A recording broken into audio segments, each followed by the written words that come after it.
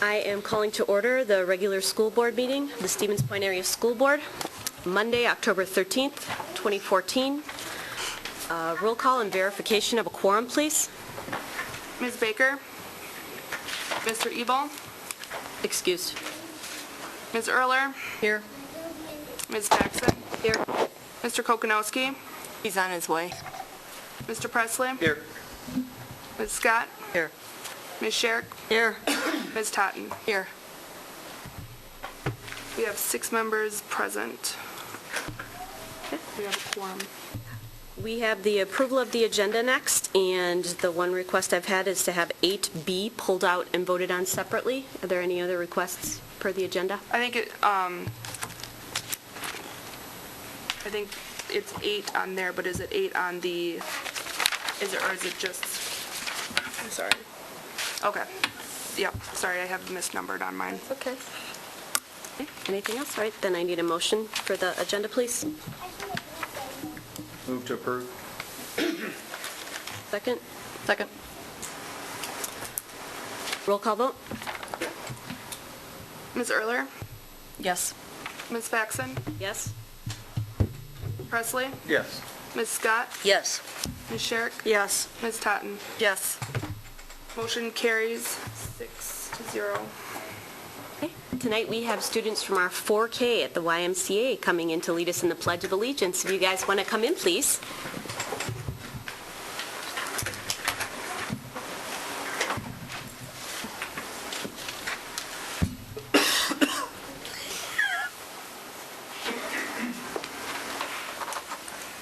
Liam.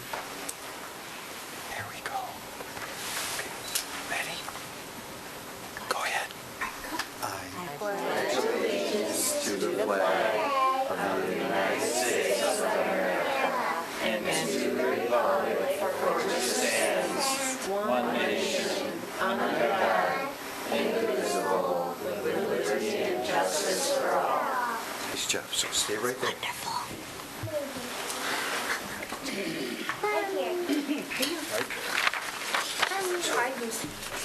Want to turn around? You gotta turn around and face this way. Just scoot around. There we go. And just see that man right there, that good-looking guy? Yeah, just look at him. So as we began last year, we are having 4K students lead us in the pledge, and we're very, very glad to have them here. I have 3 certificates, so there's a 4th one here. Do you have it? It's right there. Yeah, you got it there. Super. Okay. So first of all, we have Emma Richter. Emma, is that how you pronounce your last name? Okay, she's from Point 4 Academy's students. This is Mrs. Faxon, our board president, so you want to hold that up there. And we have Liam Nim, also from Point 4 Academy. Liam, welcome. And we have Stella Schultz from YMCA. Welcome, Stella. And with Carolyn Daly, also from YMCA. There we go. Okay, so let's give a round of applause for our 4K students.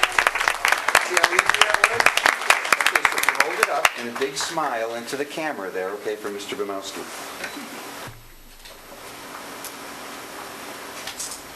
Okay, good. All right, so are you ready to introduce your parents? Can you do that? Okay, Emma, we're going to start with you. Okay, so where are your parents? I see my mom and my daddy. Do you know their names? What are their first names? Mommy and daddy. Mommy and Daddy. Okay, that's perfect. All right. Liam, can you introduce your parents?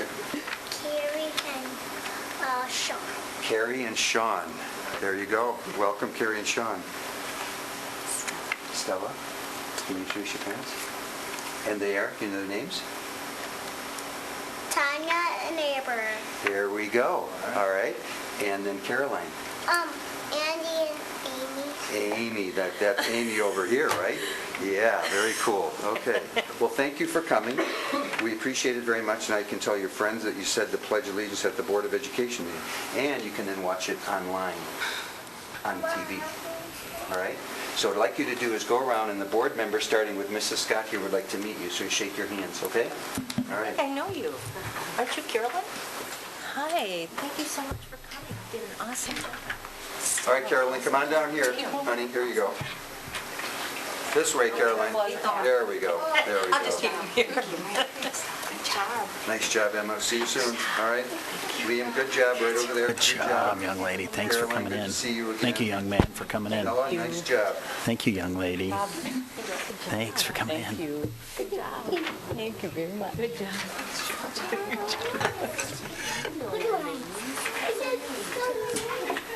There we go.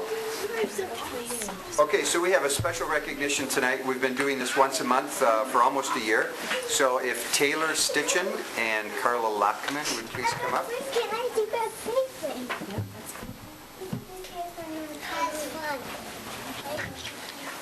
You should play Pomp and Circumstance. You probably feel a little bit better. So Taylor's a junior at SPASH, and Carla is a teacher at SPASH. And so Taylor was identified by Mr. Devine as a student who should pick any staff member at SPASH who has made a significant difference in her life. And so Taylor chose Carla Lockman. And so I think Taylor has something to read. Yeah. When I was asked to personally recognize a teacher from SPASH, I knew I not only had to speak on behalf of my own opinion, but the entire school's opinion as well. I knew that I had to pick a teacher that was outstanding inside and out, and Miss Lockman is just that and so much more to nearly all of her students. Miss Lockman is not just a leader to her students, but she's an excellent leader to her coworkers. She sets the bar high, leads by example, and is one of the hardest working people I know. Miss Lockman is the only person I know that can get teenagers excited about science at 7 in the morning with a positive attitude. She always pushes students to be the best student they can be, and she is constantly going out of her way to help them along the way. Miss Lockman has a passion for science, and it definitely shines through her teaching on a day-to-day basis. This passion influences many of her students to become excited and interested in science as well. Miss Lockman has positively affected many people's lives without even noticing. I, like many of her students, cannot thank her enough for how much she has positively impacted my life. She always puts others before herself, and she makes sure to make each student she has feel important and full of potential. Most importantly, she is not just a teacher, she is a mentor, a leader, and a friend too. I truly aspire to be at least half of the person she is one day, and I know many others do as well.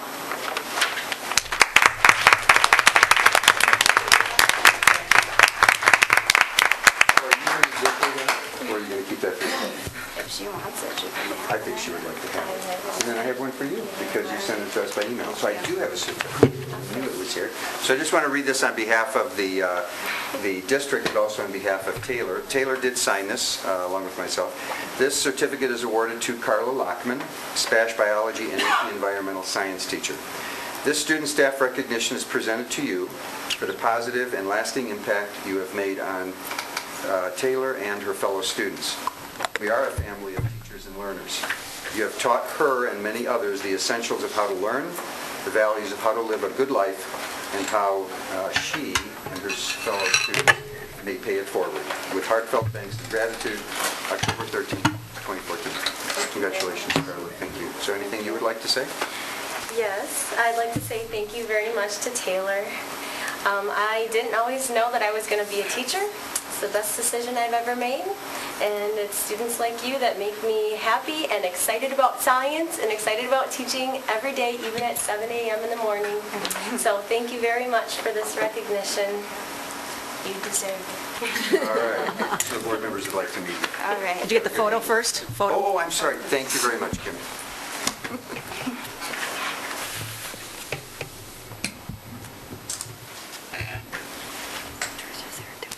Great. Thank you. I seen you flapping your wing there, Dan. Obviously. She did. It was very heartfelt. Thanks again, Taylor. Nice job. Yeah, you're welcome. Carla.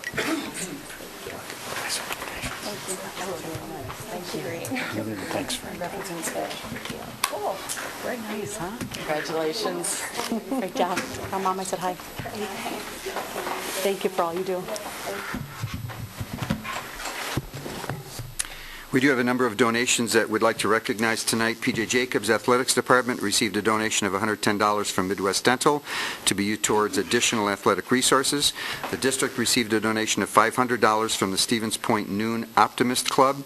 The district also received a donation of $798.62 from the Knights of Columbus for the Special Education Activity Fund.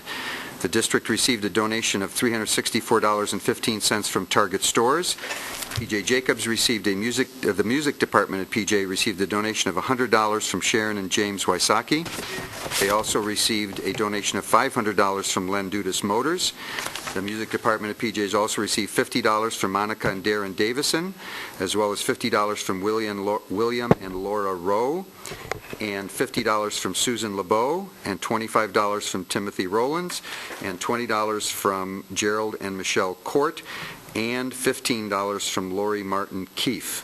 The Spash Life Skills Center received a donation of $5,000 from the Edward J. Okray Foundation. And the District Special Education Department received a donation of a high-low chair valued at $2,100 from Alan and Lisa Sherrick.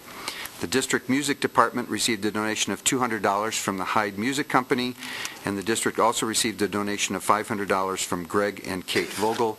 The district is exceptionally grateful to these wonderful individuals in our community as well as organizations for the incredible support that they give our students, and in particular the two large ones for the high-low chair from Alan and Lisa Cherrick for the Special Education Department, and the Okray Foundation, $5,000 for our Life Skills Center, which is under construction.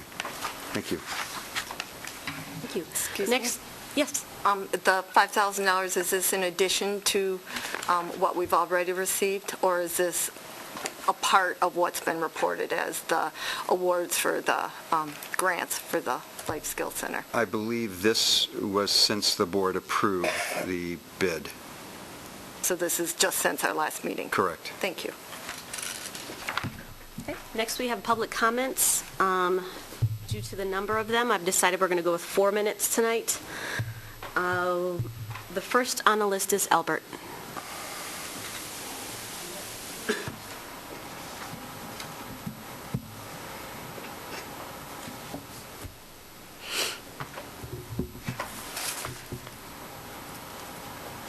I'm Albert Rocco. I'm the immediate past president of the Stevens Point Area Retired Teachers Association, 1824 Gilkay Street, Stevens Point, Wisconsin. I gave the school board secretary copies of the agenda for the 2014 Wisconsin Association of School Board Legislative Advocacy Conference, scheduled to be held on Saturday, November 8th, 2014, at the Holiday Inn and Conference Center in Stevens Point. Since the conference is being held in our city, board members will find attendance to be very convenient. Note that a hotel stay will not be required of you. You have it at your desk. The first item on the agenda is private vouchers, independent charters, and the public school advantage. As a constituent of yours, I urge you to attend. I also gave the school board secretary copies of the agenda for the Wisconsin Rural Schools Alliance agenda scheduled for the Holiday Inn and Conference Center in Stevens Point on Wednesday and Thursday, November 12 and 13, 2014. Whether or not the Stevens Point School District is included among rural schools, it might be well for board members to attend in order to obtain useful information and to converse with school board members from smaller districts. It looks something like this. Thank you for the opportunity to address the board. Thank you, Albert. Leon Zick is next.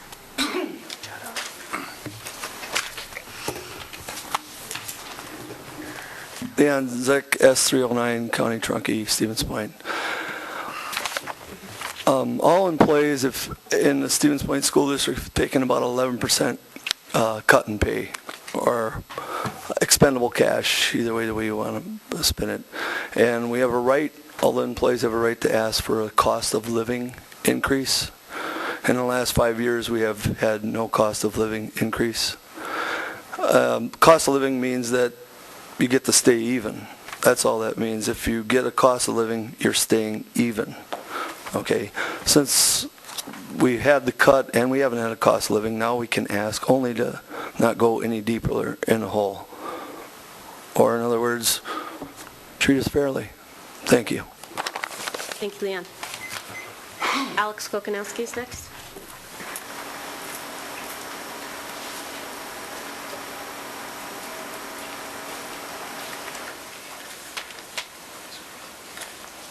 Alex Kokanowski, 2417 Helen Street.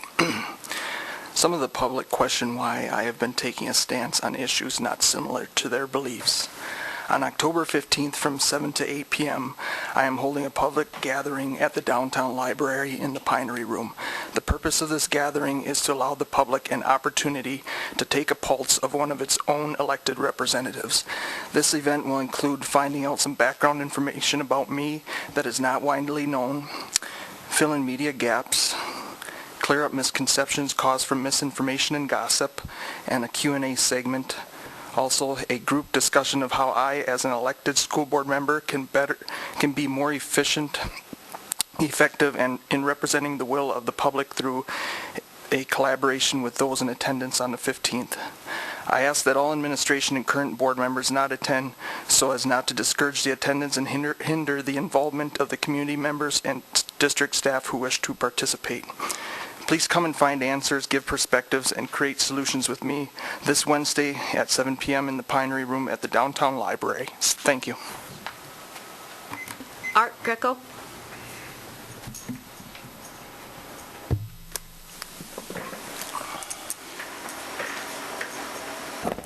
Art Greco, 5459 Oakwood Lane, Stevens Point. Want to take the time to thank you for allowing me to address you tonight. I'm here to address you concerning a compensation plan and asking that we could consider a completed high-quality compensation plan, provide structure and information and data for people to personally and professionally achieve and grow, and that also reflects your value in your employees. Thank you. Thanks, Art. Reed, you're next.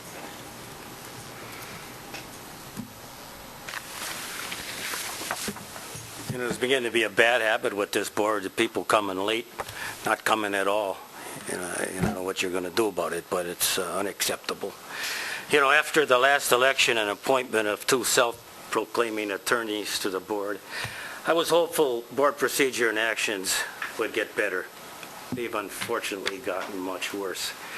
These two have quickly teamed up with not only the superintendent, but with 4 easily persuadable board members to not only join in quickly pushing through as much legislation and spending without and before going to referendum, but to join in marginalizing the remaining 3 good public-serving board members who unfortunately appear to believe their only option is to compromise and capitulate.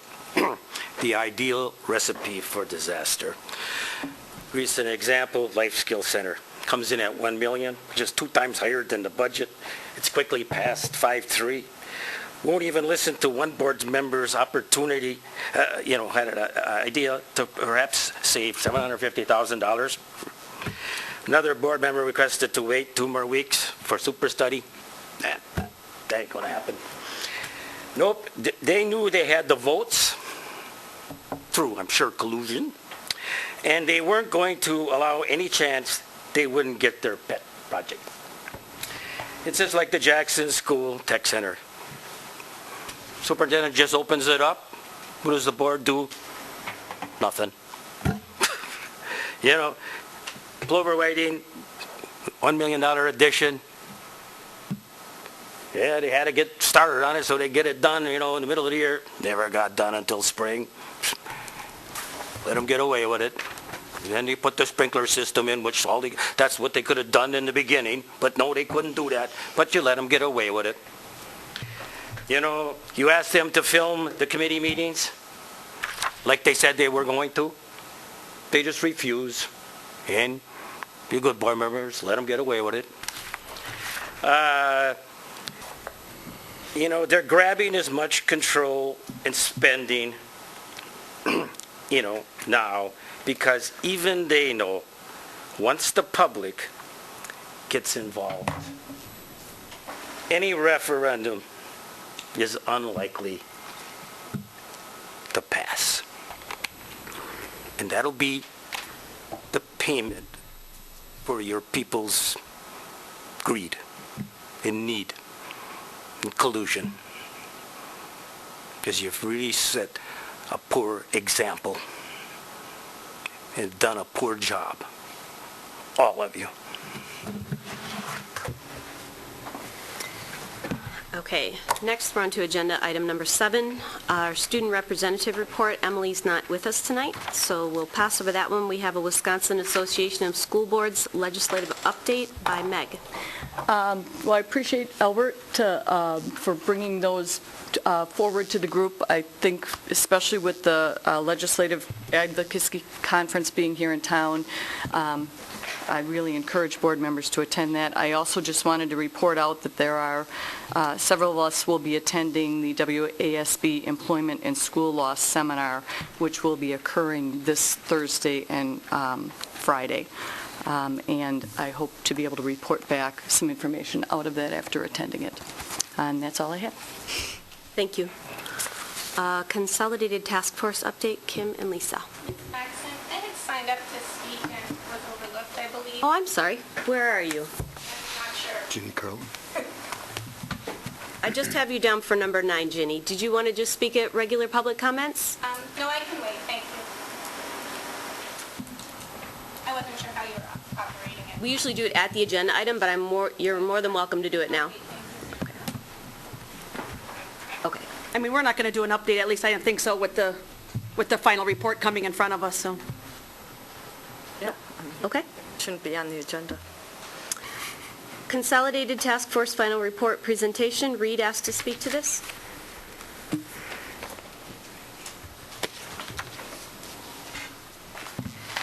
Yeah, well, I didn't realize it was coming up so fast, but,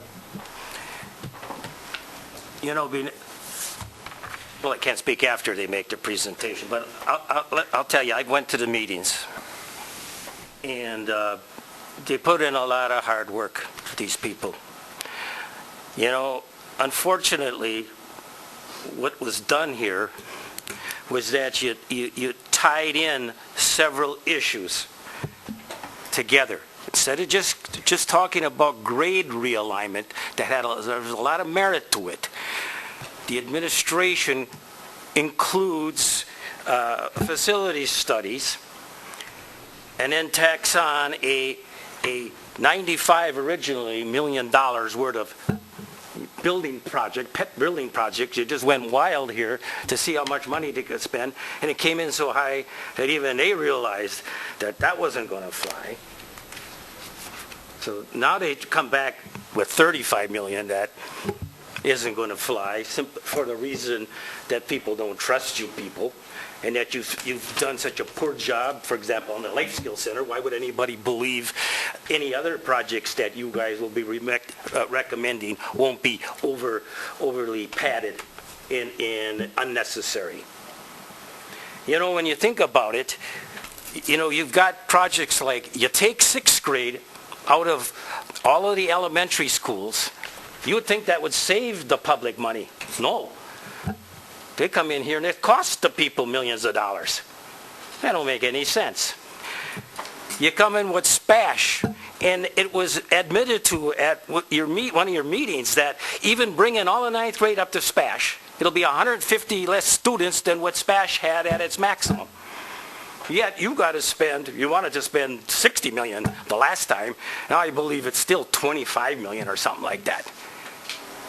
You know, I don't know if the administration purposely wants to kill, you know, a good idea. You could have just gone with trying to convince the public of the merits of grade realignment and the fact that it would save you money. That's what it's all about, saving money. No, this bunch comes in here and figures, hey, there's a chance to spend a lot of money. Let's do all these little nifty little things. And that's what this is all about. So these people put in all this hard work on the grade realignment, and it's been ruined by the fact that you've added in the facility studies. And they're going to want you guys go for the $35 million. I will assure you that I'll do everything possible to alert the public of how you people behave and that this referendum shouldn't pass. Only when this board exhibits financial honesty and frugality should the public consider anything you want to do. Because this is the time that the public has the opportunity to say something. Because you people, in collusion, have been doing all these things on your own. And you must think you're really clever. You got all your pet projects. You'll go get your charter school. You'll figure out some way to weasel that in there without referendum. Because that's what you're always talking about. I've been to all your meetings. I don't know much longer I'll dignify this board by coming. But that's what you say. Oh, we can do this without going to referendum. That's all they ever talk about. Because that's the only way they can get something passed here. So give your presentation tonight. Do what you're going to do on your 6-3 vote. Maybe it'll even be 7-2. Okay, have a seat, please. That won't fly. Can I have the Consolidated Task Force presentation come forward? And I believe everybody's got a copy. Did everybody get one at your place? Unless they received it in their packet. Okay, unless it was in your packet. Hi. You ready? Yep. My name is Dawn Brandt, and the Consolidated Task Force was formed in March of 2014. And we're here to present our report. I'm representing McDill School as a parent. Paula Rose is a math teacher at SPASH, and of course Dick Okray is a community member. And I know Jean Kepke's on here, but she was unable to come. And we ask all the present board members, or the present members of the Consolidated Task Force, to stand, please. There were 40 of us in the group. The last group here. So our charge is on page 7, and I'm going to read that to you. And the Consolidated Task Force shall review the 2011-2012 Facility Study Committee final report, the 2012-2013 Grade Level Configuration Study Committee final report, the 2012-2013 Daily and Annual Schedule Study, and the 2012-2013 High School Graduation Requirements Study. The challenge of the Consolidated Task Force is no later than the challenge of the Consolidated Task Force was no later than June 2014 to select, combine, integrate, and synthesize the recommendations found in these studies into a new set of prioritized, succinct recommendations embedded into a prescribed timeline for implementation. And then our report that we came up with, which you all have, is based on the 4 previous task forces, and again, the earliest one started in 2011.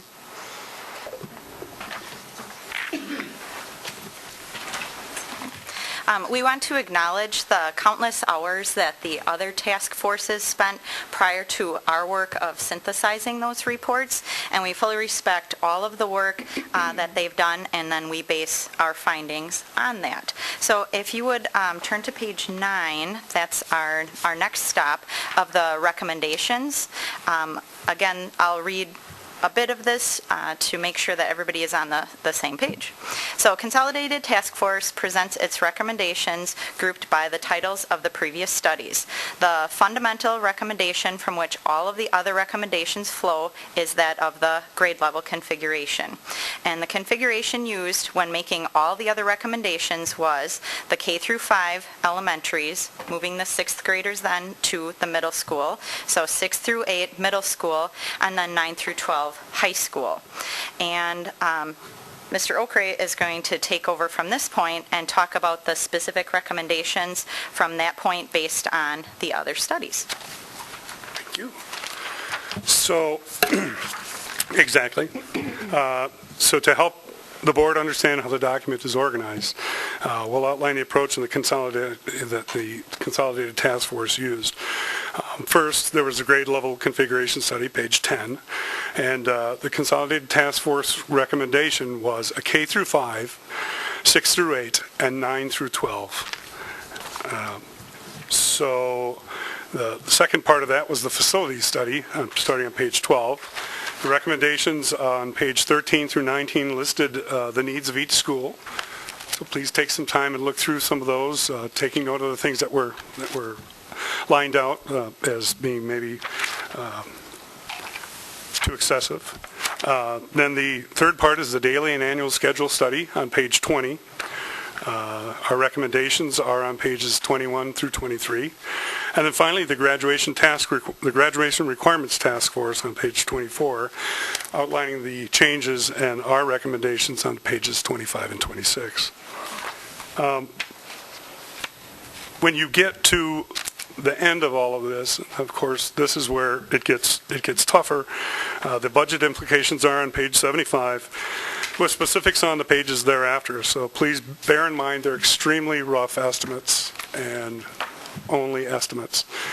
I guess at this time I'd love to first thank the administration for allowing us to be able to get together on this work for the last 3 years. I think that's very thoughtful, and it's very invocative of bringing the community together that loves the school district and works with it almost as much as all of you people who work on this and work on it daily, and decided to take on the onerous task of running for this position and then getting it. I'd also like to thank Ms. Sherrick and Ms. Totten for being at these meetings as well, because you guys were there representing the board, and we appreciate your input, as well as Ms. Scott was there and others. Attila attended some of them as well. So again, thanks everybody for all the work that you allowed us to do, and please take this information with you, digest it, and of course at this time if you have any questions, I think we'll be ready to answer them the best we can. Okay. What we're doing tonight is accepting the report. We'll set a separate meeting aside to discuss it as us, but if you have any questions for the committee, this would be the right time to ask them. Yes? Not a question, just a thank you. Yes. This is the kind of work that, as a board member, being involved in some of the committees, I was on the facilities committee, it's what we do together as a community. So it's staff, and it's parents, and it's other community members, and it's administration, with a goal in mind. Everybody, equal partners working together, but you have a life besides that. This is kind of our life right now here as what we do, but I just am amazed at all of the people who came and spent so much time and shared their thoughts, positives, negatives, and everything to give us really the depth and breadth of this, which is really amazing, and the number of years and time. But just thank you all, to the whole committee, to everyone. It's very, very much appreciated, because the 9 of us could not do this at all, ever. So just thank you so much. And I'll second that. And I just want to say, with going to the latter part, I guess, of some of the meetings, it was very interesting. I've been in this community all my life, and and through some of the schools, and it was interesting how different parts of our community can bring the information together. And it was nice to hear. The only thing I would say, and again, thank you to everybody that showed up. It wasn't everybody. Unfortunately, we didn't get a chance to get the students in there, because we know that their lives are always busy, and that would be a different perspective I would like to have heard from. And then just heard from somebody, so they didn't have to swallow their words, and they could bring it out and not worry about being reprimanded for certain things that they said. And we all have it when we're in our jobs or when we're in the public eye. So, but again, a lot of hard work that everybody that came, regardless if it was one meeting or every single meeting, regardless if you brought your guitar to play or not. It was very interesting. And so hopefully something comes out of this. So thank you. Angela, just have just if you could clarify for the board and the public. On page 77, where the option 1 is listed in terms of the costs, Jackson Elementary is listed at $910,000, and then the Fernandez Center is 239. I'm assuming that the public or the board would assume that the 910 would mean that the recommendation to move the alternative school there would trigger that cost. If the alternative school was not moved there, then that cost would not necessarily be there. Is that right? Yes. And then that the is two, accurate. and then the 239 is if Fernandez stayed where it's at the professional building, that would be the cost of doing those recommendations. That is accurate as well. Okay. The only clarification, and correct me if I'm wrong, but the Consolidated Task Force at the end decided that they were not recommending that the alternative school be moved to Jackson because of the technical college and stuff. It was in our report when we met. Right, plus the transportation in that. Yeah. Yes. Tom, you want to talk about when that was brought up at the last meeting, that with the technical college location?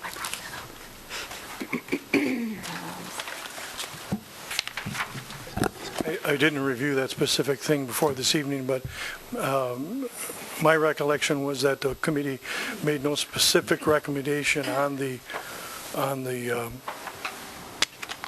Jackson or the school because of that discussion, that we really leave it up to the board and to the administration to review that.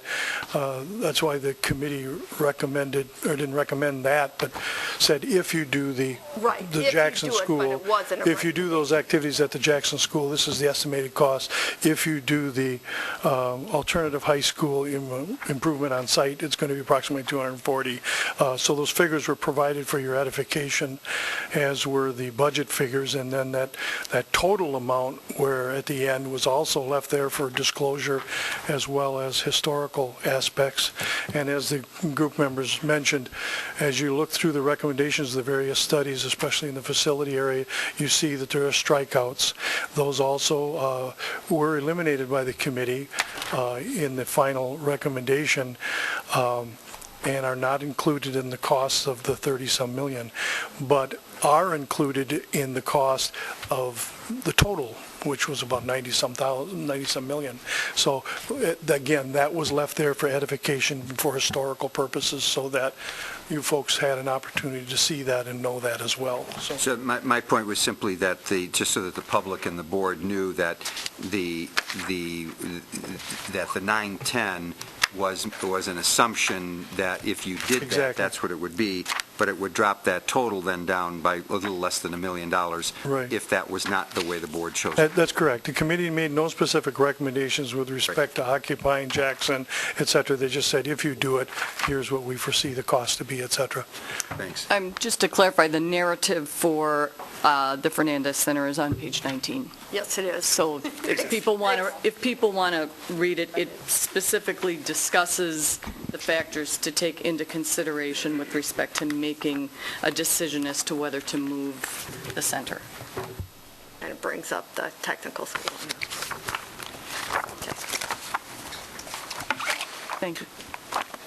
I noticed in this list, I mean, there's a lot of projects that, regardless if we did a grade alignment or not, updating bathrooms and whatnot, my question to you is, take all of those projects that are not, I don't want to say not necessary, but not a priority at this point in time financially. What is the bottom line cost to do a grade realignment? What infrastructure do we need, and the key word is need, to implement that? Yeah, I would just start out by saying that, again, everything flows from the first recommendation. Tom, why don't you go ahead and take that?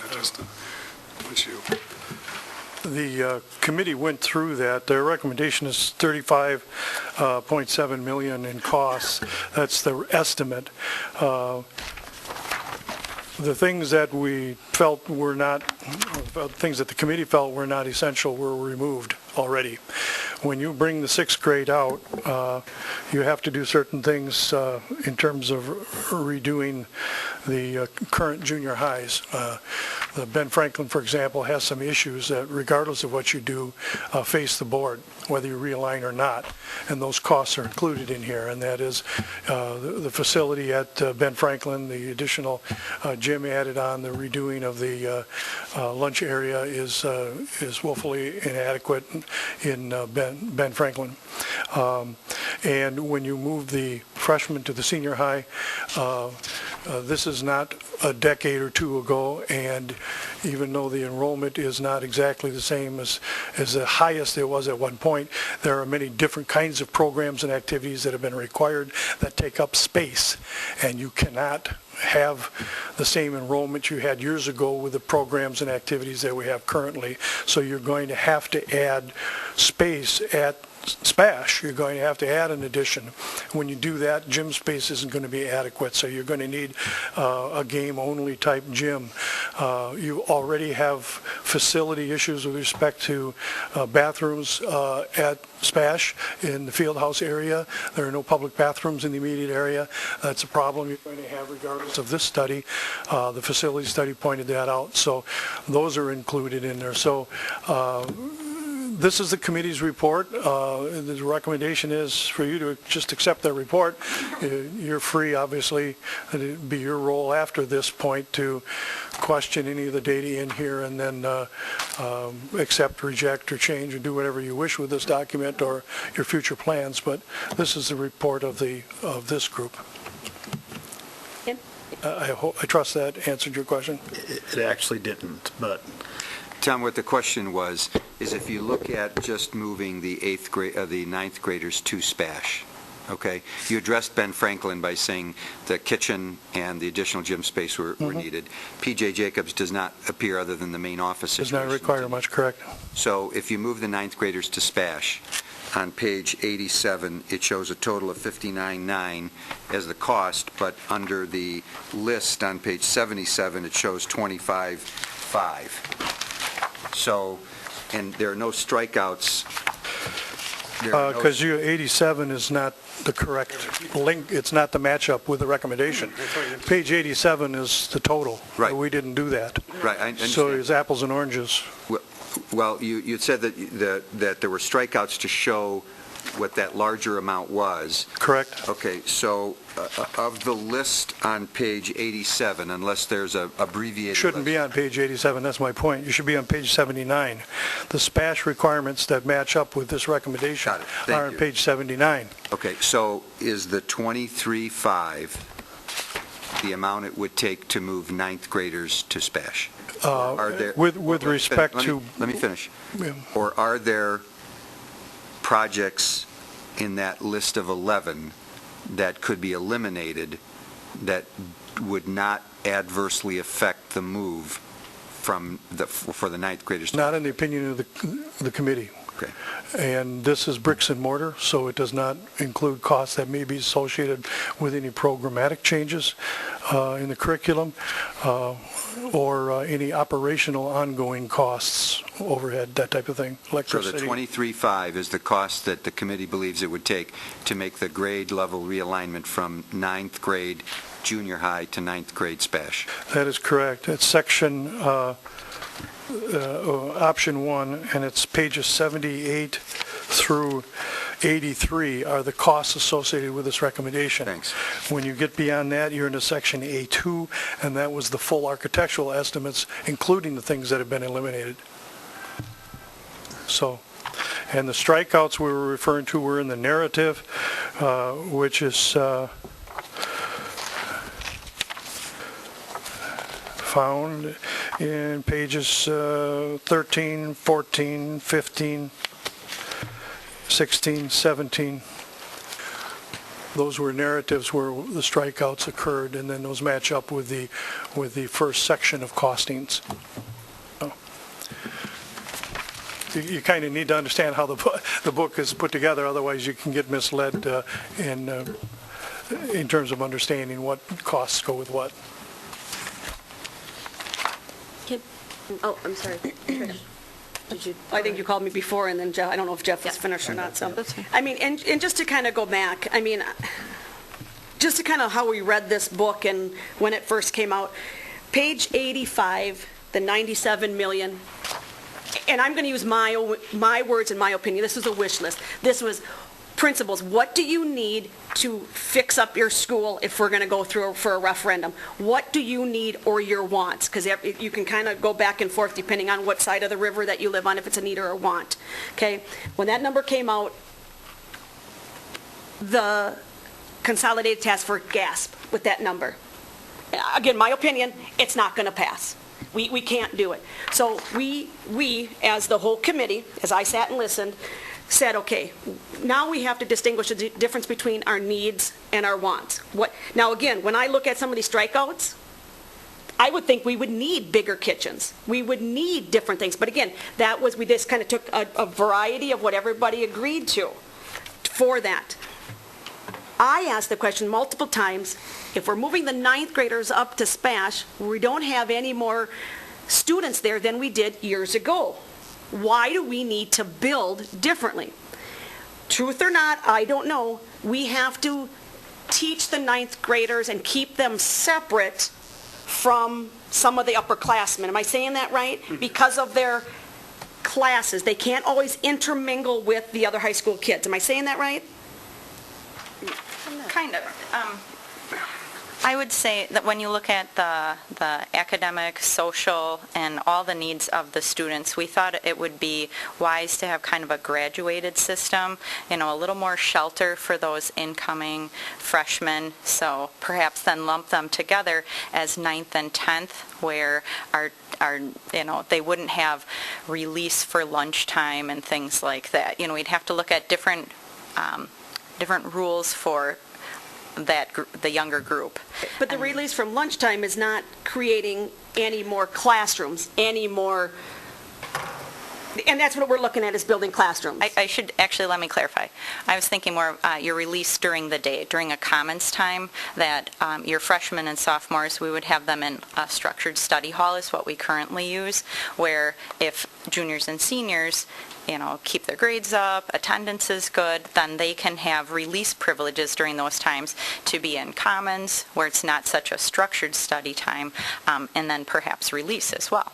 So, again, looking at freshmen and sophomores and thinking a little more guidance for them, and then a little more freedom as juniors and seniors.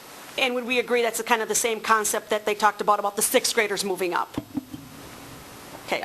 Yeah. But I think there was a much more concerted effort to putting more bricks and mortar into SPASH so that you had the proper classrooms, the proper gymnasium, the proper everything else, so that you could now deal with that size of student body with the curriculum that you have in place today.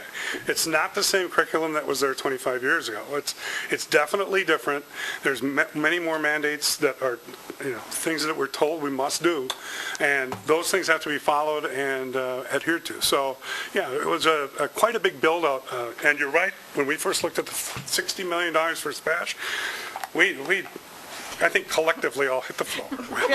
Well, and also, we had asked, as the committee people, that, what is extra in these reports? And I think that's what Jeff was kind of getting at. Is there anything else built in this $35 million that we would not have to do just by moving the grade alignment? And I know that's it all depends who you talk to. And if you don't mind my saying this, and this is just me personally, since you said this was just you personally, again, fabulous to have people like Tom Owens and Don Keck on this committee with us, because Don brings that idea of, here's what the cost is in order to do these things, but more importantly, and you may have remembered my saying this, but when I was shocked to hear that, the budget for capital upgrades to our schools is so small and has been so small for so long. And I think that's kind of how you get our business, let's call it our business, because that's what this is. This is how we get our business to a point where suddenly we're all sitting here going, hey, we have to put a significant amount of money into this business if we want the business going forward to be what we envision it to be. So yeah, I think, and look, please feel free to look through all of those line items and take a look at what they are. But I do believe that And again, they're just estimates from architects. We don't know that they're exact or even close. But there are things in there that structurally and functionally are really pretty, alarming. And if everybody who's got kids in the school district knows what they are, but in each school. And there's some things that regardless of how we move or if we don't move, that are going to need to be done also. And I think which is going to be a big task for Don, is to asterisk the ones that he believed that would have to be done in the next 5 to 10 years either, which I would have loved to have seen, but, we all wish we had a crystal ball. And I know there's some other questions, but I'm going to try to go backwards. I'll add one more clarification to what Mr. Presley was asking. When we sat down as the Consolidated Task Force, we first looked at grade alignment, and then the second thing was facility study, and then, we moved forward to the other two. It's really hard at this point for any of us to separate, this one specific item or this one program could be eliminated. It would be really hard to separate those because of the progression that we went through, starting with the grade alignment and then moving to facility study and then incorporating the other two. It's really hard to do that. Also, we've had our dream kitchen, we've had that bid, and now we've pared it down once. It's a little painful to pare it down again. So we'll pass that task over to you. Can I add one more thing to answer that question? And this is just a really simple thing, but repercussions from moving the 6th grade out, there are costs involved, clearly. The one thing that comes to mind that's so simple to understand is the trailer at Bannock. Whatever they said, $10,000 to take it out or something like that. Well, we don't need the trailer at Bannock if we move the 6th grade out. So that's a plus, but there is a cost associated with, you're going to leave the trailer there to rot, I don't know. But that's just one of the small example of how there's repercussions to the costs as it goes down. Sorry. Trish was next. So I'm just going to confess right up front that I haven't read this, and perhaps the answer to my question is replete throughout here.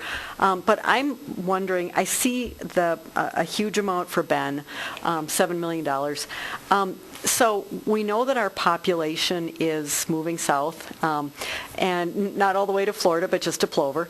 And we know that our population is growing in Plover. So here's my question.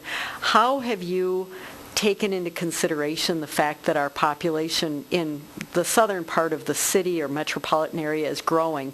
And is that why Ben Franklin is so much higher?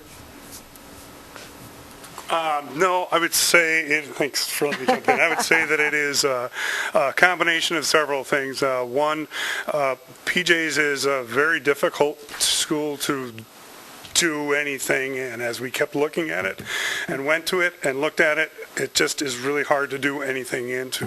And the second thing was the basic premise that we started on, so back on, at the beginning, was that redistricting can be done. We could just keep shifting people, shift them around, move them from here to there, and hopefully, that would work. And I'm sure it would in the short term.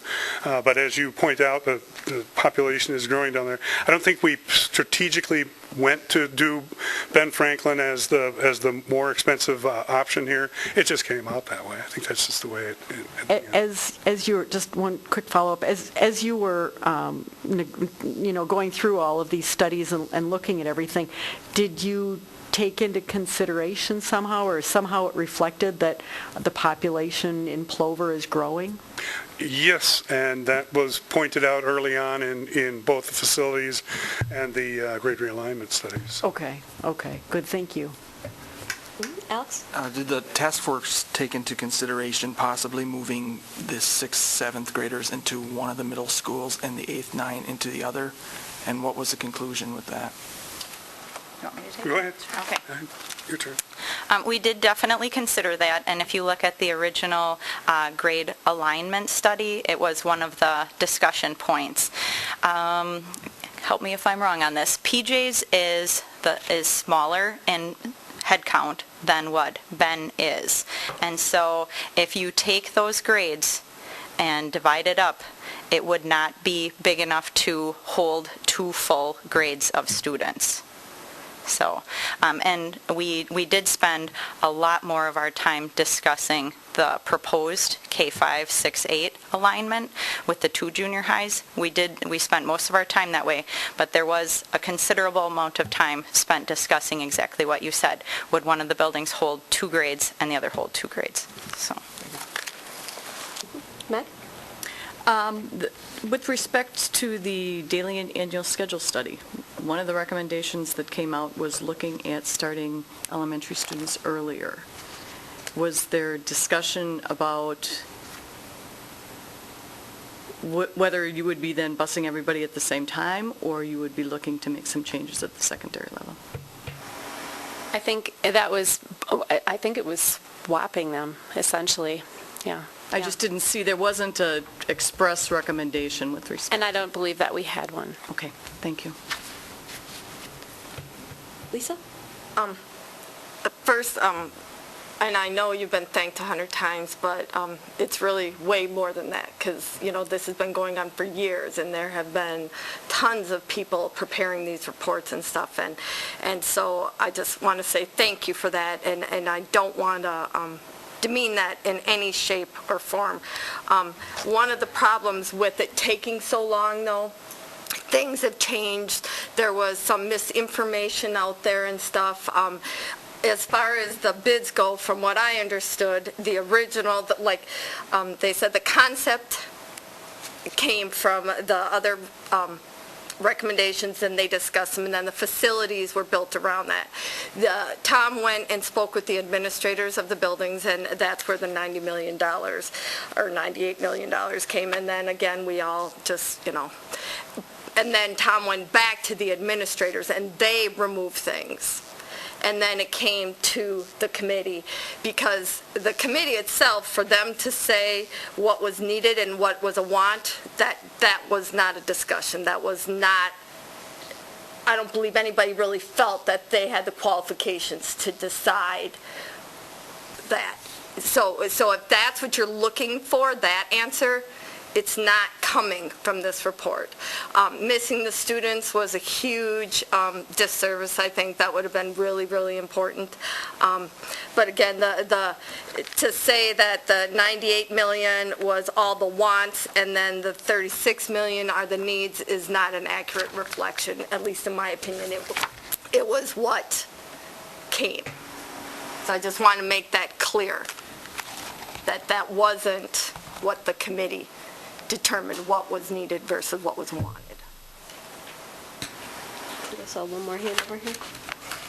I was just going to respond to Alex's comment. I know about the 8th and 9th and 7th and 6th. I mean, there was discussion on there, and there was a good handful of the committee members that still wanted to take that option. But because they've been doing this for so many years, I'm going to say if I remember correctly, they're going to leave it up to the board if that's something we want to look at ourselves, or if we want to go with a recommendation that they have. And I'm not saying one is good and one is bad. We did look at it, the size of it, the population. We can't do anything with PJs because we can't go out. We could take the parking lot and make them park in the middle of the street, which is fine. But anyways, they didn't want to take it off the table, but we had to complete the report. And in fact, we leave all of this to you. This is all. Take all the notes. Thank you so much. And what are you going to do with now your Tuesdays? That's my practice now. Yes. And that was another thing that was brought up, that some of the members were under the impression that once it came back, if they didn't like the numbers, that we could actually revisit the philosophy. And the general consensus was they didn't want to commit that additional time, which is completely understandable because, so much time has been put into it. So because it's taken so long, different philosophies and stuff, were looked at, weren't looked at, whatever, but the changing of the time for the elementary, I believe that was one of the things that was absolutely unanimous about the kids changing the time of the elementary school.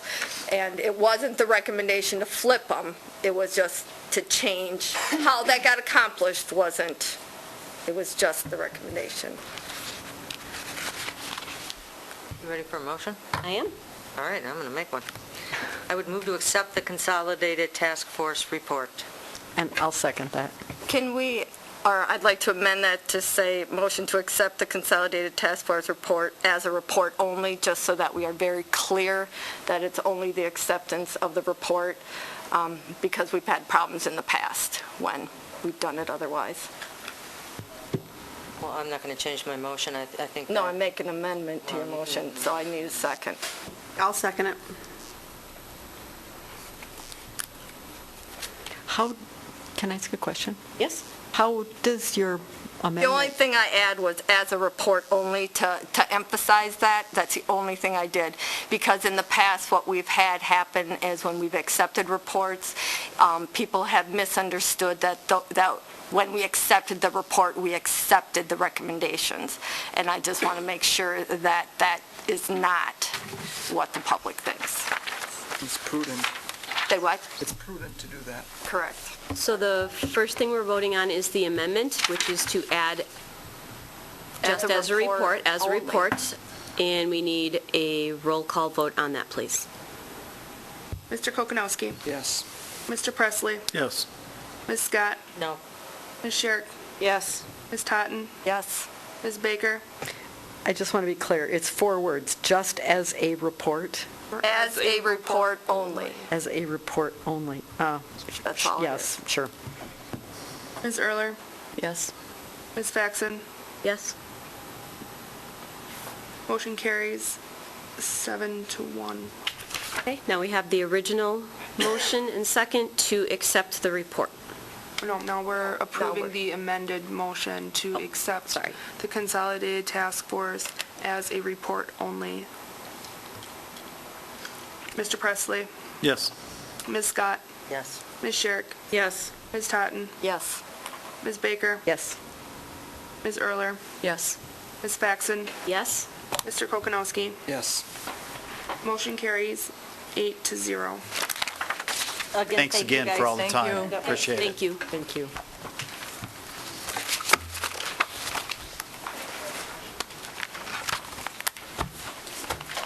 And then we're going to set up some kind of other special workshop to talk about this, go through this, or are we doing it now? We are not doing it now. I thought, well, I'll bring it up later in the future agenda items for workshops and stuff.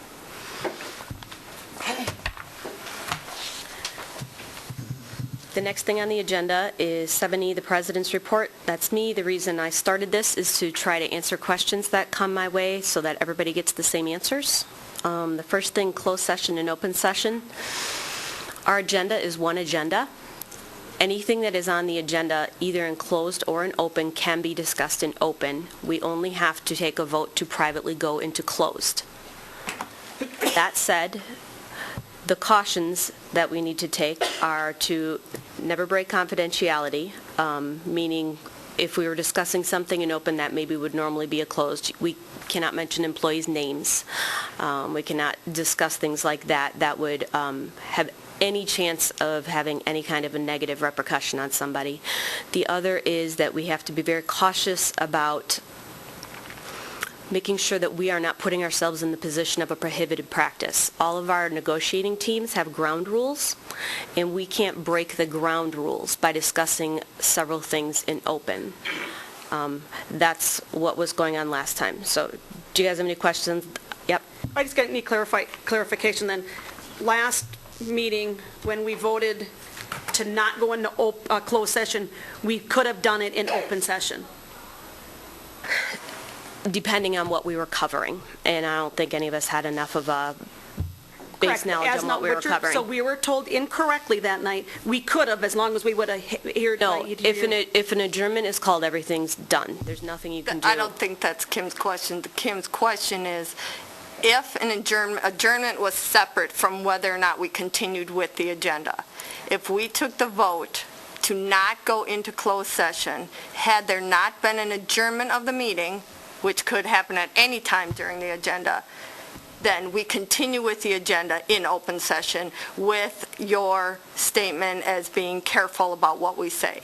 We can. We are not required to, yes. Right. So at the last meeting, we were told we could not do it because it was not posted correctly.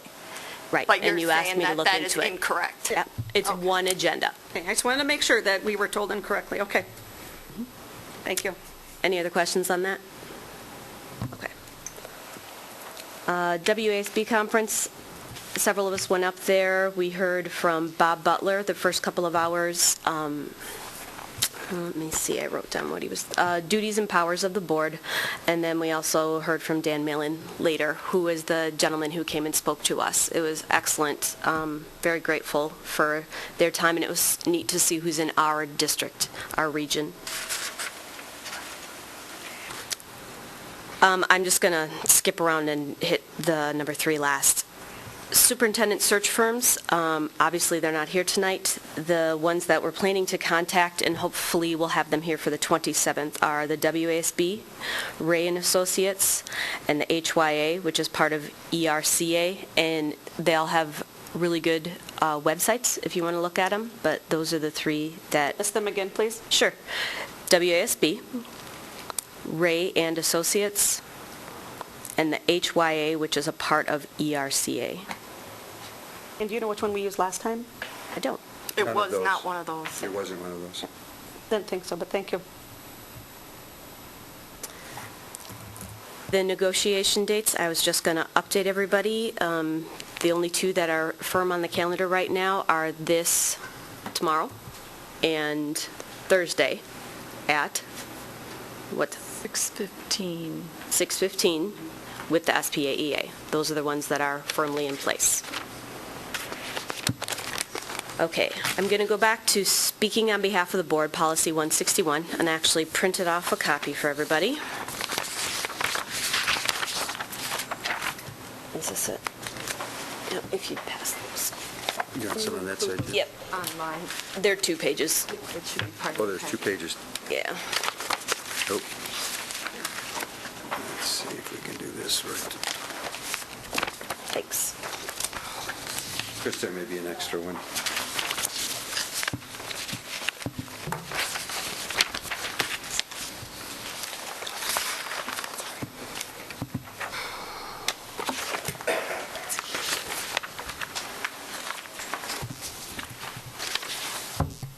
All right, if everybody has one. The reason I have this brought forward, we are, one of the most challenging things I've found as being the leader of this group is that people view things very differently.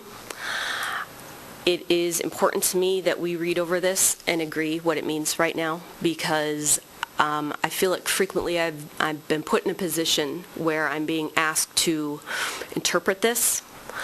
And I need to know from all of you, what does this mean? So I'm on paragraph 3. Individual board members have no authority over the district in their own right. The expression of the board authority can only be in the context of the board as a whole.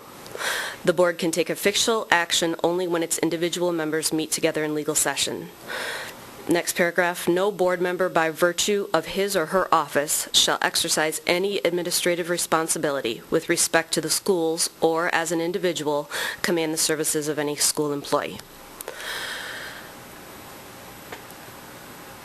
I need you guys to tell, I feel like it's very straightforward, but what does it mean? Does it mean if you have a request as a board member, it should come to the board and the board should make the request? Does it mean that if you are speaking to the newspaper, you don't speak on behalf of the board? A request for what? What are you saying? Anything. Well, anybody can ask for information. I mean, the superintendent has said numerous times on camera that he does not withhold information from board members. We have a state statute that provides for open records, so I mean, the state has already determined that, you know, anybody can ask for any information, and if you need the information to do your job, but when it's an action, it should come before the board. I mean, this is actually absolutely part of what the problem's been, is the interpretation of this, because for some reason, there have been board members who feel they have the authority to do things individually. While they think it's for the best of the board, it's without board approval. Could you give an example, because I'd like to know what that is? For example, the board secretary job description. we had had a discussion about it. The board president said that she was going to bring it back, and then she changed her mind and didn't do it. But the board as a whole had already decided that that's what they wanted. Okay, so you can't, as one board member, undo what the board wanted. Changing agenda formats, changing meeting time. I mean, there's a lot of different things that need to come to the board. And Okay. if the board makes a decision. But if that's going to come before the board, then I mean, if we're going to be that letter of the law, then the requests that come that take time from staff, that sort of thing, we need to decide if those are things that come before the board too. I mean, Jeff and I make adjustments to how we do the agenda just based on simplicity and streamlining and trying to get things done, where, those are the tweaks we make, is when it seems too complicated, or like for a period of time we were having future agenda requests, board member future, there were 3 different categories and it was very confusing. We just tried to streamline it. And I don't think that's in question. The question is when the board as a whole has a consensus and gives a directive, then one board member doesn't, what I'm trying to say is one board member doesn't have the right, without going back to the board, to change that. Is that what everyone sees? This is what I need to know. I understand what you're saying, clearly. I want to know feedback. This has to come to me. To my understanding, when I was elected president, I was elected spokesperson, which means that if there's an action or something comes through, I give an answer for all of us, because we are the 9-headed entity. Yes. We were up at the Wausau meeting last week, and actually this was exactly one of the items that was covered. And I have the PowerPoint that was provided by the attorney, which I'll be happy to provide to everybody. And I'd like to read this page. Individual board member powers. Individual board member requests for information and other directives to staff. Individual board members do not have the power to request information or direct staff. Number 2, officers may have the power to make information requests and give directives specific to the powers of their office. Number 3, individual board members may use the public records law to obtain information. Number 4, the board has the power to grant individual board member requests for information or to direct staff. Can I ask which statutes they're referencing on this? This is the WASB's interpretation of laws with respect to And that's individual fine, but which board laws member are they powers. referring And our policy that Angel just read actually almost verbatim echoes this. The other point that is made with respect to individual board member powers, individual board member requests for information and other directives to staff. When a board member requests information from administration, it is spending district resources. And the board should decide when and if that will happen. So this is the information that was provided by the WASB attorney to school boards throughout our region when we were up in Wausau last week. When I first became a member of the board, one of the first meetings I was at, there was a discussion among board members about what are the rules about board members requesting information.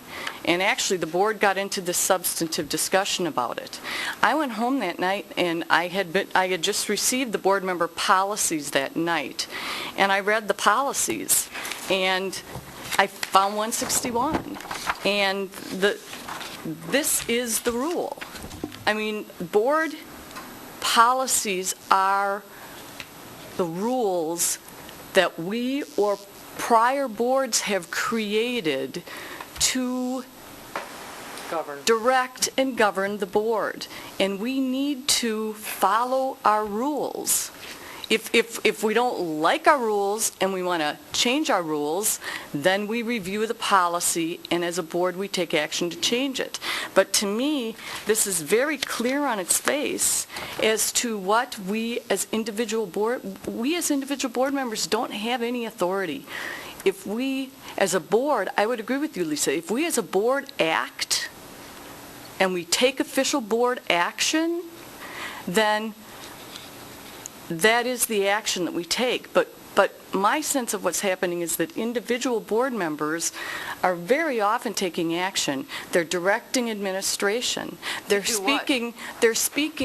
We've had 2 instances in the 2 months I've been on the board where it's been reported in the press that an individual board member has spoken or acted on behalf of the board. We don't have the authority to do that. Can you give me those examples? That was from the City Times, and that was a misquote. I was going to say. Nothing was said or proven at that. If you go back and watch the video, and nothing. Not to diminish Wasby's opinion, but they're just one attorney. I mean, that was at the last meeting when you said we couldn't discuss closed session because it wasn't posted, right? I did not say that. No. I said we couldn't discuss closed session because there had been a motion to adjourn in a second, and the action was taken. Actually, if you really look at it, you'll see. But what I'm saying is there are different legal opinions. We've received different legal opinions with our current attorney than we have in our other. Now, this clearly states that there is no power with one board member. It says nothing about information. And again, our role as a school board is to manage, control, and supervise this district. Or as an individual, command the services of any school employee. And you don't believe that's implying that service directly for them? I mean, getting information, again, the superintendent has stated numerous times that he has never kept information from board members who needed to do their job. We as a board need to govern ourselves as a board. We need to govern ourselves according to the rules that we as a board have adopted. Let someone else talk. Kim? Okay. I mean, everybody's going to have a different interpretation of this, just like, people do of the Bible. That's why we have so many different religions. But I do agree that the president, is supposed to speak as the board. No board member should be going to the paper and writing their opinion in the paper. I believe it. I mean, how it's reported through the paper through a reporter could be different. But no one board member should be going to the paper and writing their own article. I agree. Okay. Other than that, this does not say that I cannot get any other information that I need to do my job. And if I need to, I will do an open records request if that's what's needed. But then again, they're under a requirement. They have to do it in so many days. So basically, I don't know what the fight is or what the argument is, because it can be done, but I am not reading. This says if I can't ask an administrator to act on something. I can ask for clarification. I can ask for some information to clarify how I'm going to vote or what I need to do. How am I going to do my job if I can't get the information that I believe I need? If they want to give it to everybody, if what you do with it is your own thought, I mean, they're our employees. That is where, as the WASB says, the board... Again, that's the WASB, and I understand that you understand that, Meg. Okay. The board may take action to authorize certain information. I think where we are then, go ahead, Jeff.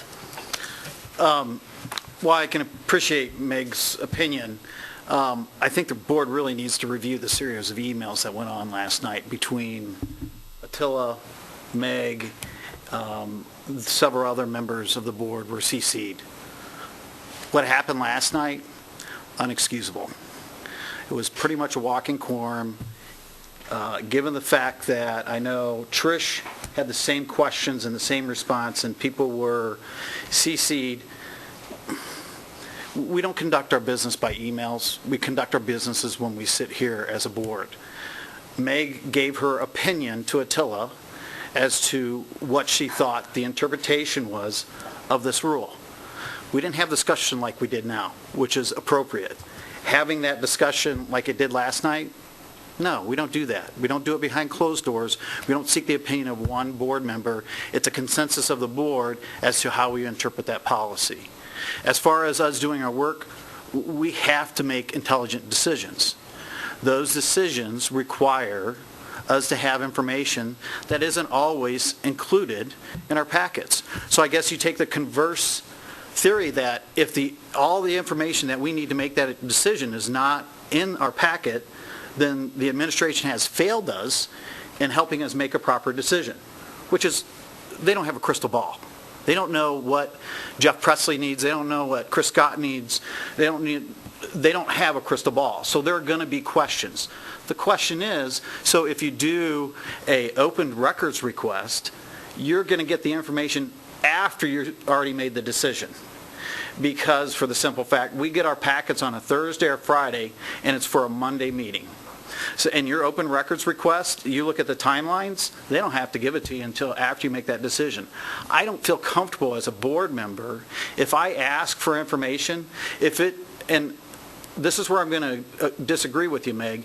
When we had the WASB attorney here personally, he said he didn't have a problem with board members asking. The problem that he had was if you had to create reports or it was, taking 16 hours to bring all this information together. He goes, yeah, that should be probably decided by the board if they want to proceed with that request. But simple requests like the ones that went around last night, who are the members of the IT department? Not a hard question, and a legitimate one because it was on the agenda. My question, I wanted the rules for Portage County Business Council because there is something that I'm going to be talking about tonight that's prudent to this agenda.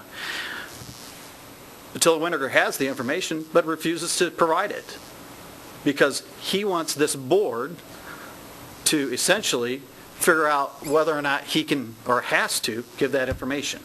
And that, we got better things to do.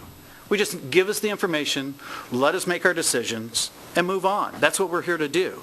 So putting a squash on the information, I don't think that's right. If that's the case, then we really, in all honesty, put it on the agenda, every one of our agendas. If the administration decides not to give us the information, the board member automatically files an open records request. I mean, it's a silly waste of time. So is the differentiation an existing report and a report that has to be created? Is that the differentiation? What you have to understand, in the past, that would be very true. In today's technologies and the software that we have, creating report in Skyward takes just a couple minutes. It's not. Well, I don't think that's fair for us to assess. Well, it is when I've done it. So, and after the last meeting, when we were told it was going to take weeks, and I contacted a programmer over there, and they told me at absolute max 10 minutes, I kind of think it is fair. So, while it's not a priority and they have a lot of other things to do, I don't think it's as clear cut as whether it's an existing report or not. Whether a lot of research has to be done or something like that, yes. So in general, you're saying that 161, while it applies to action that we're taking, decisions that are verbally being given, talking to papers, talking to media, that sort of thing, it does not apply to asking for information. Is that? Yes, Alex. I need to understand what you're meaning by talking to papers, and I don't recall that we as a board decided that the board president, would be the spokesman. It's in the policy. It's in the policy. What policy is that? The board policy. In regard to actually speaking to the media or speaking in general on any topic? We need to have one voice when we address the public, when we make a decision, when we come forward with something. The voice for this one-year period is me. And I don't do that on my own. I do that with direction from you. I say what we agree is going to be said. And it's intended to represent the will of the board, meaning if there's a 5-4 vote, it represents the 5 and the 4 need to get behind it, sort of thing. That's what the one voice means.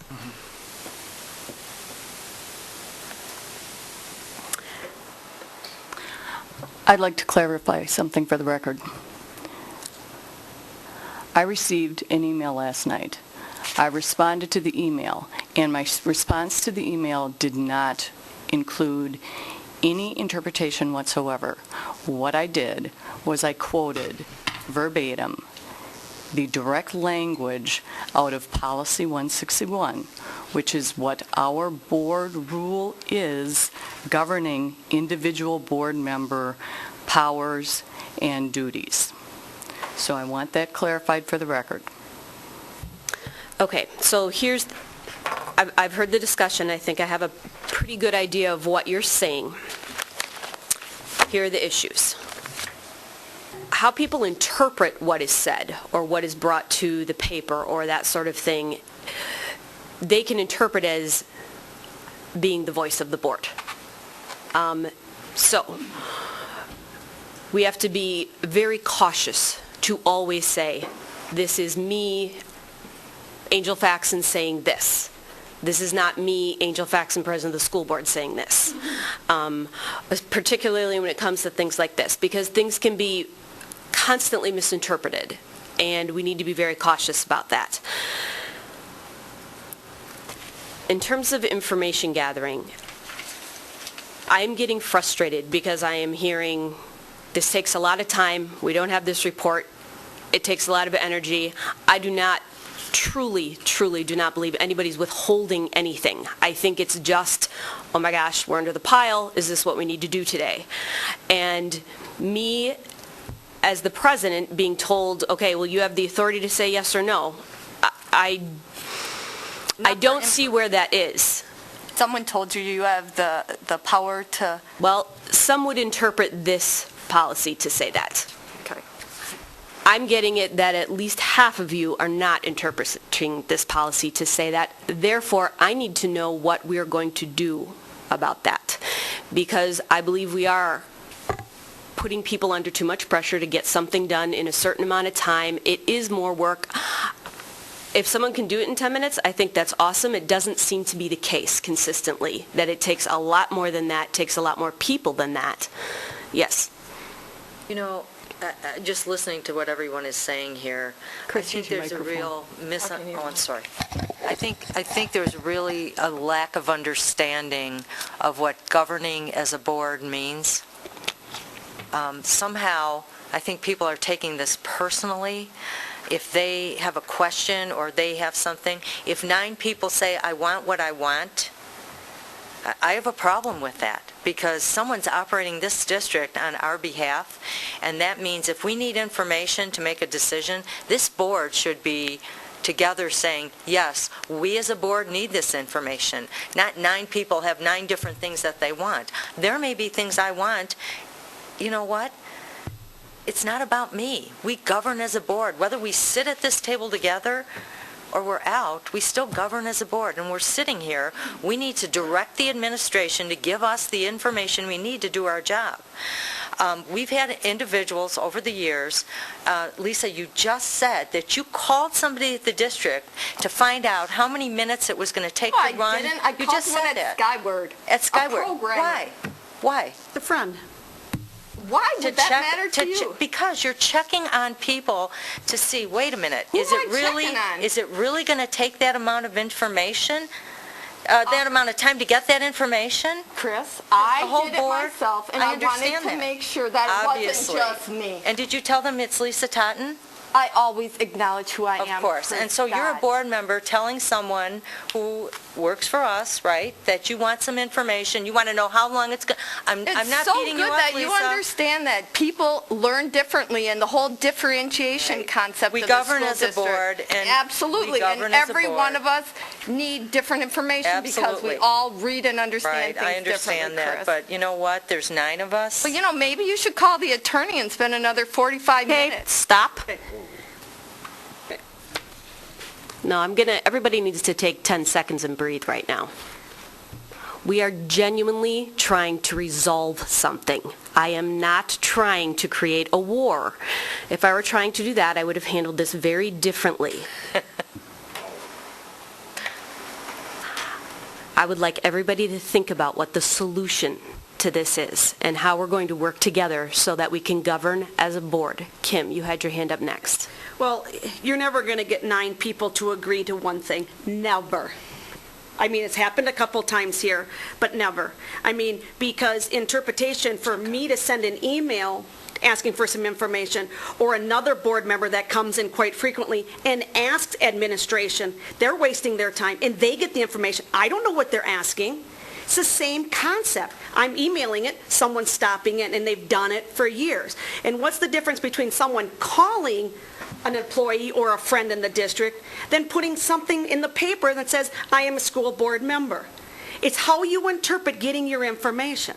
And that's all it is. You're never going to get anybody to agree, the 9 of us to agree. We have lawyers sitting over here. We have a guy that is a blue-collar worker, someone here a blue-collar worker, and office people. You're not going to get anybody, and we're from all different sides of the street and community where we grew up. So I agree, but we have 9 very strong personalities, strong minds, intelligent people, and we can figure out how to do this in a way that is not going to cause the administration to want to rip their hair out, or me, frankly. And I think there is a solution. I don't know what it is, but I really believe we can come to one.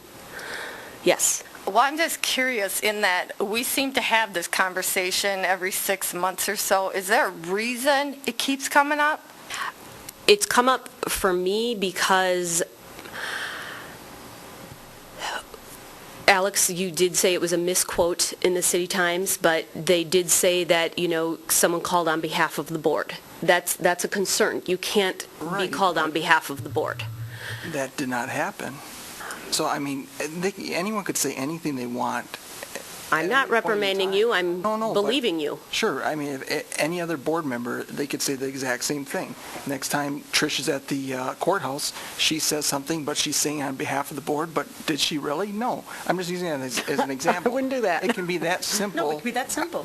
Right, but how many people can it be clarified for? Specific people in the media have a bone to pick with you. It gets even worse. That's part of what I'm going to clear up on the 15th. I understand what you're saying. What I think we need to do is come up with a pretty clean way to do it from here. Yes. An example that I'd like to use is at one meeting when I was asking Attila a question about the size of the buses in comparison to the garage, you're going to get me the information. Meg was having an issue with that. I was asking for that information, that I wasn't doing it privately or at a different time. I've still not received that information. So how long do I go before I'm allowed to actually ask myself? I think you may underestimate how quickly things get lost, how many questions are actually asked. And that's why you do it via email, so they're not lost and they're not forgotten. So, I mean, peddly things like that, do we need to go through the whole process of the board okaying? I hope not.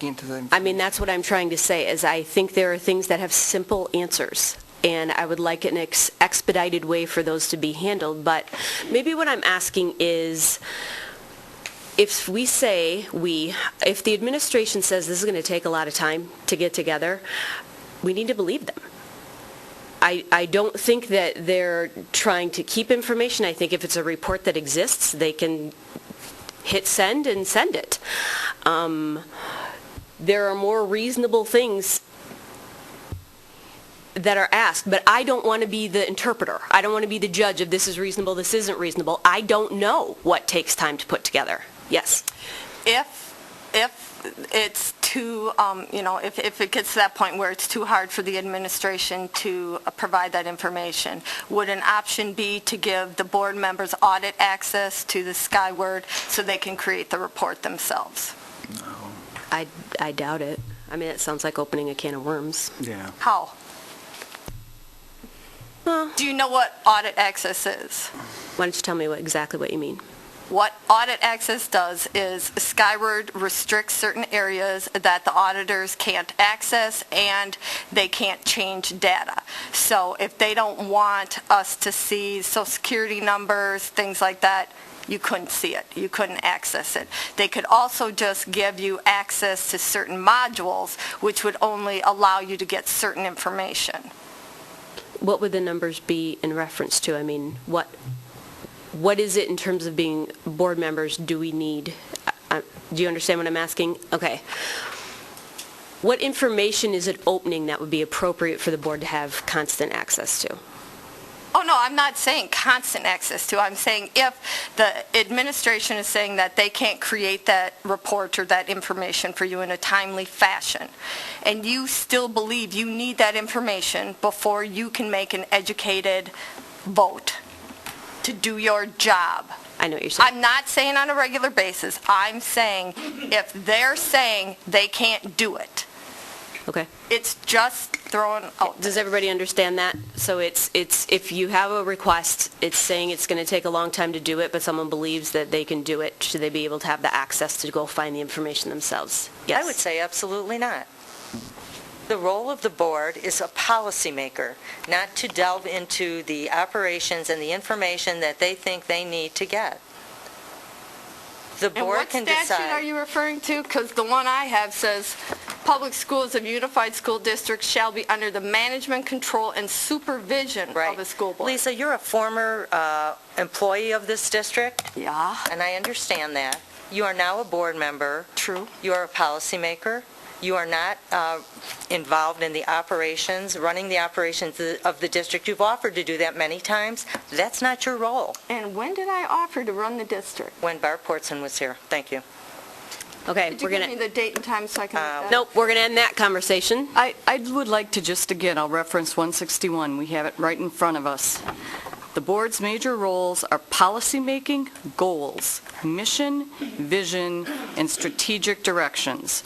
The board formulates and adopts policies, including but not limited to staff employment, educational programs, rules governing students, physical plant and equipment, finances, information, and school board operations. We set policy. Oh, that's part of our roles, absolutely. That is our major role. But to do all those things, we need information. Right, so how do we get the information? We as board members, I think, need to make the commitment that we will do our homework.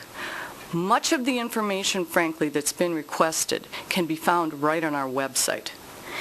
We need to look at it. We need to stop making that knee-jerk reaction that if we want something, that we send an email or we call or whatever and ask someone who already has a full plate, who is working full-time for the schools and has all of their other job responsibilities.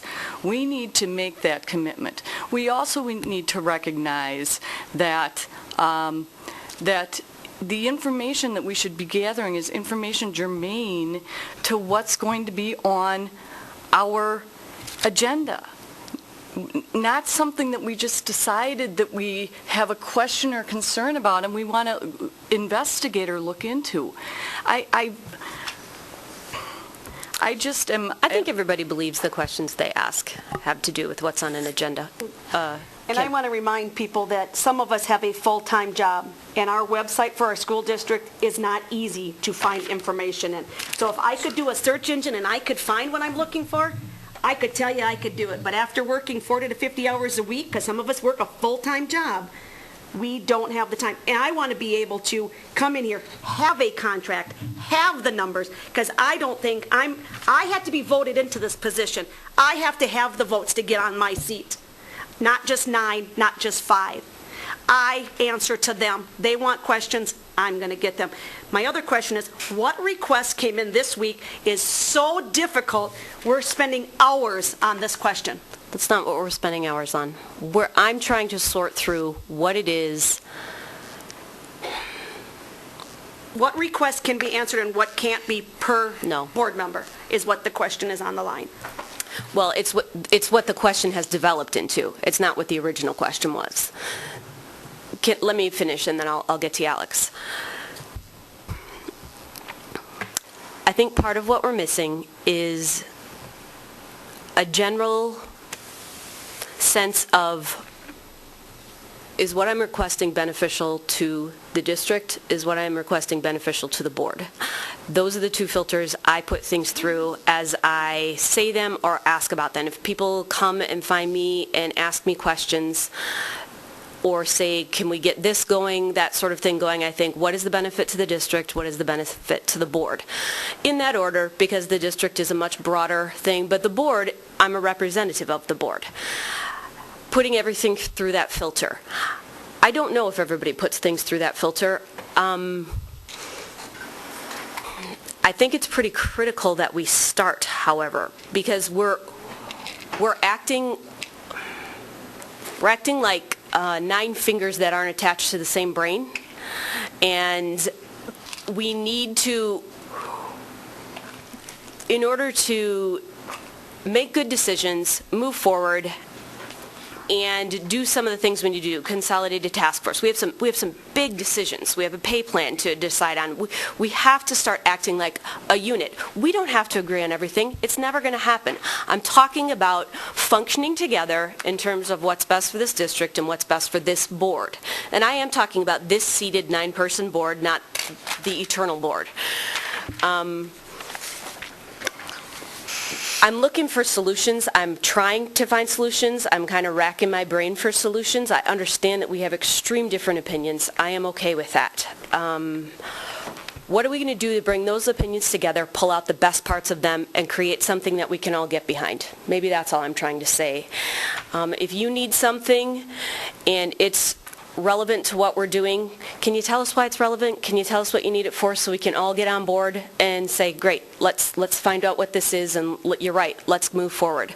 But we need to start doing it as much more of a unit. Alex, you had a... And just to follow up what you were saying first, that's great, but as long as it's not a bunch of poking back and forth, why are you asking that? I don't need that information, but someone else does. I don't like that jabbing that's going on. If someone needs the information and someone else doesn't, we shouldn't be attacking that person who needs the information. But I think why do you need the information is a fair question if it's for the betterment of the board. Especially if they can say why they need it. And most of the time I've heard people ask for the information, they state why they need it. It's simply to make a logical choice in a vote. Okay, but what I want to talk about, paragraph 8 and 9, they're pretty much the same thing, but one's board president, the other is committee chair. So I'll read the 8th one. When an official action of the school board is under discussion, the board president shall be the authorized spokesperson for the board. So I understand that. Yes, spokesperson if it's under discussion. Prior to it being under discussion, or it's no longer under discussion, then you're no longer the spokesperson as far as I interpret this. And it goes also for paragraph 9 with chairperson for the committee. So prior to and after, no longer spokesperson. Am I understanding this correctly? So if the media wants to ask a question and it's all said and done, it's voted on, it's already decided, are we still limited to not speaking at that point? I don't think you're limited to not speaking, but we do have a policy that says you'll get behind the vote that was taken and support it. I mean, that's what our policy says. Do I expect you to give up your individuality? Of course not. I have an opinion too. But there's a difference between talking to someone about my opinion and speaking on behalf of the board. Do you know what I'm saying? So if someone's stopping and talking to me or calls me and says, what do you really think about this? We can have a what do I really think about it conversation. If you're calling me and saying, what's the board's, you just can't speak for the board, I guess is all I'm saying. And sure, and I don't either, unless I'm told to. I don't, when I have conversations with people, when I try to set things up, I try to read through what are the qualifications of the president, what am I supposed to be doing, when do I step in and say, not a good idea, is a good idea, when do I call Jeff and say we need to do this together? These are things I'm trying to figure out. This, to me, feels cut and dry, but it is so clearly not cut and dry, and that's why I'm just kind of trying to have a conversation around it. Yep, go ahead. I would agree with the Angel. We need to come up with a standard as far as, the request for information. If it's something that's going to take more than 10 minutes and extensive reports, I don't have a problem that coming back to the board for approval. But those simple requests, please forward this information to me. If I'm sitting in a committee and we need information for our next meeting, we shouldn't have to have a vote of the committee for that information, especially when those reports are easily attach, send type of functions. I mean, we are a public institution. We do not operate behind the veil. So everything that we do have should be public anyway. So when a board member requests that information, and it's simply for the information, it should be done. I mean, no question asked, and forwarded to the whole board, not just that one member, because obviously we've had issues in the past of one board giving information, the other's not. I would totally be for that standard as far as requesting information. Chris? Just a clarification, does anyone take any kind of differentiation between I want and I need? Is there any kind of differentiation there? Like, I have a question. Does that become an agenda item because someone has a question? Or I'm wondering about this. Does that become an agenda item that the board has to have all the information about that because someone has a question? I think there's a difference between I want and I need. I'm trying to make a decision on something, the buses or something like that, and I don't understand that this bus does this or this has this or whatever. This would help me make my decision.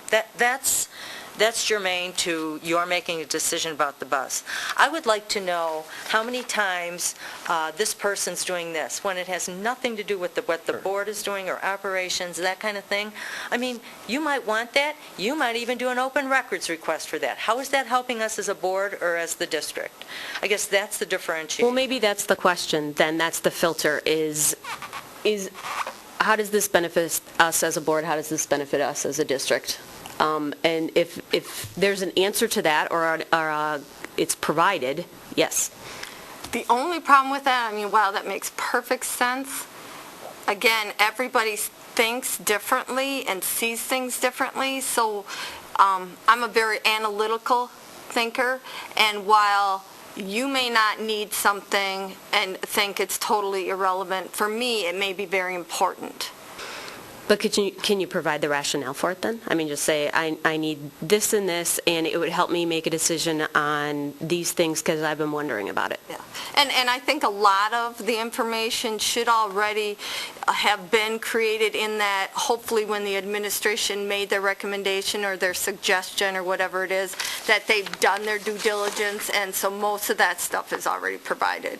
So, you know, I think it's provided. I think is it accessible? Who's got it? What file is it in? That sort of thing. I mean, I think some of it's just hunting and pecking, honestly. And that's what I'm wondering. Yes, Trish. So I guess I come at the asking questions of the administration a little bit differently. Maybe I'm just a dollars and cents person, but I know what Dr. Wenninger makes. And then when you add on all of the benefits that he has, every time we ask a question of him, if it takes a half an hour, we've probably just spent $150, I'm just pulling that number out of the air, to answer that question. When we ask Dr. Owens a question, we are probably spending, if it takes a half an hour, we're spending $150 to $200, whatever the number is, and I don't know what the number is. Every time we ask these questions that take, in our minds it should only take 10 minutes, but I'll tell you, I had a judge ask me one day last week to put together a PowerPoint, and he said, oh, you're really good at that. He said, that should only take you 10 minutes. He doesn't know this is actually going to take me a whole day to do this, but he thinks it's just going to take 10 minutes. So we don't really have a very good understanding of how long it actually takes to put something together. But I, as a taxpayer, I want to know how much these questions cost the district, and are they worth that amount? I mean, if it's really vital information, then it may be worth the $5,000 it takes to put together that report. But I want to know that. I want to know how much we are spending, that we as a board, as individuals, are directing expensive taxpayer dollars to come up with pieces of information. And I think that we as a board need to be really cognizant of how we're spending, how we are requiring the district to spend its money so that we have whatever answer. But I got to also pass on, and I've said this a bunch of times, so I'm going to harp on it again. I really hate getting our packets on Friday because I feel like I'm reading them on Sunday, and Monday morning, I have 25 questions. And my guess is, and if someone does an open records request of this big long list of emails that went through last night and this morning, my guess is that some of those questions will take a long time to answer. Some of those questions will be very, very quick to answer. But they, like my couple of dumb questions, and they really were dumb questions, could have been answered in a 2-minute phone call had I had time to place a call to Dr. Owens or to Dr. Wenninger. But I really think that if we had the packets a week earlier, for example, like the county requires, I think that we might be able to make phone calls, we might be able to address things a little bit less with this than we do with the sort of manic Monday morning, I need this and I need it now attitude, because we would have had a whole week to digest the packet. And I acknowledge that putting the packet out a week early is difficult, but that's what I think we need to resolve these questions that we are all asking with this sort of knee-jerk manic need for an instant response. So 2 things. First of all, I object to the amount, or I'd like to know the amount of money that we spend on asking questions, the taxpayer dollars that we are spending getting to questions. And then number 2, once again, I think the packet needs to be out a week ahead of time. I actually brought that to the board's attention a while ago, and I think you're actually against it when I brought it up. No, I've never been against that, never. Oh. No. Okay. And I have also never said on behalf of the board, ever, All never right, once. so the questions I have, how much does this cost? Does it benefit the district? Does it benefit the board? Yep, go ahead. I just, and I totally appreciate that. It's just, I don't want them to spend a lot of time figuring that out. No. I'm asking us. If these are the questions, if Jeff and I put everything through this filter as requests come in, maybe as that's my question, can we look at it as, how much time is this going to take? What's it going to cost? Does this benefit the district? Does this benefit the board? I think those are reasonable questions. Yep. The other one for me is it timely? I mean, we all have the ability to request anything and somehow connect it.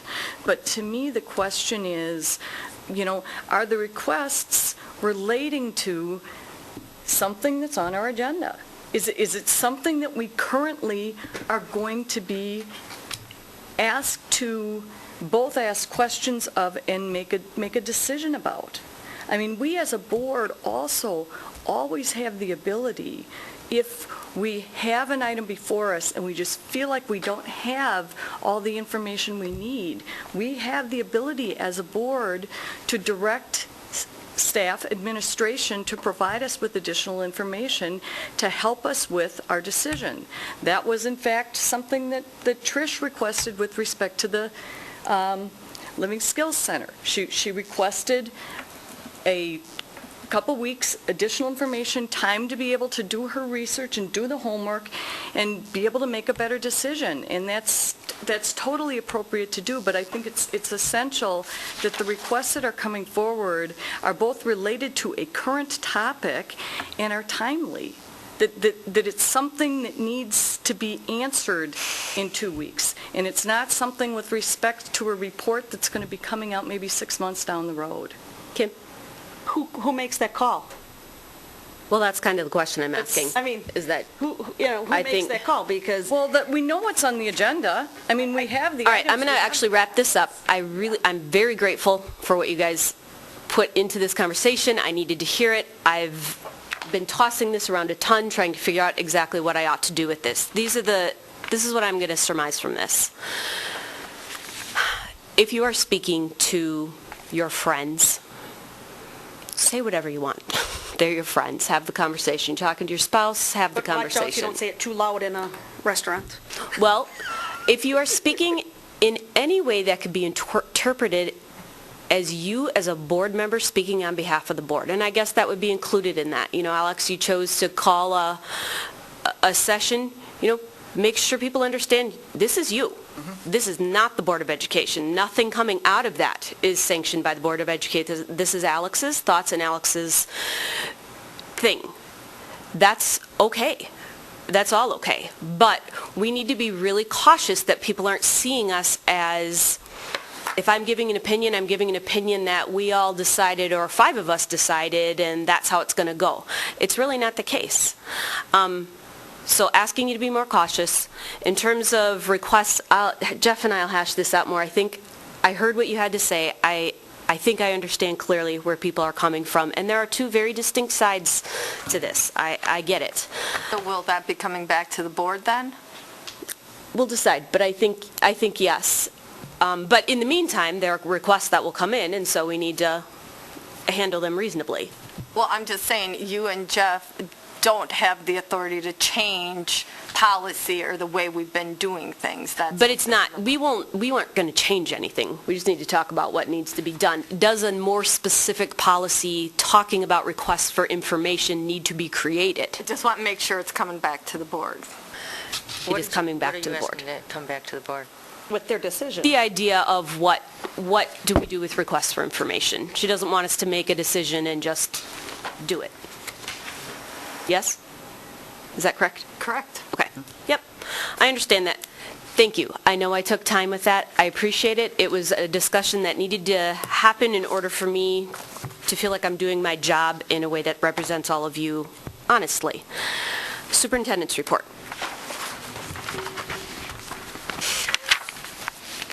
I just provided the board with some general information, 3 or 4 topics, and then information from around the district. Sometimes when board members ask questions at the board meetings, I take pretty detailed notes about those questions, and in reference to one that you asked, Alex, about transportation, I did ask the Transportation Department to provide me with that information, and I just got that today. So it isn't forgotten about, it isn't neglected. I ask staff to get information about those things, so that will be coming back in the superintendent's report. I generally now try to do that to make it come back.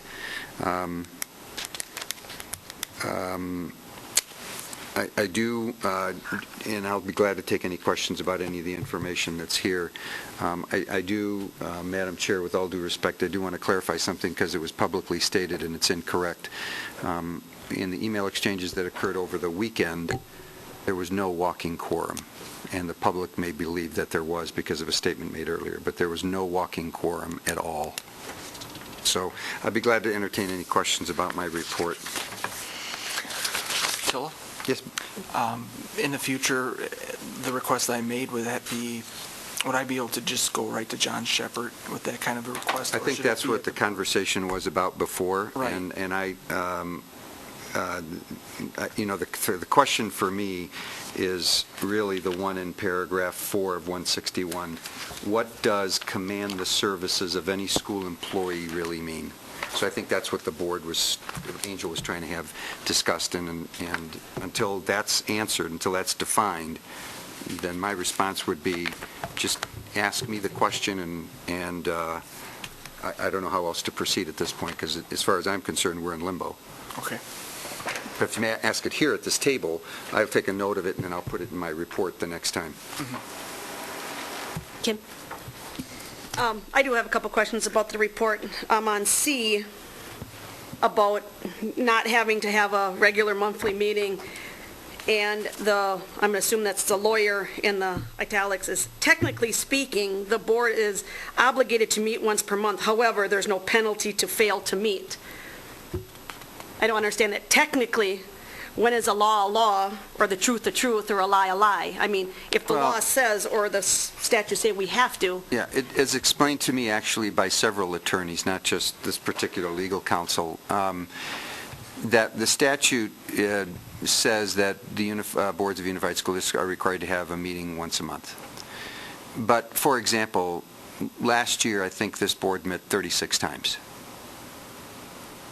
And if the board deems that, for example, during July, when a lot of administrators are on vacation, the board members may be on vacation, that they don't need to have a meeting because they've held 36 meetings as opposed to 12, they can make that decision. They're not violating the statute because they have a reason.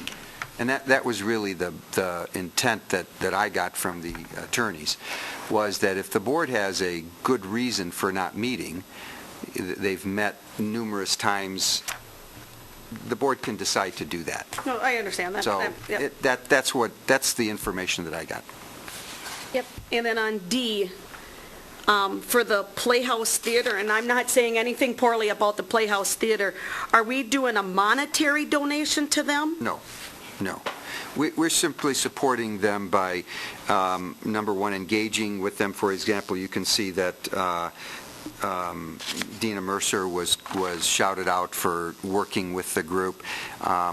They came to me when they first began their inception and asked about use of facilities, how would that work, who should they see, who were the main people in the district regarding theater. So it was our saying, this is a great opportunity for the district to engage this group who are going to benefit the kids, and as you can see, they would like to work with the district in creating elementary school drama clubs.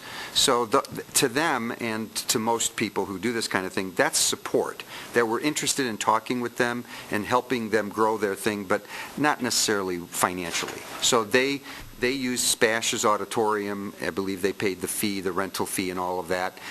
They just appreciate being a part of the district. So no financial support was given to them. Okay. I just wanted to make sure that you reached out to the Kennedy Acting Theater and they're in the Point Dance Ensemble and probably multiple other nonprofit organizations that have started through the schools, and most of our students then participate in there. Kennedy Acting Theater has been around for 20-plus years, and Well, you have to understand, Kim, this group came to me when they first started and said, what do you think of the concept? We're all going to Wausau for these things now because it's pretty large production. And I said, I think it'd be a great opportunity for the kids in Stevens Point to have their own theater group. And I can vouch for that on a personal basis because my son did that. And I said, how can we be of help to you? And so they didn't ask for money. What they said was, give us information like who to go to, who to talk to do these kinds of things. And would you support it? And I said, well, I'll support it publicly by saying that, just as I support the Point Ensemble Group, et cetera. So I didn't reach out to these folks. They came to us. okay. I mean, a good contact would have been the people that started the Kennedy Acting Theater. I mean, that's just Kennedy kids, K through 6th grade, because I directed that for 10 years. So that's great. So I just wanted to clarify with that. And then, as you were going through all of the schools and mentioning what's been going on with them, I don't see that you listed anything about the updates at Jackson School. I reach out to the leadership team and ask them to tell me what's going on of note in their schools or departments.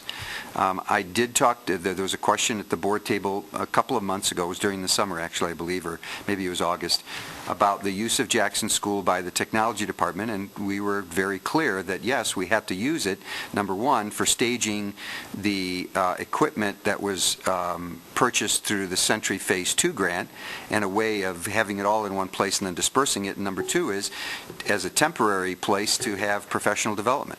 So I made that information available to the board. I told the board that. I didn't see any reason to repeat it. There hasn't been any major work done of any note at Jackson. So no playground equipment replaced or no electrical stuff replaced and updated? Well, the electrical upgrades as part of the Schneider thing, Tom and Don, is Don still here? Yeah. Was Jackson updated with the electrical?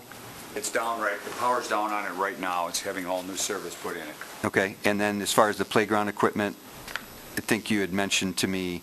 We removed, I believe, one piece of equipment that wasn't... It was dangerous. Yeah, it was dangerous, yeah. So not replacing, just removing?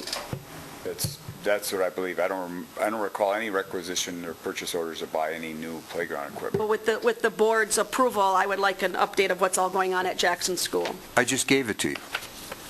We're using the Brian, what are we using Jackson for in terms of technology currently? Well, we're exactly what he said. We're storing all of the new mobile devices that came out there. We have all the new computer equipment that came in. We probably had about 8 pallets worth of computers out there, another 20 pallets worth of carts. The whole library is full of equipment that we're getting ready. We used 4 classrooms for professional development, and they're still set up with some projectors. We brought in access points for the Wi-Fi, and that's it. And then we're in the middle of upgrading the technology per the Schneider program, and then a piece of playground equipment was removed because it was dangerous. And you meant the electrical, you're updating that technology? Right. Correct. Okay, just want to make sure, because that's what you just said, so. Okay, thank you. Jeff? Under the number 2, business services, what is the amount of that contract?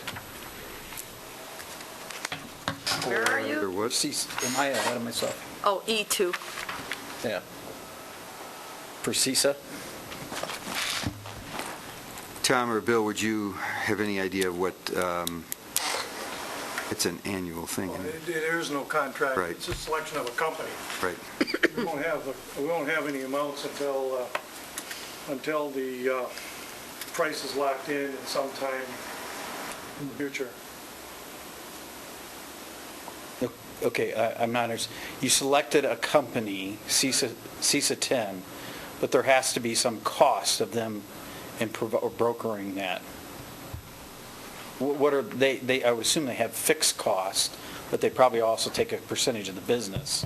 The more we use, the more they make. I don't have the numbers. What they do is we do a bid, RFP, and there are fixed costs for the fuel, the gas at the city gate as of a NYMEX price at a certain date. And we compare what each of the companies would have charged us as of that date and that time. And CISA 10 was the low. So they were selected as the company. Okay, just a follow-up question. Shouldn't this have come to the Business Services Committee?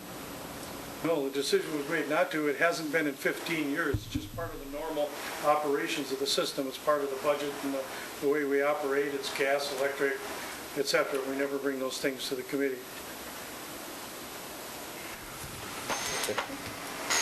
Any other questions? I just wanted to make note of the statewide ACT Aspire test, and how positive I think that will be for our district and the schools. I'm glad you mentioned that, Meg. There is so much positive going on in this school district, and there's just pages of it here.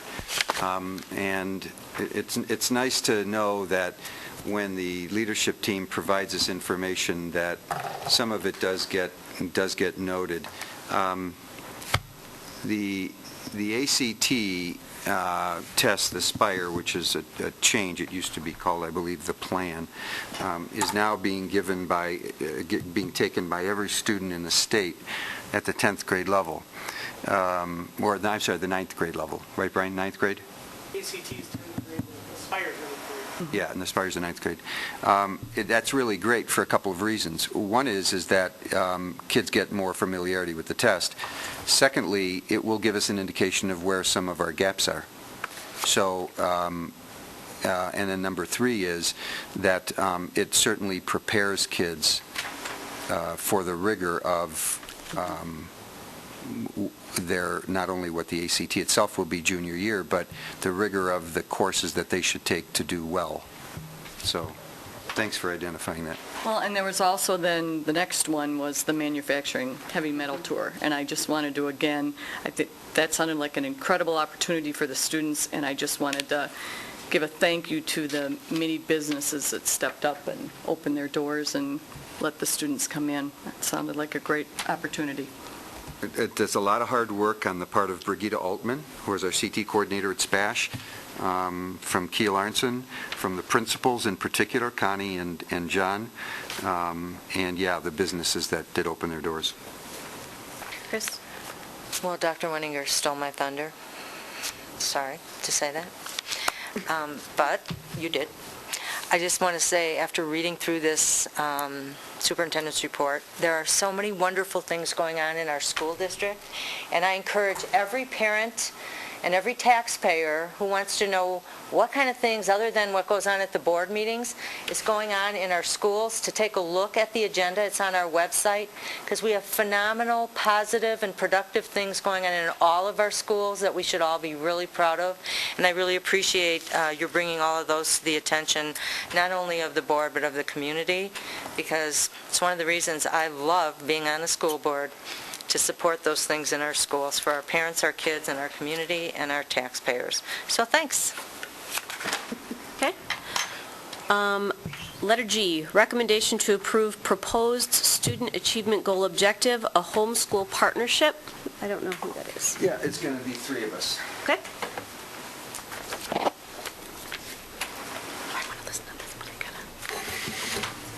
So my 2 partners in crime here. To my right is Amy Gargalack. Amy is better known for her parenting and also for her quite deep involvement in the community. And to my left is Lisa Falduta, who many of you know, who has done a tremendous job in working for this district volunteer basis, and sometimes she got paid for it, being an EA, and representing the district and the community, having been selected to attend the Moms Congress a couple of years ago in Washington, D.C. So over the past several years, Lisa and I have actually had numerous conversations as a result of her being the communications liaison kind of coordinator about appropriate parental involvement in the school district, and what does that really mean? And sometimes parents volunteer, more often than not at the elementary level than at the junior high and the senior high, but at the junior high and senior high they get involved in athletic booster clubs, they get involved in other kinds of things, which is equally as important. But the kind of involvement that we had been talking about was something very, very different than that. We often talk about parental involvement, and we have parent-teacher organizations across the district, but we were talking about parental involvement in a learning sort of way. What can we learn from parents, and what can parents learn from us, specifically teachers? And so from that kind of continuing conversation, and she didn't abandon the conversation, which was really great, because we kept it up, she and Amy actually had a conversation one day, and Amy threw something out there that just made a lot of sense to the 2 of us when we heard it. So I have developed this proposal along with Amy and Lisa, which we think is unusual. I don't know of a district in the state that has it. There probably are, but I don't know that what district that would be. So I'm going to introduce Amy Gargalack, who's going to talk about the letter B part.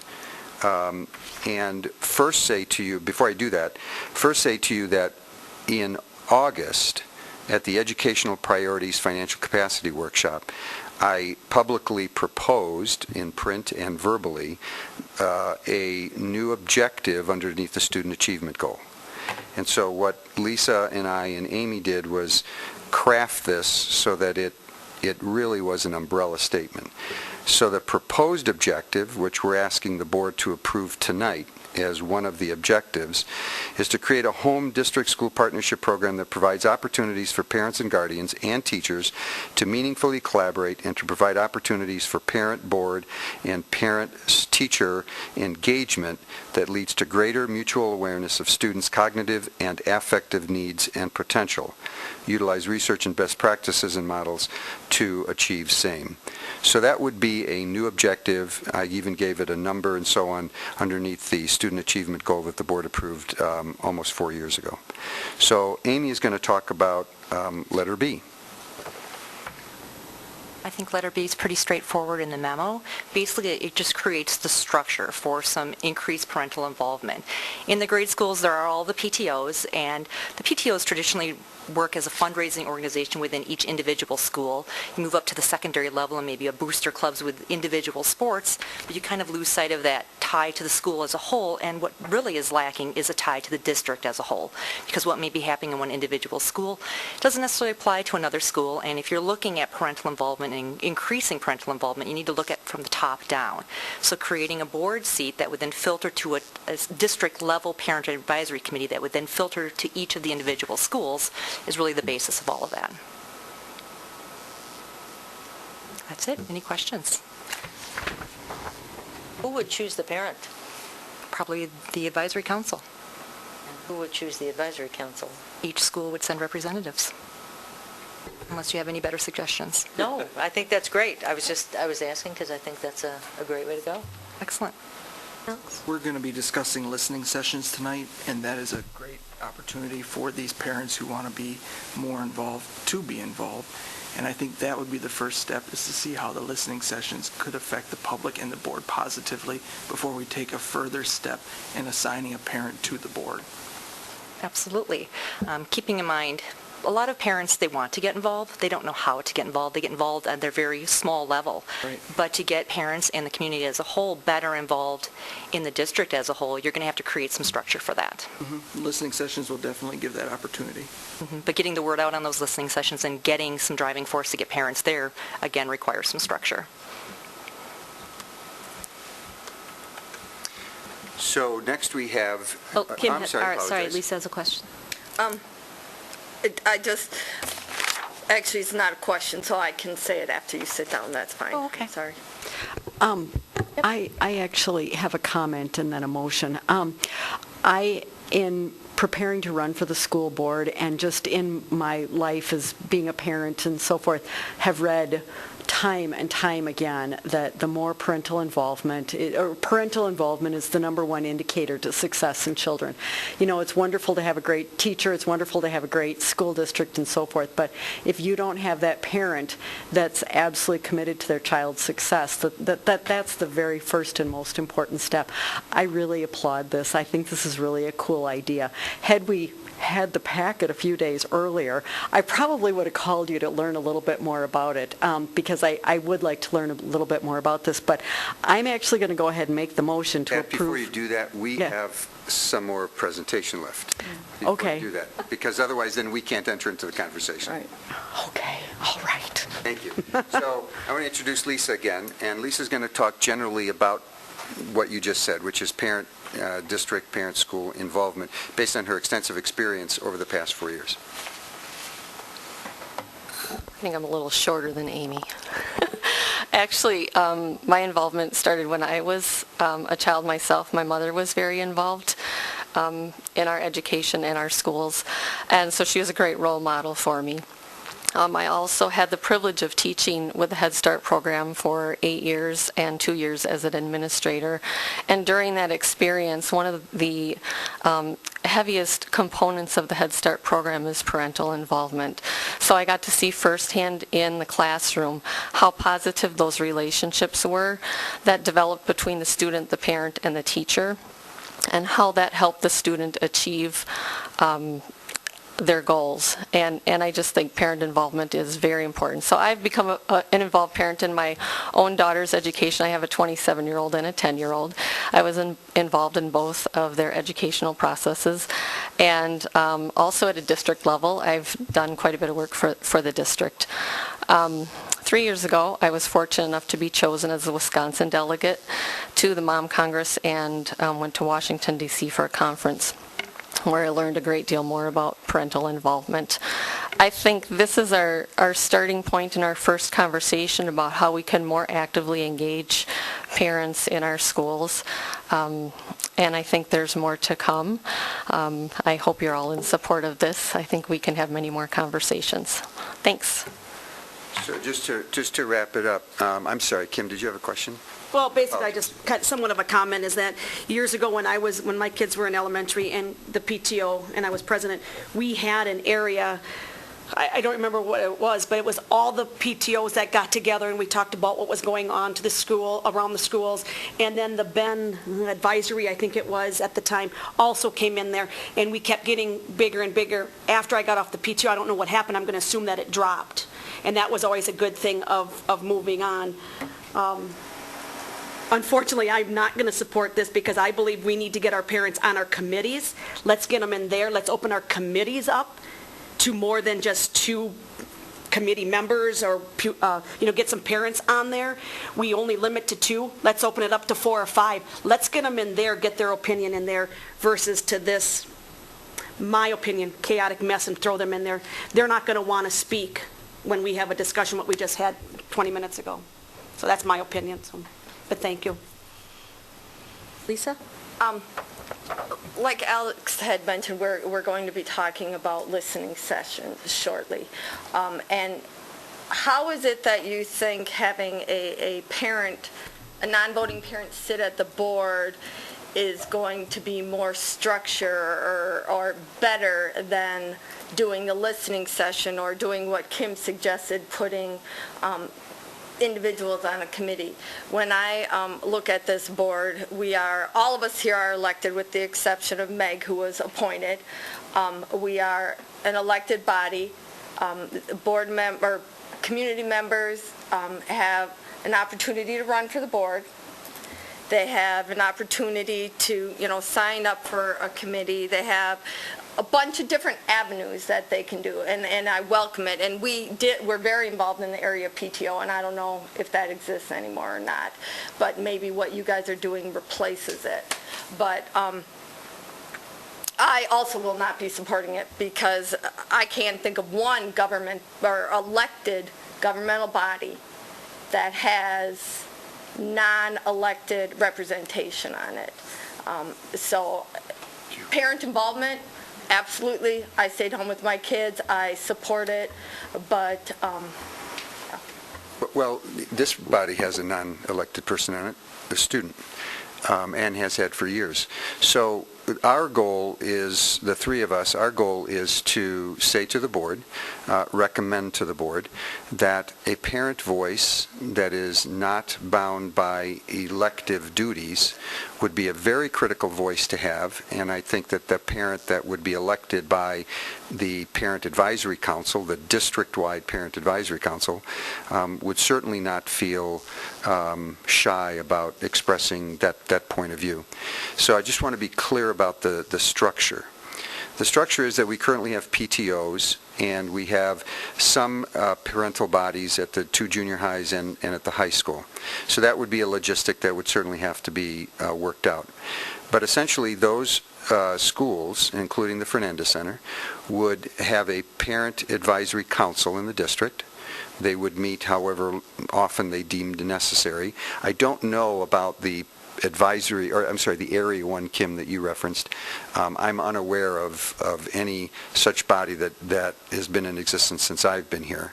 I know there was an attempt to try to get one or to try to meet with that group, but this is one that's district-wide. And then that group would elect one person who would represent the Parent Advisory Council at the board in a non-voting ex officio capacity. And it's just to bring forward a parental voice.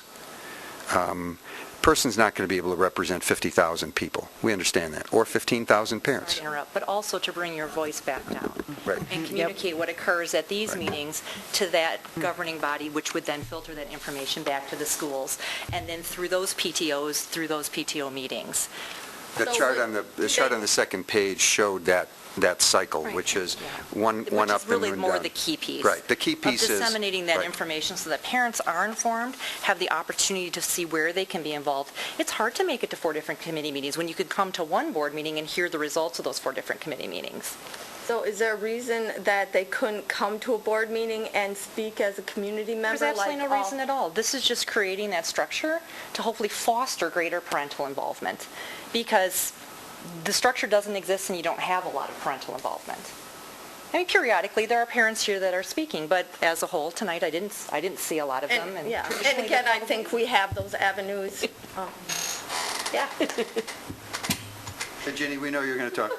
No, it's usually... Alex?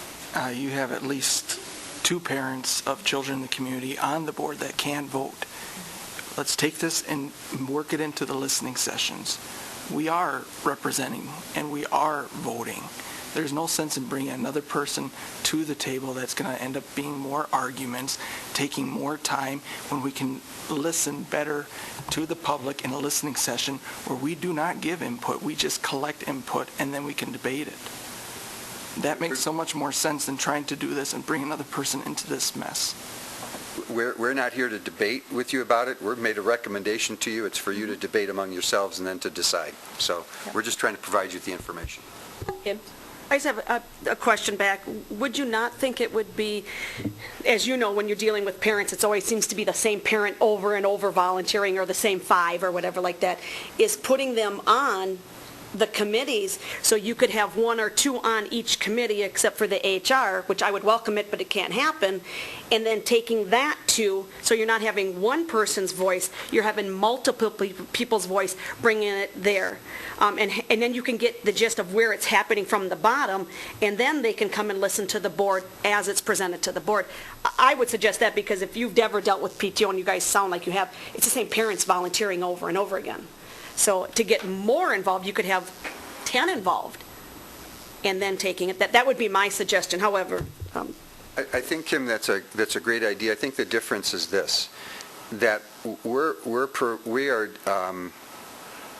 suggesting a different kind of structure such that parents who hadn't participated in the PTO might step forward, because this is very different.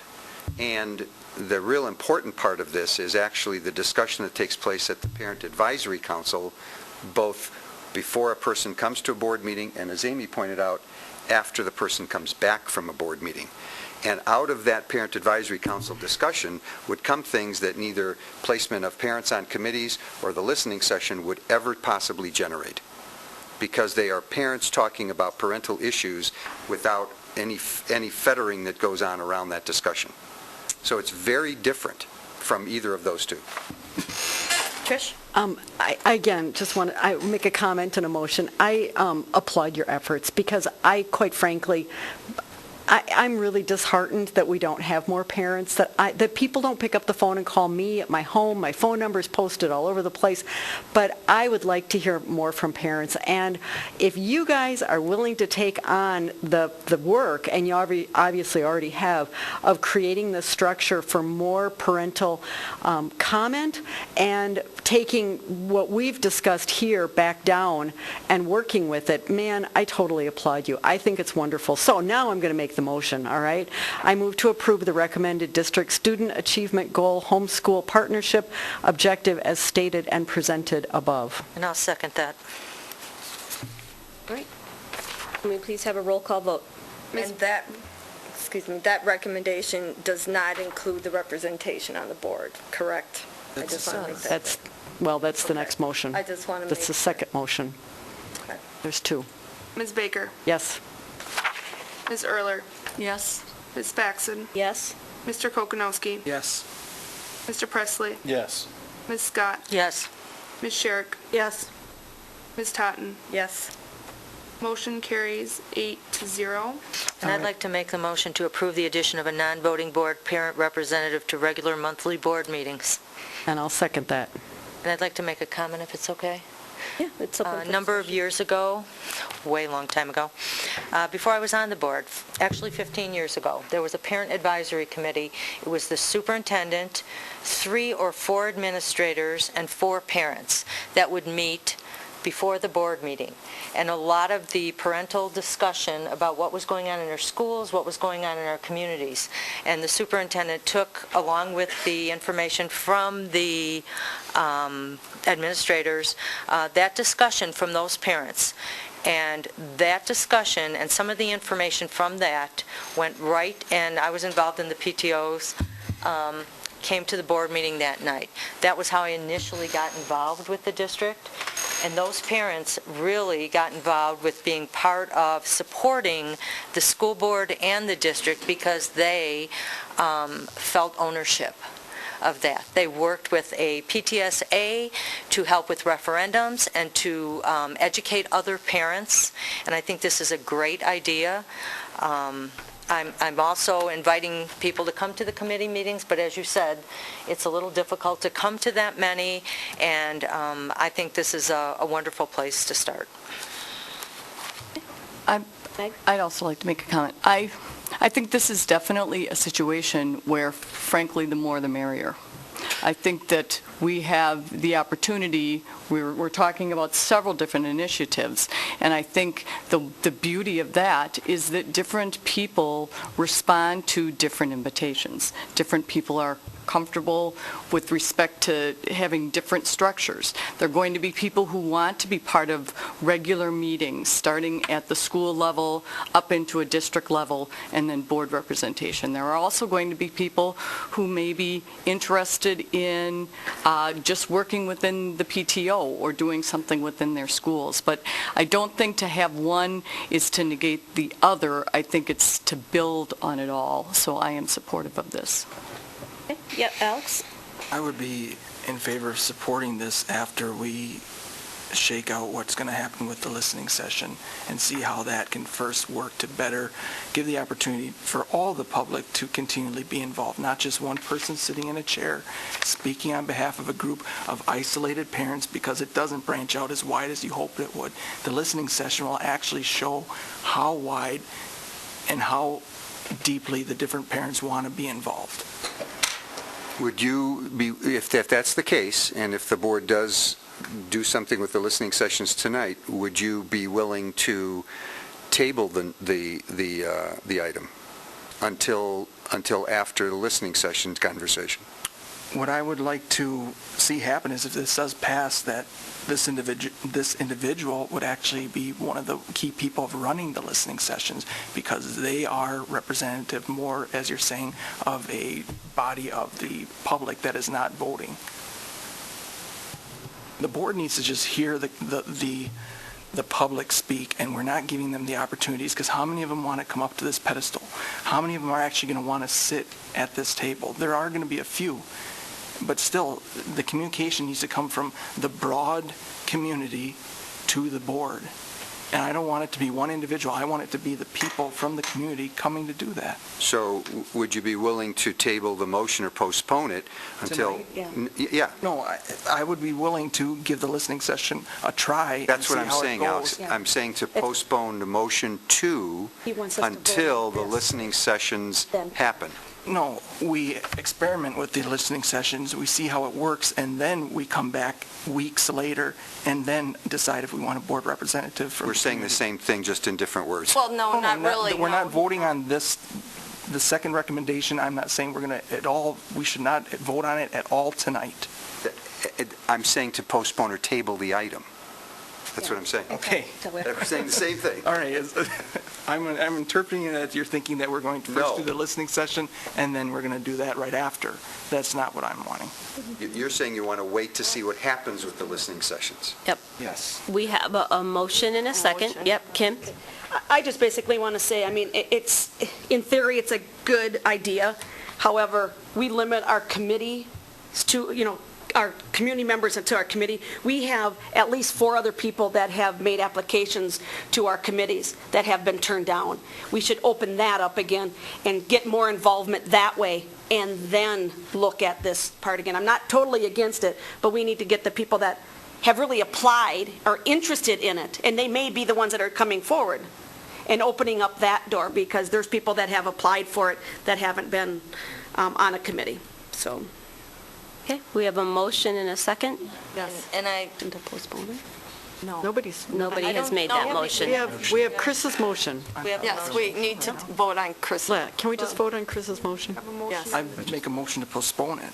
We already have a motion. Yeah, we have a motion. Okay. Jeff? I have a comment. Sure.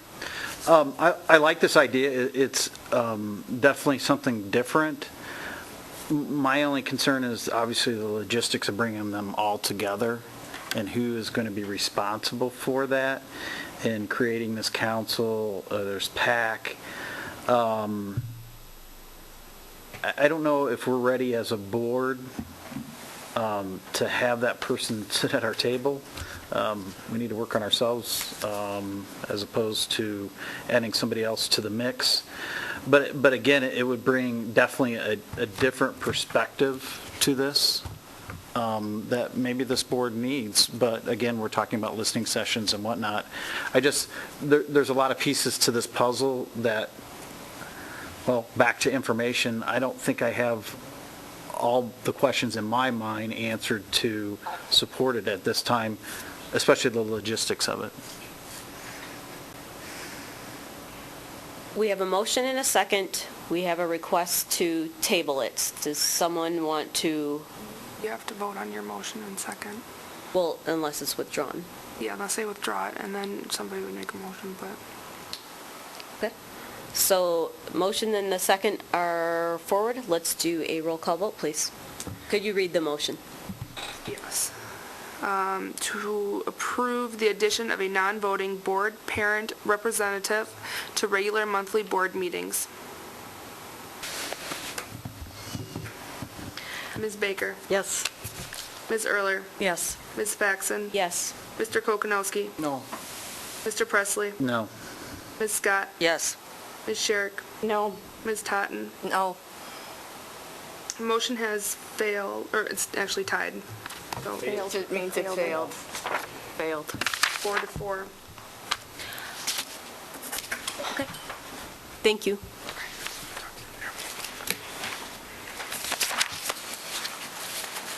All right, we have the consent agenda, and it's been requested that B is pulled out, so I need a motion for consent agenda letters A and C. Can we do them together, or do you want them separate? No, A and C can be together. Okay, I would move approval of A and C of the consent agenda. I need a second. Second.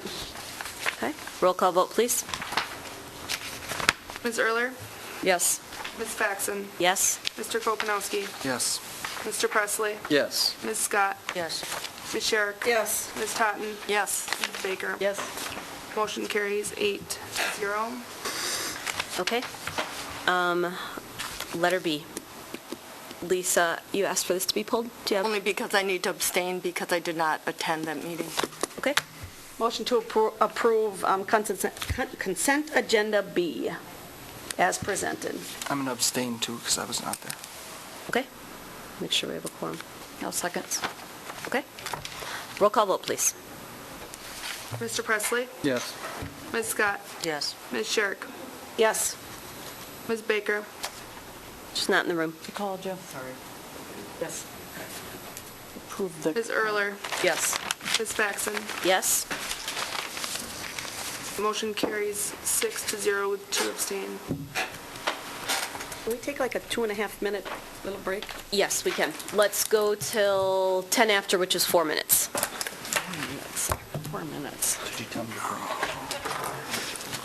Okay, what I have done is I have asked Ginny to come and speak to us now. Her item is later in the agenda, but this is going to go late and already has, and she's waited very patiently, so please go ahead. What item is she speaking to? She is speaking to 9F,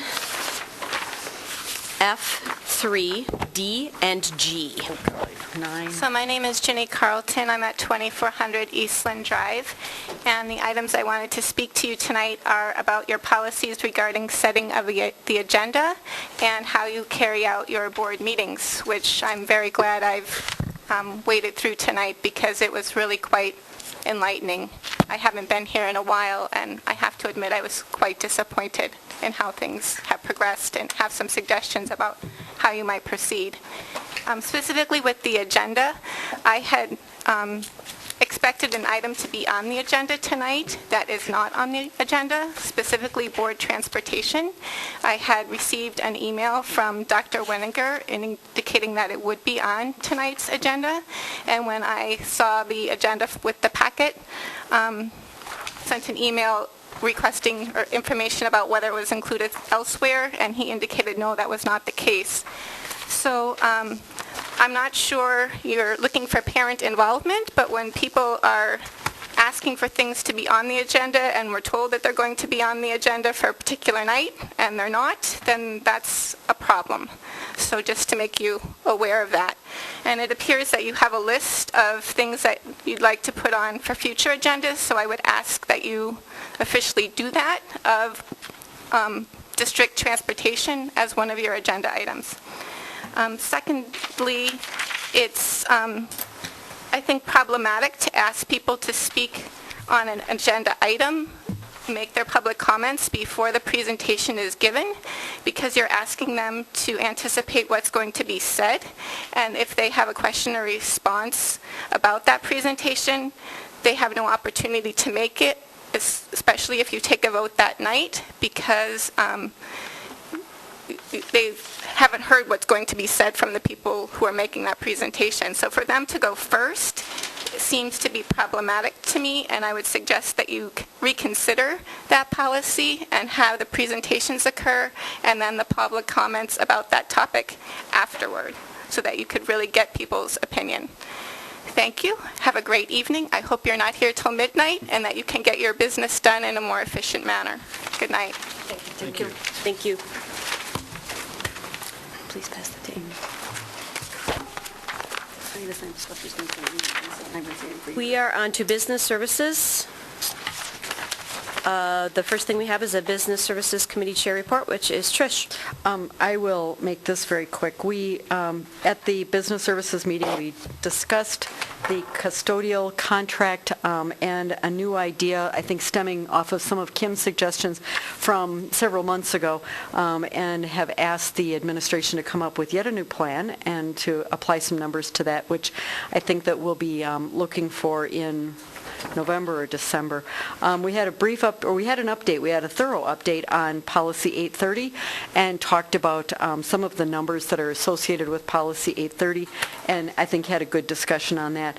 And then we are now sending that to Policy and Legislation because I think that the district as a whole, or the board as a whole, needs to have a good, solid discussion on if we want to rewrite that policy to make it a little bit more, I'll pick and choose my words carefully, equitable across the board, because right now it seems like there are some inequities as far as who has to pay the rental fee and who doesn't have to pay custodial fees and so forth. So we're hoping that, or suggesting that perhaps that be looked at by Policy and Legislation to address some of those issues. Lastly, we did recommend that the full board pass the resolution to exceed the revenue limits on the energy plan that was put into place. I'm sorry, the exact name is escaping me, but we did recommend that the full board vote to accept that. Okay, thank you very much. Yep, the next thing on the agenda is the approval of monthly bills, which is an action item. Jeff? Move to approve the monthly bills except for check number 280035. And can I ask what that is? It is a payment to the Portage County Business Council for $3,900. For, We need a second, and then we can discuss it. Second. what? Go ahead. Okay. First of all, let me apologize to the board. This is not going to be a short conversation, unfortunately, and I apologize for that up front. But given the recent activity that the Business Council has been involved in, has caused me great concern. I've been a long supporter of the Portage County Business Council. A series of recent events has caused me to reevaluate our support of that organization. While I cannot attribute it to one person or the group as a whole, there are some issues. Most of you know that the district is a member of the council. We pay dues to be a member. On tonight's agenda, the administration wants us to pay a $3,900 bill for leadership training with the council. Here are my concerns. The Portage County Business Council has turned on one of its own members. We are that member, and has sought to overturn an 8-0 decision by this board to accept the irrevocable resignation of our superintendent. Why, as a duly elected and appointed board, would we embrace as a value to our leadership that style of ambush and attacking its own membership? Me personally, I would not support that in the leadership of this district. Number two, I want to apologize as a member of that business council, more of a second-class citizen, but to Dr. Winiger for the treatment he has received from the business council. Per Dr. Winiger, he had no knowledge of the events leading up to the presentation by the business council, seeking to overturn your decision to submit an irrevocable resignation. As publicly stated, you wanted to spend more time with your family. The business council should have, at very least, consulted you before coming to us. But again, they did not. Once again, it shows a value that is contrary to our philosophy of showing respect to our employees. Again, why would we want to encourage our future leaders not to respect our employees' wishes? Again, a reason why I cannot see us sending individuals at this point in time to the Business Council. Number 3, after requesting the bylaws and meeting minutes for the executive committee for the Business Council, here is the response from Keith Pilger, who is the president.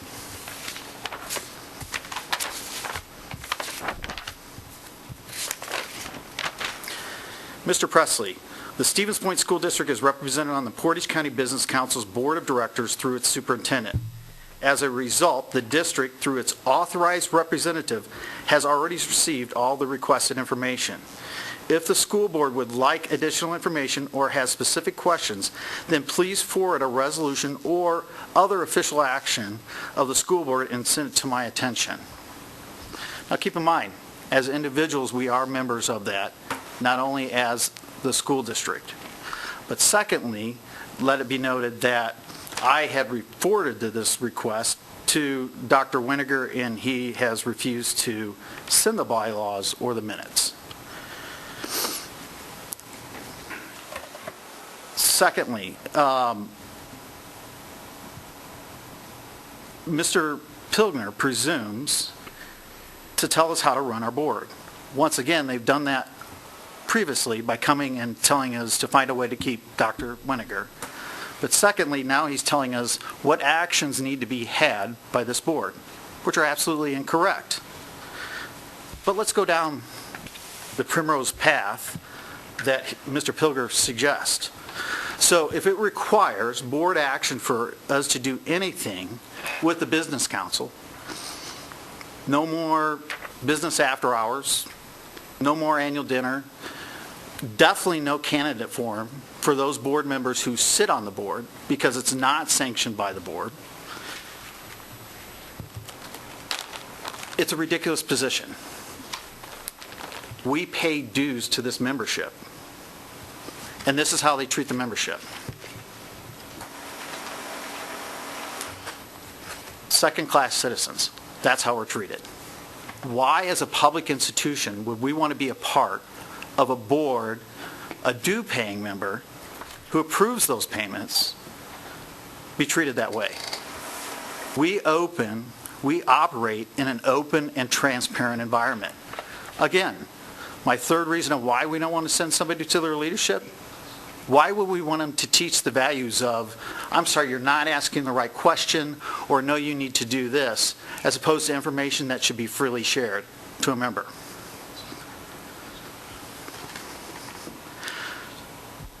Based on the above, attacking their own, the lack of respect, essentially the secret society, is not the values of a public institution. I do not know why these actions are being taken. Again, I don't know if it's the actions of a few or if it's entirety. At this point in time, I'm not willing to send our future leaders of this district to that kind of training. So I would encourage my fellow board members to vote against that one check, but approve the rest of the bills. Any other comments? Yeah, I do. I just want to clarify a couple of things. The $3,900 is the payment for what's called Leadership Portage County, which we have sent 4 or 5 staff from the district each year for the past 3 or 4 years as part of our growing from within. It's part of our leadership program. Point of order. I don't know if it's appropriate for Dr. Winiger. I think we need to discuss whether or not he should be a part of this conversation because he does have a conflict of interest. He sits on that board, first of all. But secondly, he has actually given presentations for that training. Given those two facts, he's a little too close to it. Well, you made a statement that is incorrect, and I do need to clarify that for the board. So I think I have a right to No. I think the board should decide whether he can do that or not. All right, then let's I mean, if you're going to put go things around the out board. there, Jeff, that aren't exactly the truth and the facts, let's get both sides of it. Okay, I did call on him to speak. We heard what Jeff's opposition is to it in terms of a conflict of interests. Let's just do this. Can we just do this by consensus, Amy, or do I have to take a vote?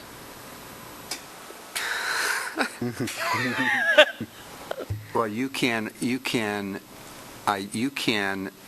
recognize speakers. If someone from the board wants to make a motion not to have somebody speak, then the board can overrule that recognition that you gave. That's Robert's Rules of Order. I make a motion, may I? Do we have a motion on the table right now? We do. So Did you hear the motion? Yeah.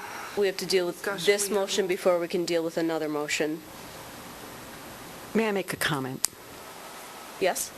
This has to do with the motion that's on the table right now, which is to pay the bills except for this one check for $3,900. I think that we should pay all of our bills. We have a number of people that are going to this program. I went through Portage County Leadership Portage County, the first year that the school district sent 4 people. And I thought it was fantastic that there were teachers there. And when I interacted with those teachers, that's the reason I'm on the board, is because one of those people talked me into running for the board. And I think that the educational value of the program is, we shouldn't even be having this discussion. Jeff, I respect your opinion about the Portage County, our membership at the Portage County Business Council. I respect your opposition to that and why you oppose that, but this isn't a payment for dues. This is a payment to send 4 people there for training to become leaders in our community. And I will vote no on your motion only because this is education for 4 of our educators. And I feel really strongly about that this is a terrific program that we should be supporting as a board. Not saying anything about Portage County Business Council. That's a completely separate issue. If this were a check, we'd be having a different conversation right now. If this were a membership check, this is not. This is Portage County Leadership tuition for 4 of our educators to be members, to go through that educational program about Portage County. So I'll be voting no on that. And then following up with a motion to pay all of our bills. Lisa? I, too, am a graduate of Leadership Portage County, and I really don't believe Jeff is questioning that, and I apologize if I'm putting words in your mouth. About the program, I think it's about the leadership style, the fact that the Business Council and the Foundation, they are interlinked, and do we really want to promote that type of leadership where we teach our governing bodies or those in the community that that's an acceptable behavior. So I will support paying all the bills with the exclusion of that one. In the interest of full disclosure, my husband is a member of the Portage County Business Council. He is sitting on it on behalf of Century Insurance. However, I am an individual, and I do not sit on that board, and I do not believe that there is a conflict of interest, and I will be voting this evening, and I also will be voting opposed to the motion. I have been on the board for 2 months, and I have heard from many various constituencies, both individual and both organization, with respect to decisions that we are in the process of making, with respect to decisions that the board has made. We have people coming in front of us every meeting. We have, union representatives from Milwaukee. We have citizen representatives. We have Clean Power. We have, and I, as a board member, want to encourage that. I feel very strongly that we, as a school board, should be open to the input of all facets of our community. The Business Council, our unions, our individual businesses, our parents, our teachers, our staff. I think that, as I will be noting later in this meeting is not a public meeting, but it is a meeting that by law is required to be open to the public. We as a board are not required to accept public comment, but we as a board may choose to accept public comment, and we as a board have made that choice to do so. I think that we as a board need to be willing to listen to any information that is provided in accordance with our procedure and that is provided by a constituent of the district. Whether we are in agreement with it, whether we are not, whether they are in agreement with us or whether they are not. That is the essence of allowing and listening to public comment. Okay, yep, go ahead. You don't think that's a conflict of interest? No. You really don't? I don't. And yet you can say my involvement with the union is a conflict of interest. You as an individual are a member of a union. Sure, but your husband stands to gain by any decision that he makes in favor for the business council that your family ends up. We're way off topic. Okay. That is, you're splitting hairs. Jeff? I would agree with Alex. I find it interesting you're willing to recuse yourself because your husband sits on the Century Foundation, but yet your husband is the vice president of the Portage County Business Council. And what is even more interesting is when I got the response from Keith Pilger that his last line, he says that it needs an official action or a resolution by the board. Now, where have I heard that one before? Meg Erler. That's very speculative. Let's That's drop speculative, but I'll put that out there. I don't think we want to go down this route, really. Well, because I if we think go she should down this recuse route, herself. Jeff, I'm going to be talking about personal issues with that resignation, and I don't think we want to go there. We can't go there. Right. So let's No, we not go can't. there. We have a motion and a second. Good. Do we have any other comments concerning the paying of the bills minus the one? 280035. Well, I mean, I do, just what they were talking about. I agree with Jeff and Alex that she needs to recuse herself out of the 3 or 4 speeches that took probably 20, 25 minutes of our life that we'll never get back. She needs to recuse herself. If there is any speculation that it's a conflict of interest, you need to recuse yourself. That's your wording. And you say that. Okay, I don't understand. I did not About say you could recusing. speak. Stop. Madam President, Gavel Angel. I do have some information that's germane to this before the board votes. I'm trying to give you information that is germane to this. To suggest that I am too close to it would be to say that Mr. Presley should not have a conversation about who should be given waivers regarding fees and rentals because his wife and he are members of the Athletic Wrestling Booster Club. I mean, it's silly. So I do have some information that the board needs to know regarding this issue, and I would like to tell the board. Lisa. Meg, your position has always been very strong and very clear that if there's any perception whatsoever, your belief is to recuse yourself. If you firmly believe in your words, if you believe what you say, then I'm in agreement with 3 other board members here that I believe you should recuse yourself. Okay, how are we back on this? This is all part of the conversation. I will state for the record, my husband, in the interest of full disclosure, as I did, my husband is a member of the Board of Directors of the Business Council. He is a member. I am not. I have no connection with it. I have never looked at minutes other than 20-some years ago when I was actually a representative on it because I was a member of the Village of Plover board. But I have no connection with the Business Council, and I will be voting on it. Okay.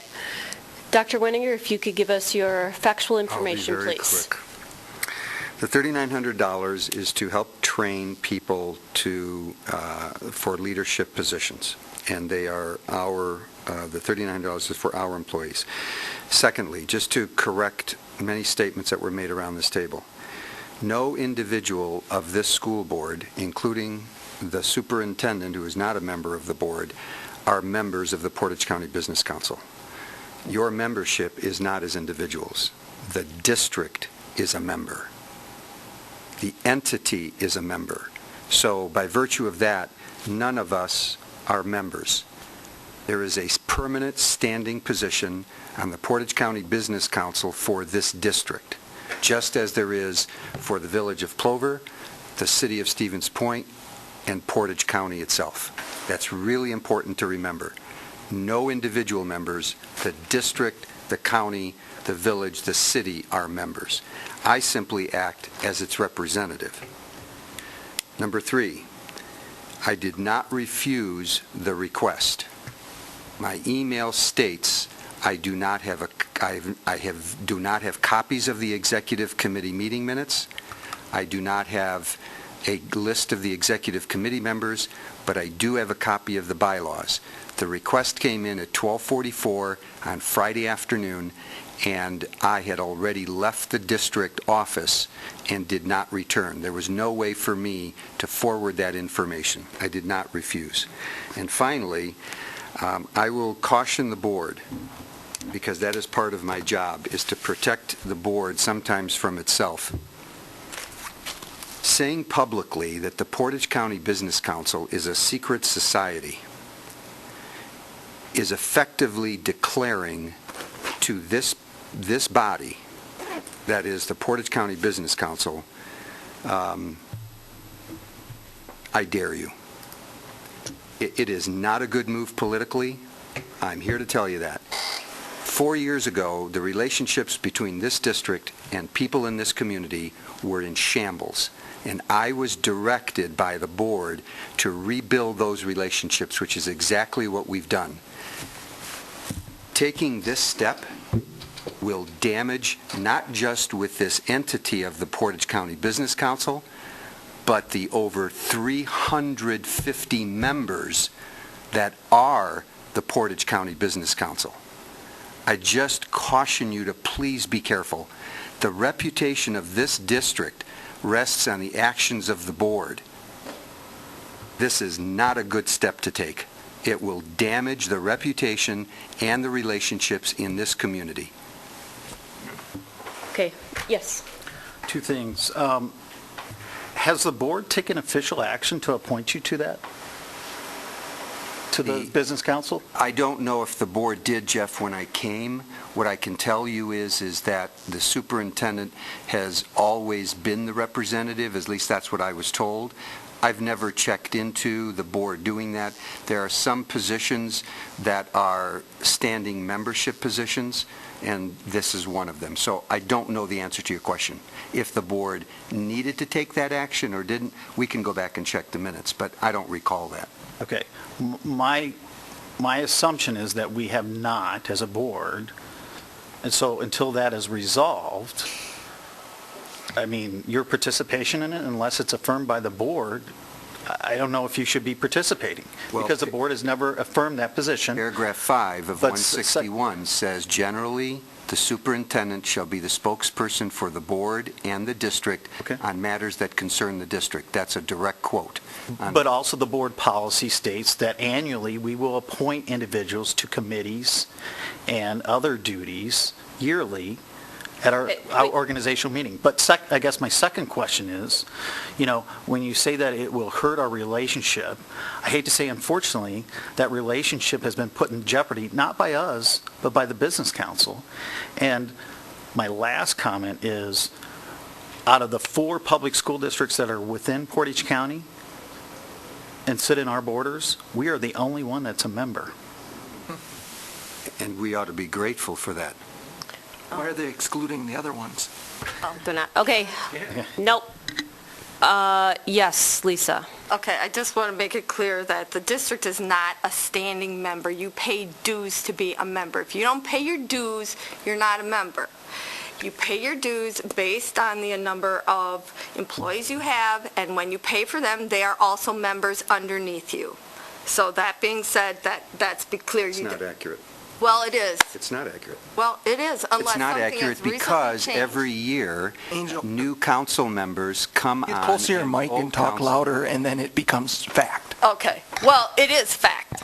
So the other thing that needs to be pointed out that continually gets brought up is the claim that the board directed the superintendent to build the business relations. What the board directed him to do. Is this was directly related to the Yes. motion? It's Okay. directly. You let him speak. I get to clarify. If he gets to clarify against Jeff, there should be no reason why I can't clarify.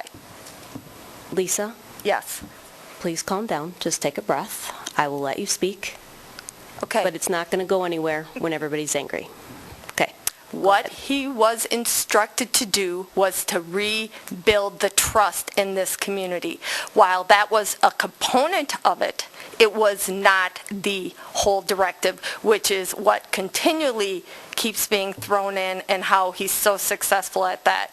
Well, he's successful at that one area. The rest of the community, you've seen the vote to no confidence. You've seen what the community said. That's not the whole community, Lisa. Angel. No kidding. Angel, we are not publicly Someone needs noticed to- for any of this conversation. I'm going to call the question. Thank you. I can't. Okay, it has been called to question. Roll call vote. Do you have to vote and call the question? Yes. Yes. Okay, I seconded it. Yep, I just have to write it down so I don't lose it. Ms. Baker, Yes. Ms. Erler, Yes. Ms. Faxon, Yes. Mr. Kokonowski, Yes. Mr. Presley, For the record, I would like to state that Meg Erler has a conflict of interest, and her vote should not count in any discussions with this issue. Yes. Ms. Scott, Yes. was that a yes? Yes. Ms. Sherrick, Yes. Ms. Totten, I would like for the record to state that Meg Erler was asked to recuse herself and refused to do so, and yes. Okay, so that was the call to question. This is called to question. Can we please have a roll call vote? Would you please read the motion? motion to approve the monthly bills with the exception of check number 280035 for $3,900. Mr. Presley, Yes. Ms. Scott, No. Ms. Sherrick, Yes. Ms. Totten, Yes. Ms. Baker, No. Ms. Erler, No. Ms. Faxon, No. Mr. Kokonowski. Yes. Motion fails 4-4. Move to approve the monthly bills Second. as presented. Second. Roll call vote, please. Ms. Erler, Yes. Ms. Faxon, Yes. Mr. Kokonowski, No. Mr. Presley, No. Ms. Scott, Yes. Ms. Sherrick,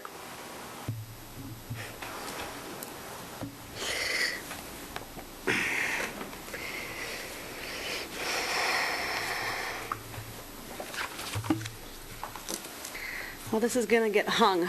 Either way we do this. No. Ms. Totten, No. Ms. Baker. Yes. Motion fails 4-4. Don't pay the bills. Nobody gets paid. I make a motion, the same that Jeff did before, that we do pay the bills with the exception of that one check, and let's get some bills paid tonight. How about that? I'll I second don't that. think can you make the same motion? Can't do the same motion twice. Same motion. Yeah. I don't, yeah, you think you can? Yeah, why not? There's no rule against that. I seconded Let's that. throw another bill in there.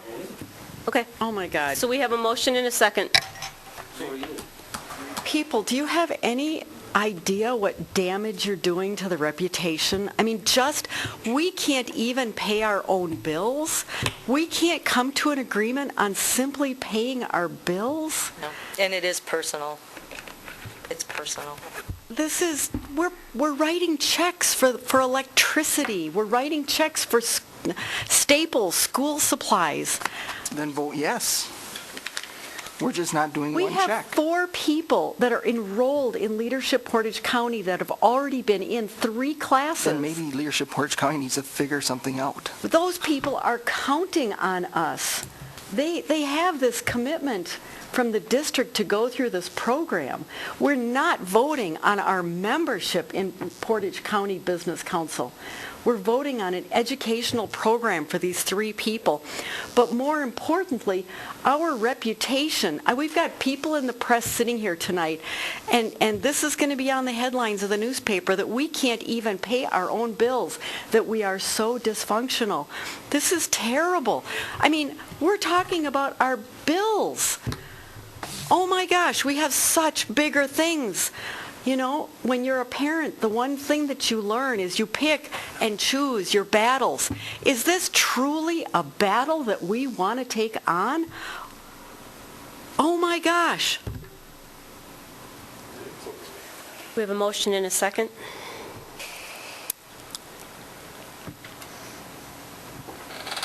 Motion. To approve the monthly bills with the exception of check number 280035 for $3,900. Mr. Kokonowski. Yes. Mr. Presley. Yes. Ms. Scott. No. Ms. Sherrick. Yes. Ms. Totten. Yes. Ms. Baker. No. Ms. Erler. No. Ms. Faxon. No. Motion fails 4-4. Okay, we're going to take a 3-minute break. Everyone needs to cool off a little bit, and we'll be back. Seriously, 3 minutes, people. All right, we're number 3. We're at the resolution to exceed a revenue limit on a non-recurring basis for energy exemption, and this was brought to us by our business committee, who recommended that we approve this. Move approval. Second. Okay, any comments or questions?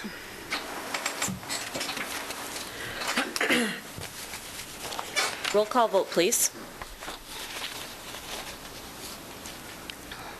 Ms. Erler.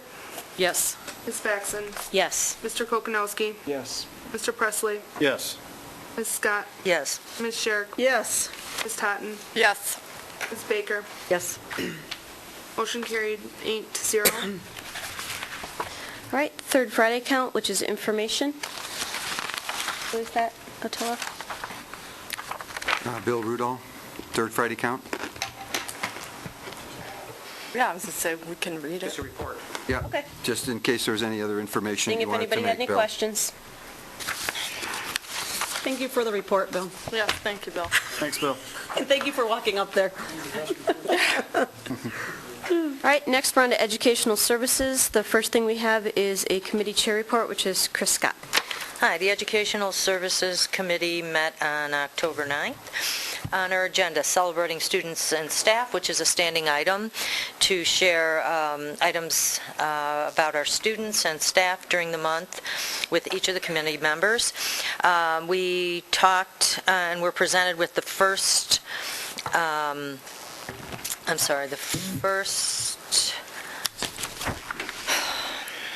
can't even think.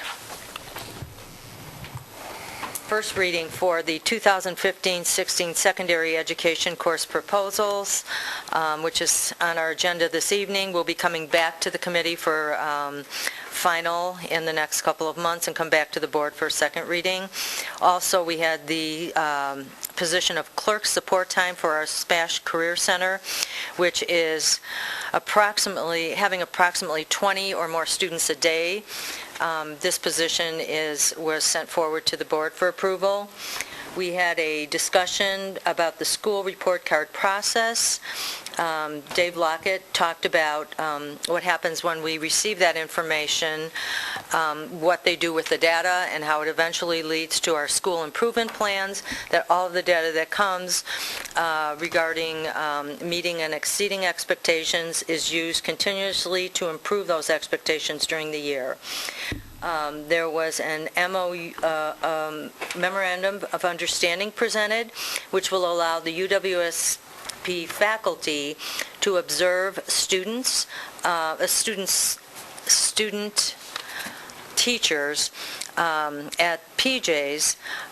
It's a leadership role for them, and it brings assists in improving performance and learning and the results.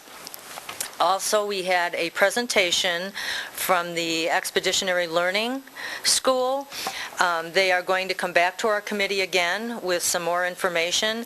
They have made some changes. They did receive the second grant, and they will be coming to our committee with some final information at the next meeting, and then they'll be coming to the board. I believe it's the first November meeting with more information. They have pared down some of the dollars that were originally proposed, and also the plan has changed as far as which students, how many students would be included, and that will be at our next meeting. That's it. Thank you. We have the 2015-2016 secondary course proposals first reading. It's an action item. Move for approval. Second.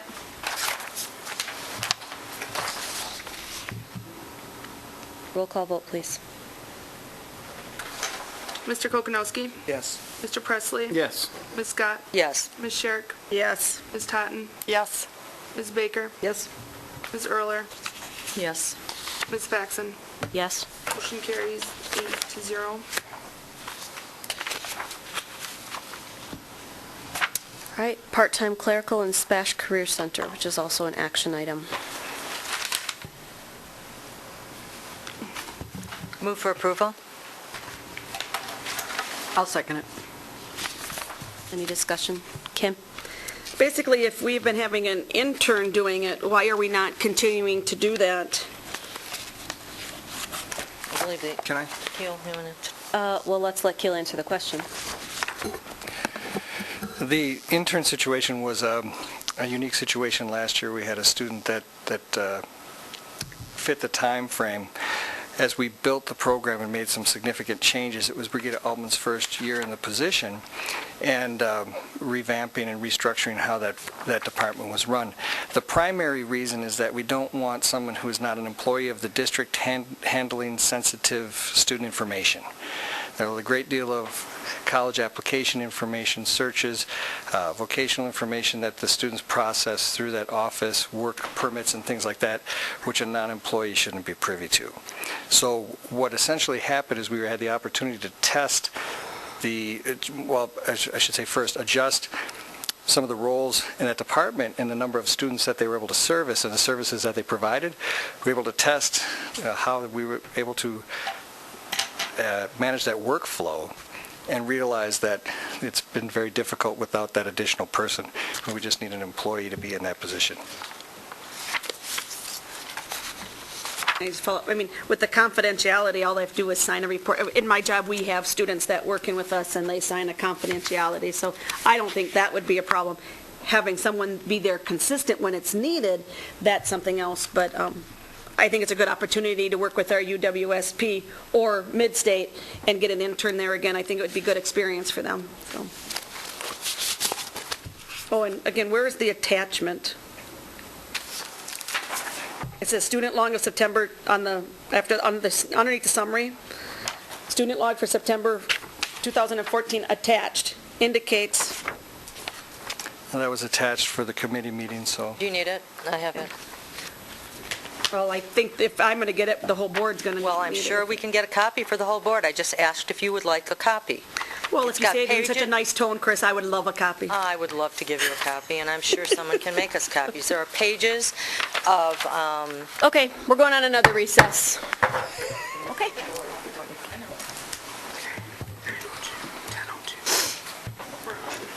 Sorry, Keel. Thank you. This is a clerical position. That's where we were. Yep. Did we have a motion on the table, Amy? Yes. We did.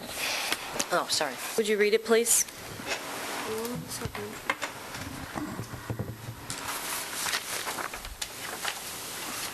It is the motion to approve 18 hours of part-time clerical per week in the Spash Career Center. Okay, and it's been seconded? Yes. Any further discussion? I just would like to note for the record that one of the most interesting parts of the discussion at the committee level that was the student rep that was on the committee spoke to how much the career centers, what they offer in terms of services, what they offer in terms of opportunities, how much it has changed and expanded under current leadership.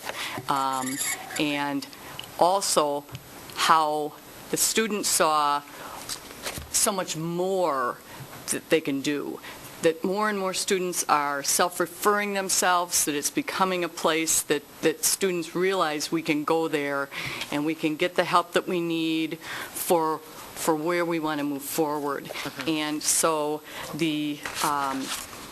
I guess I am in support of it. I think we're seeing a significant amount of increase in this office, and hopefully we will see that continue to expand, because it's really, really important that these students get all the help they need, and if we can provide it to them at SPASH, that's wonderful. And I think if you got minutes, you should check out some of the reasons, because I asked, why do students come? And it's a variety. It was amazing how many needs are being met, and the comfort level, which students don't always have when they go somewhere for help. And so I think it's a really positive place to be. Okay. Regina Altman just emailed me watching the board meeting, and she indicated that last year's intern was by chance. The person who was the intern contacted her as a family consumer science non-teaching major last year, and it worked out. I requested another student from UWSP this year, and they were not able to supply me with one. There is no guarantee from year to year. Can I ask a question? Yes? Is this going to be a permanent, is this going to be a permanent position so that we can expect that this will be added to the regular FTEs for next year? Correct. We would evaluate it as we progress through this year. They're keeping a log of student visits and then recording the kinds of services that they're providing and working with the students, so we'll evaluate it and by the end of the year, but we'll include that in the staffing and FTE process in the spring. And then when would this position start? As soon as possible. We would take about a week to post it and hopefully get candidates lined up and start the hiring process. This is a direct service to kids. One of the things that we know about counseling offices and career centers is that when you have somebody there consistently who's providing more and more services, kids tend to gravitate towards that, and it's a dire need for us to have that individual in that particular center. If I could just make one more comment. I acknowledge that this is a great position. I don't have any dispute with that. But I just, after all of our meetings where we're talking about our budget issues, it's hard for me to support hiring somebody on a permanent basis without having all of our other contracts resolved at this point. I'm stuck. I guess I need somebody to say something that's going to just sway me that we should spend this money. We wouldn't bring this forward, Trish, if we didn't think we could sustain this. This is not a teacher position. This is a clerical position, and what we will get for those dollars is incredibly huge for kids. Having an intern there alone generated a lot of foot traffic on the part of kids. Having somebody in there who takes ownership of that particular area, along with Brigida, will just provide direct services to kids about careers.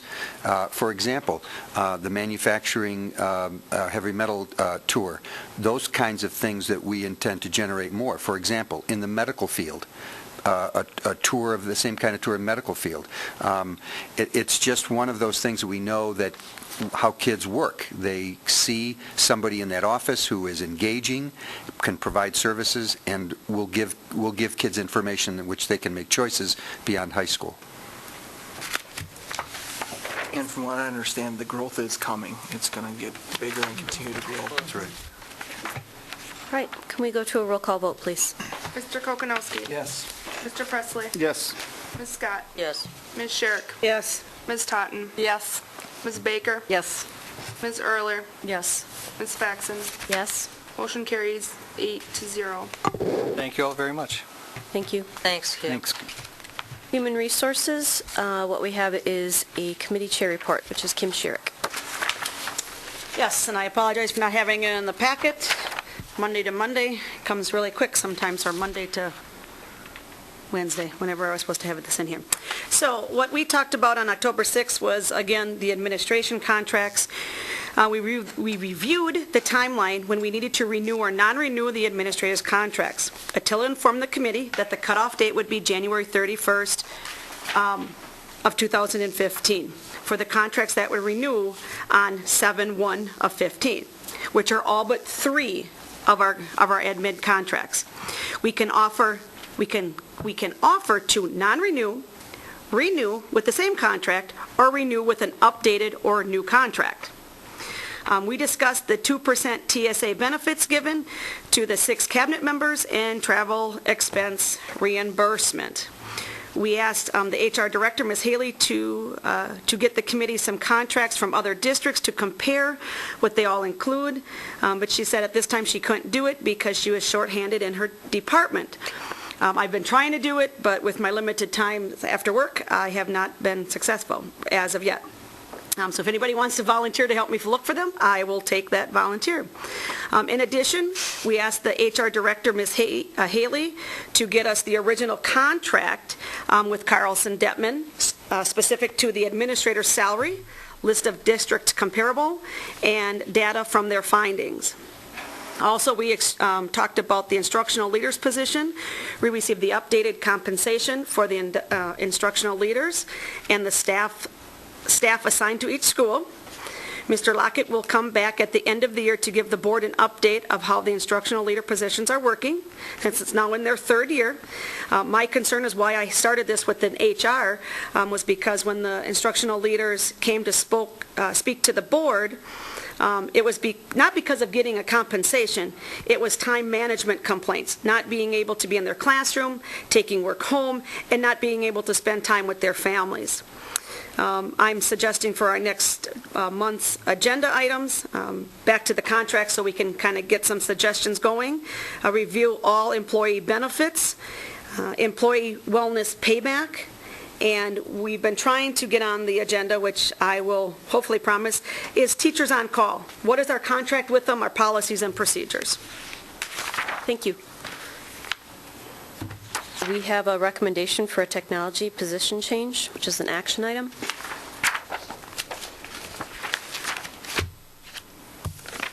Does anybody have any well, I need a motion first.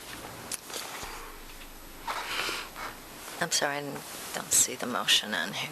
Where is it? Oh, dear. Is that the software specialist? Yes. It is. Okay, motion, move to approve the change of the current IT software specialist to a computer systems analyst as provided above and per the attached position description. Need a second? I'll second. Okay, discussion?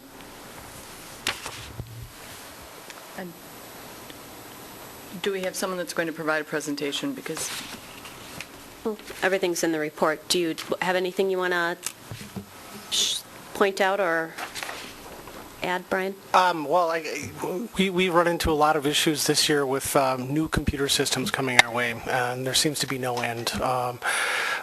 we need somebody that has a higher level of responsibility to actually work on the coordination of these systems, and we need a salaried position to do that as opposed to an hourly technician, and that's what we're proposing to do. We believe this is very important. It'll lead to better service for all of the students and staff in the district, and we rely on technology so much we can't afford to have any of these systems fail. We've had some recent examples of where a lack of communication and coordination has occurred, and the results are not good. So we're taking this step to be proactive and to ensure that that does not take place. Any questions for Brian? Yep, Lisa? I'm kind of confused. In here it says that the change is from the current software specialist to a computer systems analyst. So are you just changing the title? The position has a whole additional number of responsibilities that are different. We're adding on to the responsibilities. We're also making that a salaried position.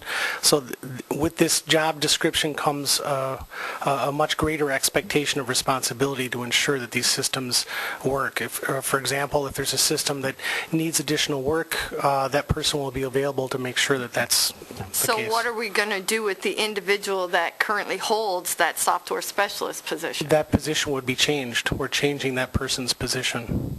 Okay, so we're giving that person a different title and different job description. We're adding on to the responsibilities. Exactly. We're changing that job. Okay.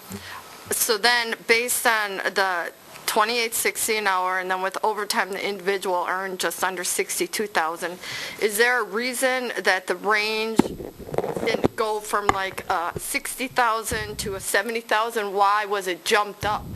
Because that's the current market rate that these type of professionals are going for. A similar position that we looked at in different school districts and also in the private sector would go for that rate.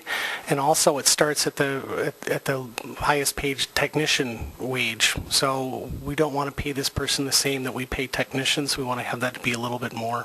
Is this going to be an administrative position, or is this going to be a support service position? There would be some possibility for some supervision if needed. If the technology manager was unavailable, on vacation, would help with scheduling, other duties like that. Let me just clarify that. This is not an administrative position. Okay. And when that individual took the place of the technology manager who may be gone, he or she would not receive administrative pay. The pay is the salary. But the person may supervise people in the absence of the technology manager. But this is not administrative. Okay. Thank you. Any other questions? Yep, Kim? I just want to make sure, you said it's not a new hire. We're just taking somebody that's in the position, and I want to thank you for responding to my email so quickly.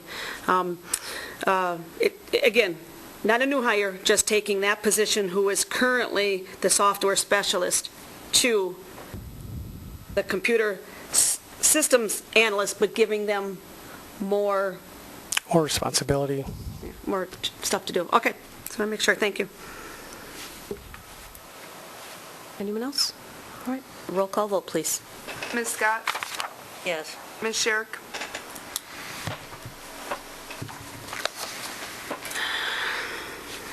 This one's hard to do because, like Trish has said, we don't know, where everybody's at with their salaries. I have a list of the employees. Can we sustain it? I know we're told over and over again that they would not bring anything that can't be sustained. I'm going to vote no. Ms. Totten? No. Ms. Baker? Kim is right. This is a tough one. I'm going to vote no, but ask that you bring it back later when we figure out where our finances are at. Ms. Erler? Yes. Ms. Faxon? Yes. Mr. Kokonowski? Yes. Mr. Presley? Yes. Motion carries 5-3. All right, next we're on to policy. The first thing on there is the Policy and Legislation Committee Chair Report, which is Meg Erler. In terms of my report, what I would refer you to, because it says it very specifically, the superintendent provided a memo with respect to recommendations for the second reading and approval of policies and recommendation for first reading of policies. We, at the meeting, continue to work our way through the policies that were on the agenda, as well as are beginning to look at some additional 180 policies. Moving forward, we will be reviewing that 100 series, as well as taking up some referrals from other committees. So that would be my report. Thank you. All right, we have two policies being brought forward for a second reading. 142, which is the school board legal counsel and auditor. Let's take them separately. Move for approval.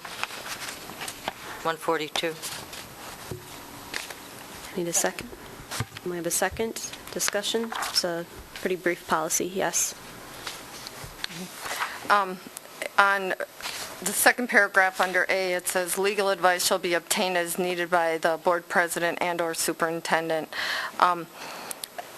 One thing I've noticed with our legal advice is that not only do we get different opinions, but the perception of what they're being told is very different. So I'm very uncomfortable with just the board president. I think the vice president should be present, and I also believe it would be prudent for the legal advice to be given to the full board directly from the attorney's summary, their email or whatever that they provide, so that it doesn't come down different levels, that we put that in policy, that the remaining board members get a copy of it. The other thing is the last sentence where the superintendent and his or her designee shall direct and monitor communications with the auditor. I believe it's pretty clear that the board is the supervisor of the superintendent, and if a board member, for whatever reason, wants to talk to any of our vendors, that they should be allowed to do so. While I understand his wanting or her wanting to maintain control over that, again, we are in control, and we shouldn't have to, but if we need to, I think we should be able to. Okay. Any other comments on policy 142? This is the language that was provided to the board and approved. There were no changes made at the committee level. So this is the policy that board referred back to the committee. Okay. Roll call vote, please. Oh.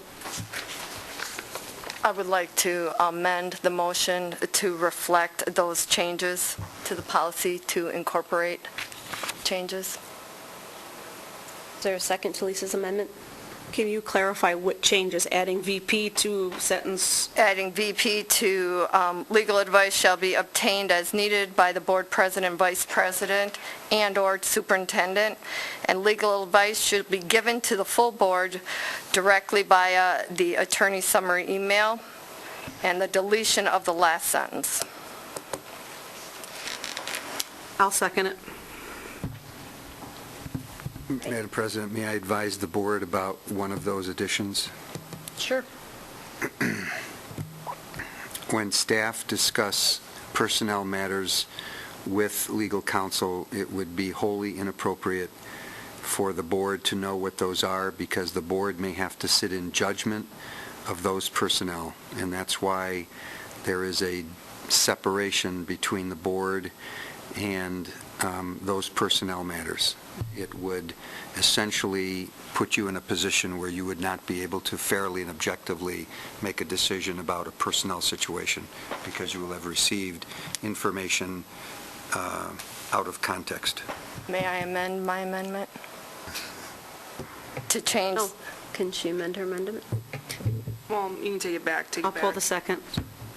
for the statement to say legal advice should be given to the full board directed by attorney summary email, excluding any staff-related emails that may be or any emails of The personal same holds issue. for student cases. Yep, student and staff. So any email regarding when you call the attorney for advice about what the board is doing. That we should And get you that. need to do that in the middle of the day, in the middle of anything that goes on. We would like you to make sure we get all that information. Is that what you're saying? No. Okay, we have did you want to go with this amended second, Kim? Yeah, so we're going to put VP in there and then just change the amended motion to that the board is emailed When there's legal advice pertaining to the... to board issues. Yes. And delete the last sentence.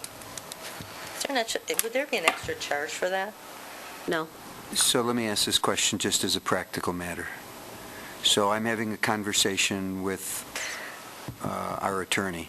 Oops, sorry. I am to get off the phone and email the board about that conversation. Is that, I'm really trying to understand. No, that is not what I'm asking. Lisa, I just asked, and I asked in a very Okay. professional manner. Okay, and I apologize. I would never want to offend you. What I'm saying is that because we all understand things differently, that it would be nice to get it firsthand. Tell me how that's going to happen, please. Well, you can do it when the board packets go out. You can email the next day, the next week, just so that the board is apprised of what's going on. It's a quick forward. When you get the email back from the attorney... But if it's not an email, that's what I'm asking. What if it's a phone call? That's what I said. How do I do that as a phone call? Do I do that, and I'm sincere, do I get off the phone and then turn around and email the board? Well, you couldn't do that because I'm saying the attorney's email. So you would actually have to ask the attorney to create the email. Which will then cost more. Right, and I'm not saying that, no. But when there are communications from the attorney confirming conversations with the board president, I believe the board as a whole has a right to see them. But not the superintendent. I never said that. I'm just trying to ask to clarify. I'm not even talking about that, so. We have an amendment and a second. We need to vote on the amendment. Can you reread that? To add the vice president to the, after the board president, so when legal advice is obtained, both the board president and the vice president are a part of that because, again, everybody hears things differently. In addition, when there's legal advice given to the board president and vice president in an email format, that it be forwarded to the full board, also eliminating the last sentence.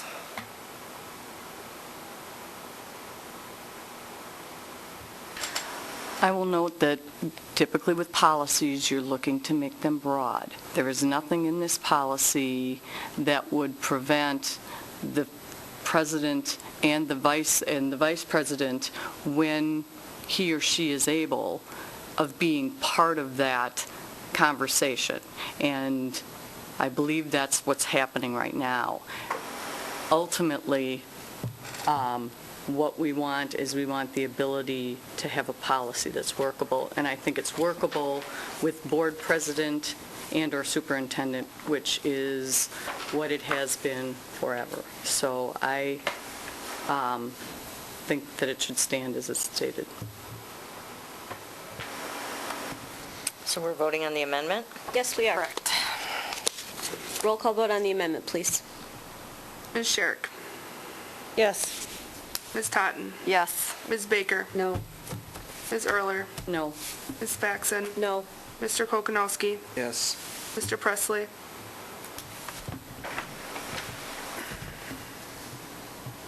Yes. Ms. Scott? No.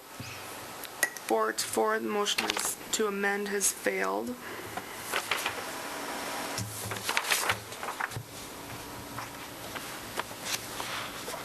So we back on the main motion? Yep, the main motion in a second then. Yep, we have that. Roll call vote on that, please. Ms. Totten? No. Ms. Baker? Yes. Ms. Erler? Yes. Ms. Faxon? Yes. Mr. Kokonowski? No. Mr. Presley? No. Ms. Scott? Yes. Ms. Sherrick?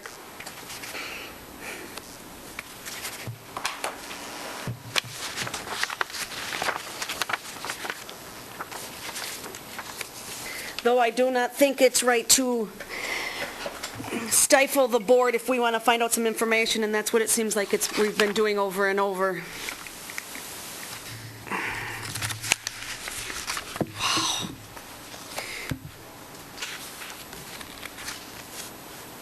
I'm going to vote no. Okay, motion fails. 4-4.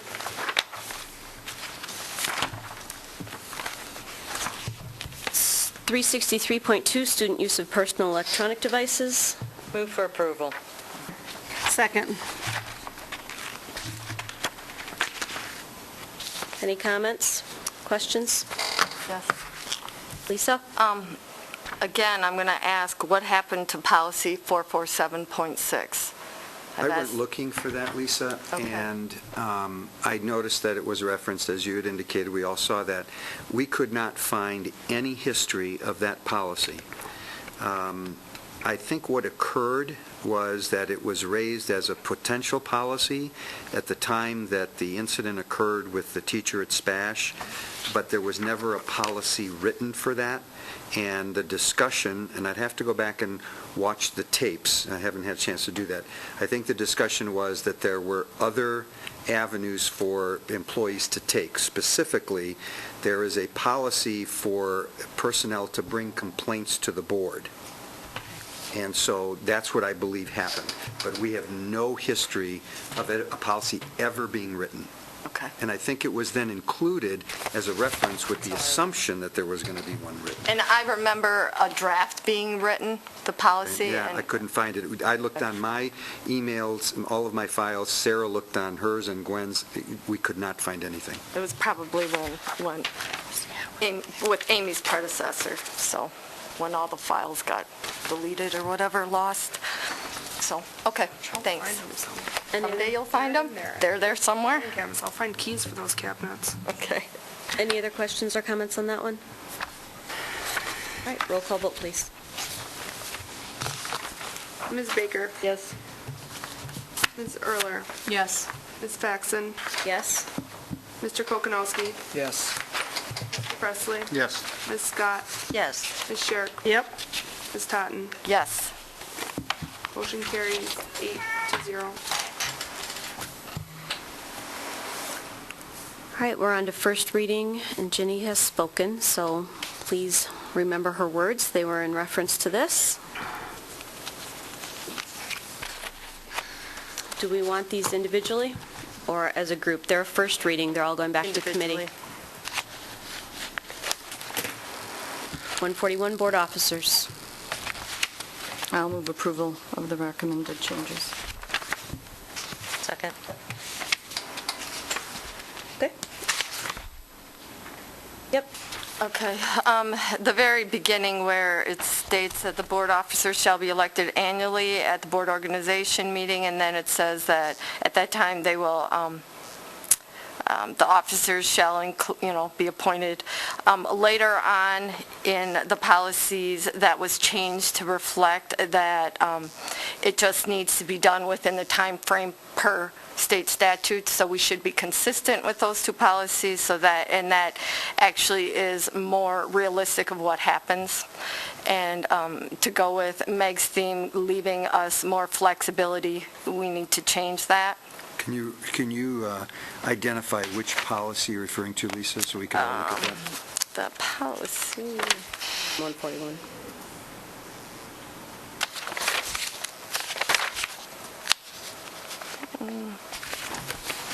The annual organization meeting, and this is on 171, under organizational meeting. It says, "The annual organization meeting of the board shall be held on the fourth Monday in April or as soon thereafter per state statutes for the purpose of seating newly elected board members and electing board officers." And then it's got the statutes. So I think it'd be important that we put that so that the wording is the same. Same. Yes, that we're consistent. So Do you know board where I'm officers- talking? Yeah, I see it. Board officers shall be elected annually or as soon thereafter Correct. at the board organizational meeting. Correct. Or put that at the end of that sentence. Correct. Okay. Correct. And if you want to, reference that statute, that's fine too, but it needs to be consistent. I think that statute is referenced, nope, we'll reference it at the end. Is that all right? That's fine. It's just that when you have it in policy 171, you have it referenced right away. I can do that too. So, again, Yep. to be consistent, I just thought No that would problem. be what you would want to do. When you get to number 9, I believe we still need to keep with recommendations submitted by the superintendent. We spend an awful lot of time coming to terms with wording that we could agree to and support. So while I understand how your organization or your agenda setting meetings might work, it's still very important that the board president and vice president and the superintendent understand their roles and who has the final say on the agenda. I'm not saying that the superintendent should be excluded. I'm saying that the preparation of the agenda, again, this was wording that we could all agree upon, met, and the superintendent submitted recommendations to the president and vice president. And What policy is that, Lisa? We're on 141. Okay. But we were on 171 a minute ago, Well, that's right? because he asked where the reference was on the other policy. Okay. So that they were consistent. Okay. Okay, and yes, I am a detail person, so. The 60-day removal that was taken out from underneath number 9, the reason that was put in there also was because individual board members were having a difficult time getting items on the agenda. And here, too, we spent an awful lot of time coming up with something that would assure that board members' requests would come to the board and the board would decide, instead of the board president and vice president and superintendent deciding, the board as a whole made that decision. So if we take that out of there, it needs to be replaced with something because that is an issue. At the last board meeting, we actually had a conversation, and... Board or committee? It was the board meeting, where we discussed this, and there was a conversation because the board members have been submitting their written request to the president, correct, vice president, and those items have been appearing on the agenda. So, in fact, there was a point in that meeting, Lisa, where you indicated as long as that was operating as it appears to be operating, that you were supportive of the language with respect to the 60 days to be taken out, because the way it's currently working is it's currently working. So that's, so it's out. But when I said if, that was and I apologize, I must not have made myself clear. That was like a hypothetical. I don't believe that will remain that way. It may, as long as Angel's president or whatever, but, we've had very good qualified presidents, and for whatever reason, board members have not been able to get their stuff on. So yes, if that were to actually be the case, absolutely, I wouldn't have a problem with it. But that isn't the case, and that's not the reality of, and again, we've spent a lot of time putting that in there. So, I know I put this in there in the recommendation, and it's not in here, and I'm not really sure why, but number 11, under the board president, that they need to be in compliance with 120.15 when we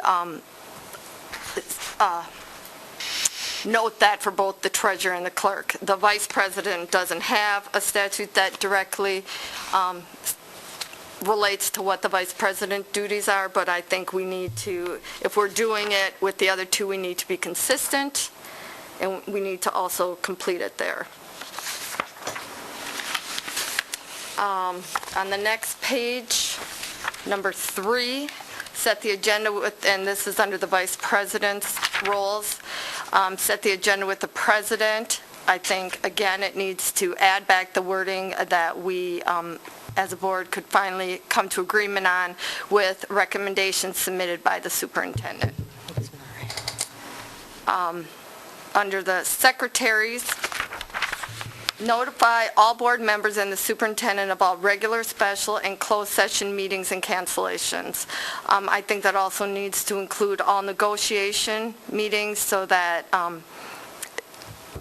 whoever is in the secretary position realizes that board members also need to be notified of those kind of dates. It also states in here that they should provide materials for regular, special, and closed session meetings. I believe that also needs to include the committee meeting packets, which it does not state in here, but all board members currently get committee meeting packets, and I think that should continue, and that should be a part of it. And those are my comments on that one. Okay, anyone else have any comments on 151? Is that where we were? 141. 141. Okay, sorry. 141. 151? 141. Okay, so sorry, yes, I gotcha. And we have a motion to, do we have to accept a first reading? No, it goes back to committee. It goes back Right, to committee. But you made a motion to accept it, For so. first reading, that's typical. Okay, so yes. All right, so the motion to accept this as a first reading, it goes back to committee, has been brought forward and seconded. Roll call vote, please. Ms. Erler? Yes. Ms. Faxon? Yes? Mr. Kokonowski? Yes. Mr. Presley? Yes. Ms. Scott? Yes. Ms. Sherrick?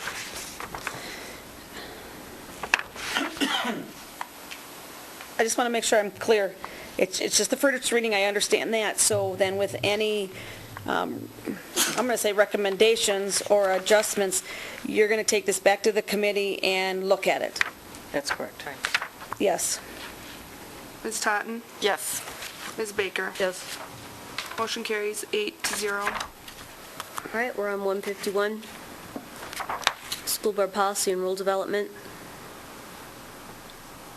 I will move approval. Second. I'll note as the memo that was provided by the superintendent notes at the Wausau workshop, in discussion with the presenter up there, they indicated that the vast majority of school boards no longer use the first reading, second reading. It is not a requirement, and that to write the policy. So that's the objective of this policy that's being presented. It does not in any way prevent the board from recommending that the policy come back for further review as many times as needed to get the policy the way the board wants it, but it doesn't require that there be two separate readings.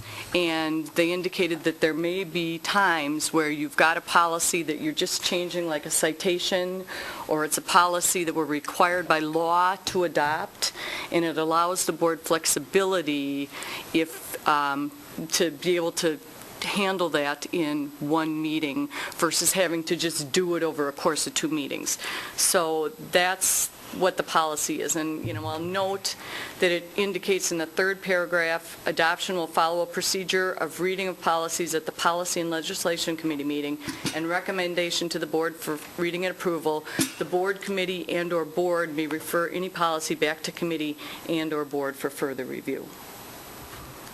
So it was again, a suggestion that came from that WASB presentation, and it would provide us with stability, I believe, as a board. Done it before. Yep. Lisa? In the second paragraph, the last sentence, once the policies and rules should be adopted by the board, it's filed with the superintendent's office instead of the secretary of the board. That doesn't make sense to me. If you want to file it with both, that's fine, but I think the secretary of the board needs, and that's where, I don't have her job description. She's not the custodian of the district records except for the superintendent's evaluation. The superintendent's office is the superintendent is the custodian of the district's records, which includes policies. Okay. It's so that's why it says superintendent's office. Got it. Okay. And then going back to Trish's point about when we get our information, the board shall receive red line clean copies at least 48 hours to the board prior to the board committee and regular meetings. Does that 48 hours include Sundays? Is that what we're saying? If you get it?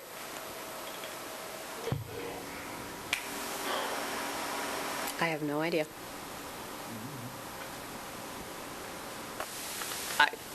I don't know. That's a good question.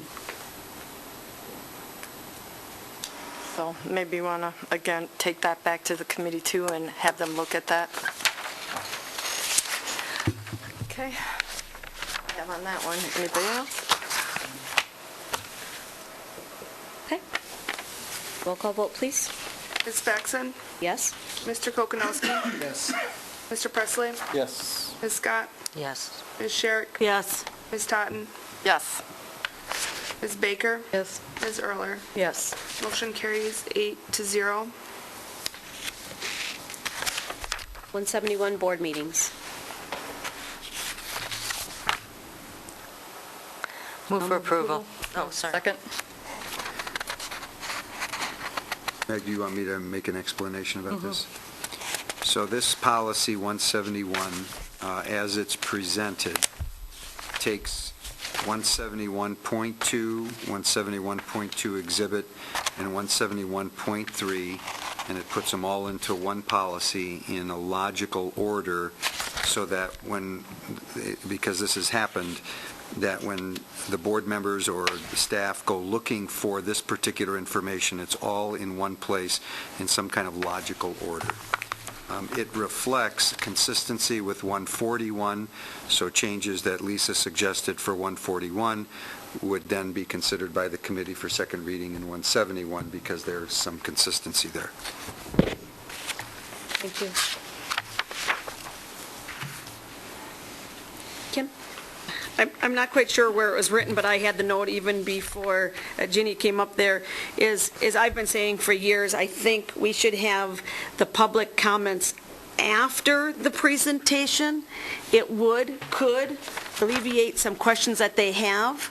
And then if they have extra questions or some that's not been answered, they can go ahead and do that. I've been saying that for a long time because they comment before, then they see the presentation, and they might have another question. I would like to see it that way. And some people might just not speak if they get the information, if they got their questions answered. So I'm not quite sure where we need to change that. I actually had quite a few people approach me about this at the WASB conference, and the way that it's handled in most boards across the state is that people are allowed to make comments, Meg, correct me if I'm wrong, at the beginning, not during, and then at the end there is a recap, or if you want to make a statement after the meeting to anything that was said at the meeting. Is that right? Well, no, actually I'm putting the cart before the horse because it's a policy that we're going to be. I guess what I'll say is, as I noted, our board meeting is a meeting open to the public. It's not a public meeting, and that's something, again, at the WASB presentation. What they indicated is that the board meeting is the meeting that is set for the board to conduct the board's business. Actually, by state law, we as a board are not required to allow any public comment at our board meetings. And there are school districts in the state, as well as at least one in our region, that does not allow any public comment.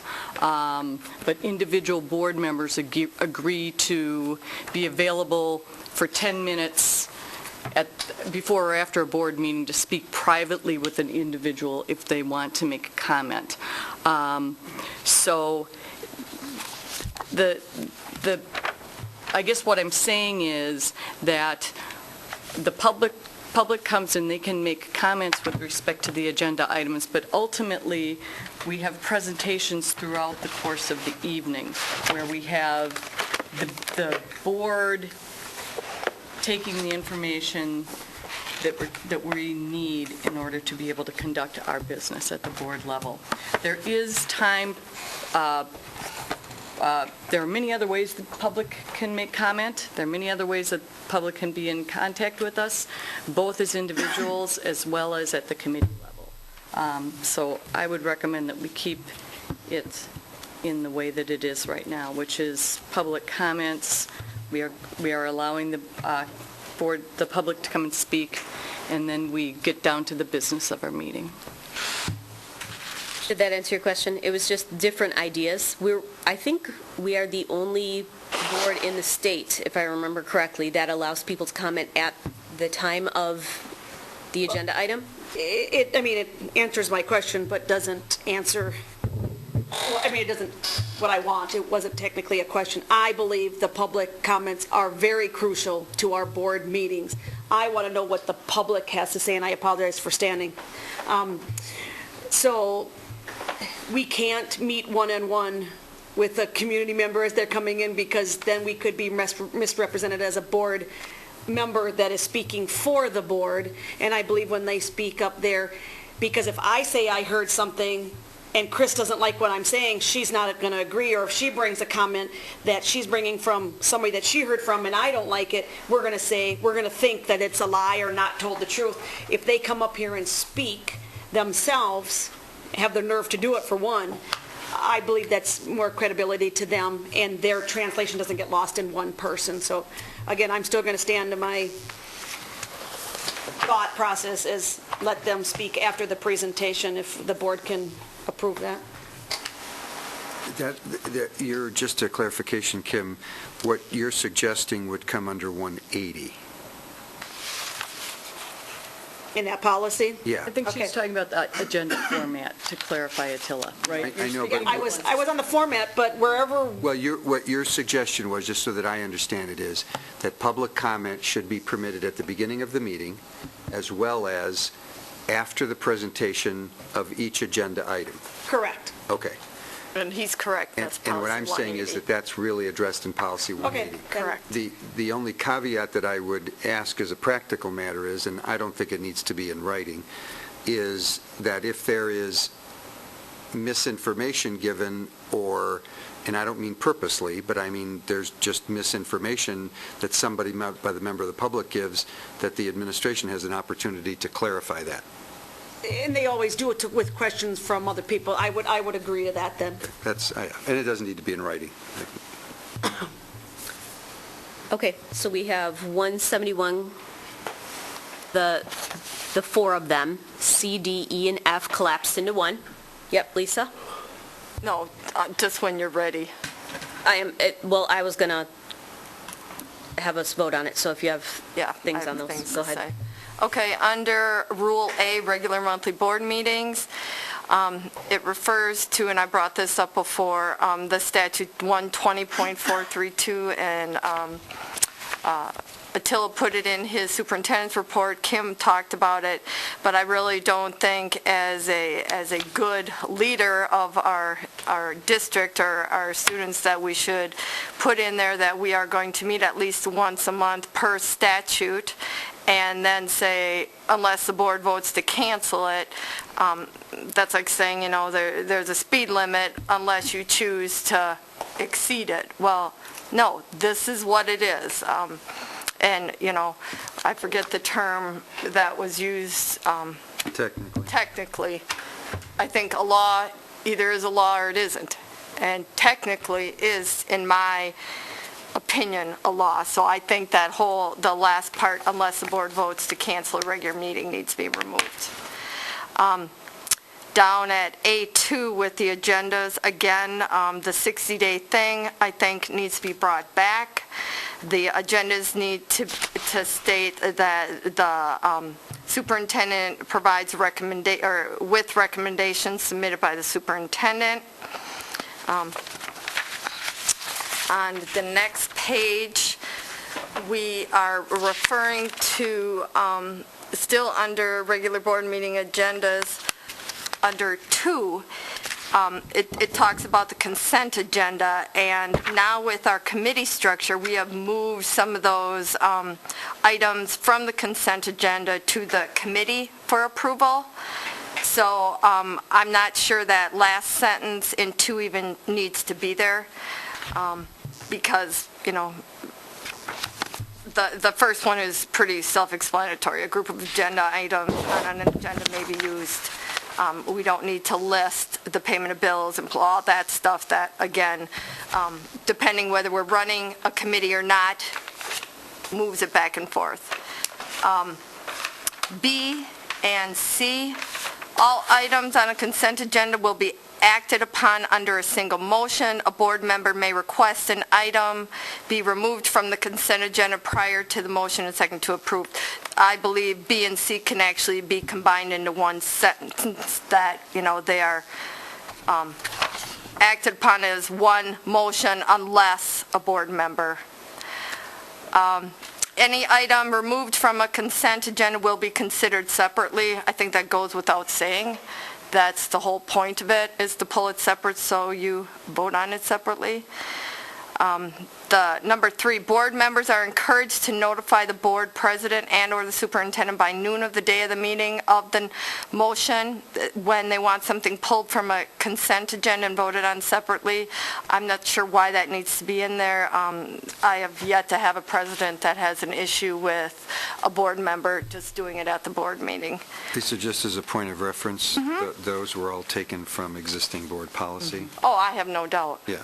I'm not saying it wasn't. But you said Yeah. you don't know why it's in there, just it's in there because we moved. Oh, no, I'm sorry, I didn't mean it Yeah. that way, I meant it No the other problem. way. Okay. The 4, copies of agenda materials shall be sent in advance to the meeting to all board members.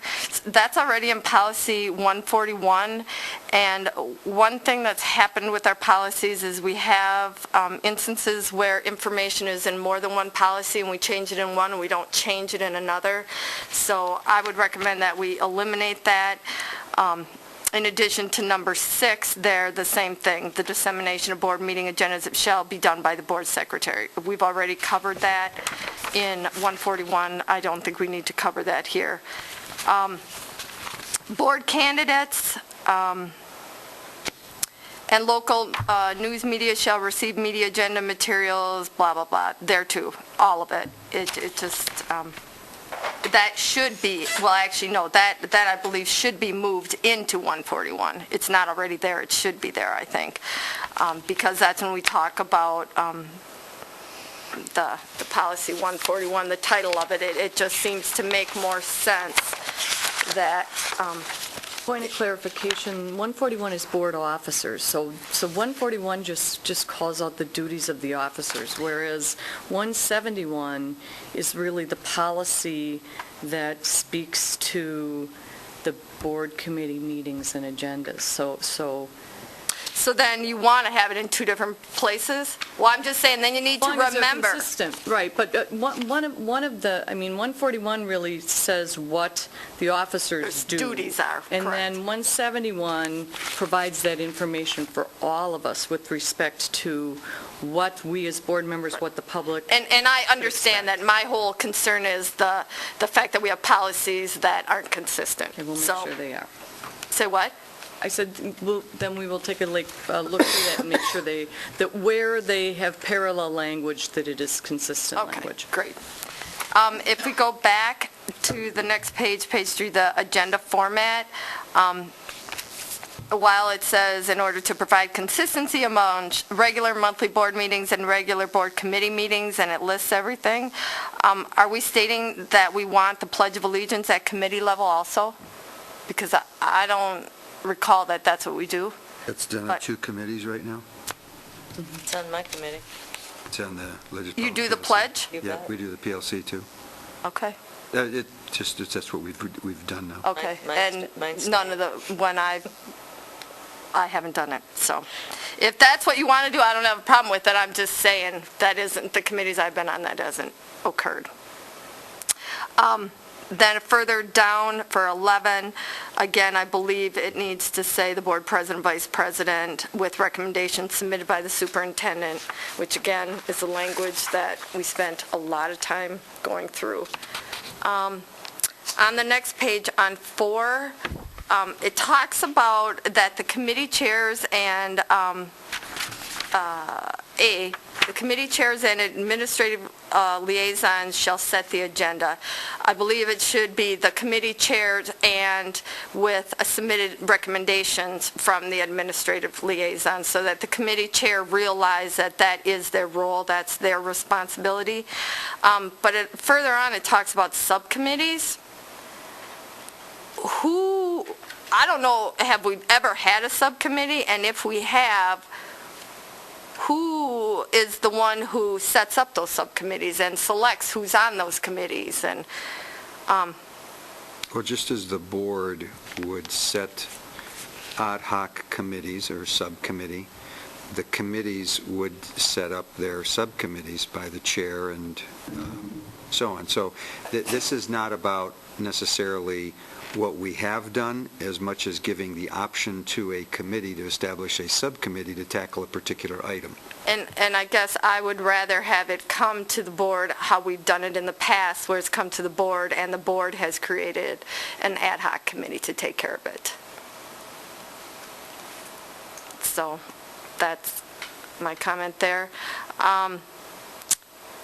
And on B, you have suggested agenda items by committee members shall be considered by the committee chair with recommendations from the administrative liaisons. That's exactly what I want up further. I mean, that says it perfectly. So it's already there, it just isn't everywhere. Rule 8, board members and the superintendent shall be notified of a special board meeting at least 24 hours prior to the meeting. It should also include the public. Where are you looking, Lisa? Under Rule 8. Yeah. Do you see it? I'm looking. Okay. Got it? Yep. Okay. So that should also include the public. On the next page, the organizational meeting, that's where, I have the note that the wording should be the same on both sides. Lisa, just to point out, 7 indicates that public notice of the meeting shall be given in accordance with established procedures. Where are you? I'm on special clean meetings. copy. Yeah. On the clean copy. Oh, I didn't look on the clean copy. So 7 indicates that public notice of the meeting shall be given in accordance with established procedures. That's referencing the special meeting. Right, but a lot of times people just look, they look at one sentence and they read that and that's it. They don't read the whole, how people do that. Also then under organizational meeting number 3, board members, under 3A, board members will be asked for their interest in serving as non-voting ex-official members on such committees, task force, councils, etc. by the president. So what does that mean? Does that mean if you're on a committee, it's a non-voting? On a task force or council. That makes sense, but on committees, it doesn't. Yeah, it shouldn't say standing. It should say temporary, I'm sorry, no, that's right. No, it says, It shouldn't say standing. No, it's underneath that. It's under, yeah. Right, it shouldn't say standing. Because if you're on a committee, you are a voting member. So that needs to be there. And then it says, the board secretary shall maintain a record of board non-voting ex-official representation on such committees, task force, and that's two. That was the whole non-voting committee thing, because it doesn't make sense if we have committees. And then just to shorten up things, on the next page where we list everything in statute 1985-1, if you didn't want to list all that stuff, I think because you've put the statute there, I mean, the statute is the statute, they can look it up, but if you want it there, that's fine. It's just if you want to make it separate. Under D, notification of meetings, the board shall abide by the Wisconsin open meetings laws and employs the board secretary. Well, while that's true, statute 120.3 also says that they're essentially appointed also. It says appointed and employed. Oh, on mine, the appoints is crossed out. Are you reading? No, I always go on the blue so that I know what the new stuff is. Okay. So it says, the board shall abide by the Wisconsin open meetings laws, and appoints is crossed out. Right, the other policy, And then it believe, says- didn't Meg say appointed and employed? So this should Board be office. consistent. The board That's what I'm office. saying. Yeah. It should be consistent. Yep. Correct. That's exactly what I'm saying. Okay. And then on page 8, number 2, 3, and 4 seems to me to be the same as 8, 9, and 10. And, oh, shoot. And so I'm not sure why we're repeating it, but I'm having a hard time reading my notes what that meant, or where that is, 8, 9, and 10. So the answer might be to eliminate that since it's Yeah, referenced? exactly. It's already covered at 2, 3, and 4. And that's all I have on that policy. I appreciate the input, because being new and coming into this, and looking at a policy like this, the tendency is to not want to delete a lot, because I don't know, again, there's history there as to why it's been. Right. So I appreciate the input. If they're board members that see that there are things, maybe we can make it shorter, et cetera, et cetera. I appreciate that. That's all I have on that policy. All right, so that covered 171, which covers C through F. Yes? Correct? Okay. We have a motion and a second, and roll call vote, please. Ms. Paxson? Yes. Mr. Pokanowski? Yes. Mr. Presley? Yes. Ms. Scott? Yes. Ms. Sherrick? Yes. Ms. Totten? Yes. Ms. Baker? Yes. Ms. Erler? Yes. Motion carries 8-0. Okay, we're on 180, school board meeting procedures. 180 school board, I will move approval. Second. As noted in the memo,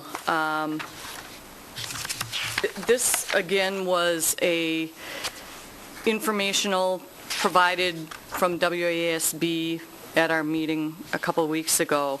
And again, the representative both spoke about the fact that as a board, this is a board meeting open to the public, not a public meeting.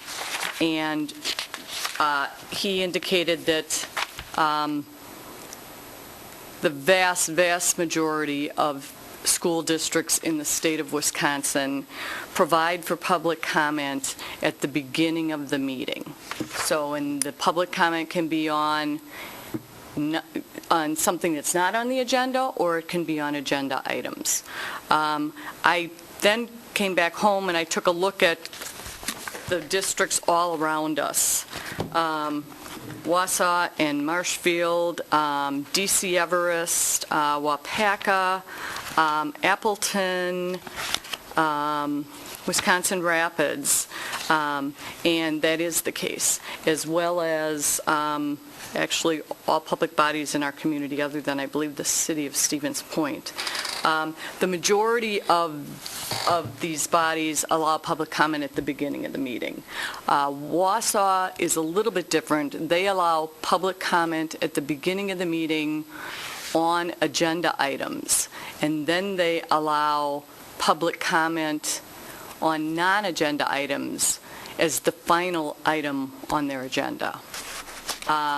Wapaka is the one that I found that does not allow public comment, but indicates that board members will make themselves available for approximately 10 minutes to anyone who would like to share concerns and recommendations done on an individual basis in an informal setting. And again, the purpose behind that is to really focus on having the board get comment.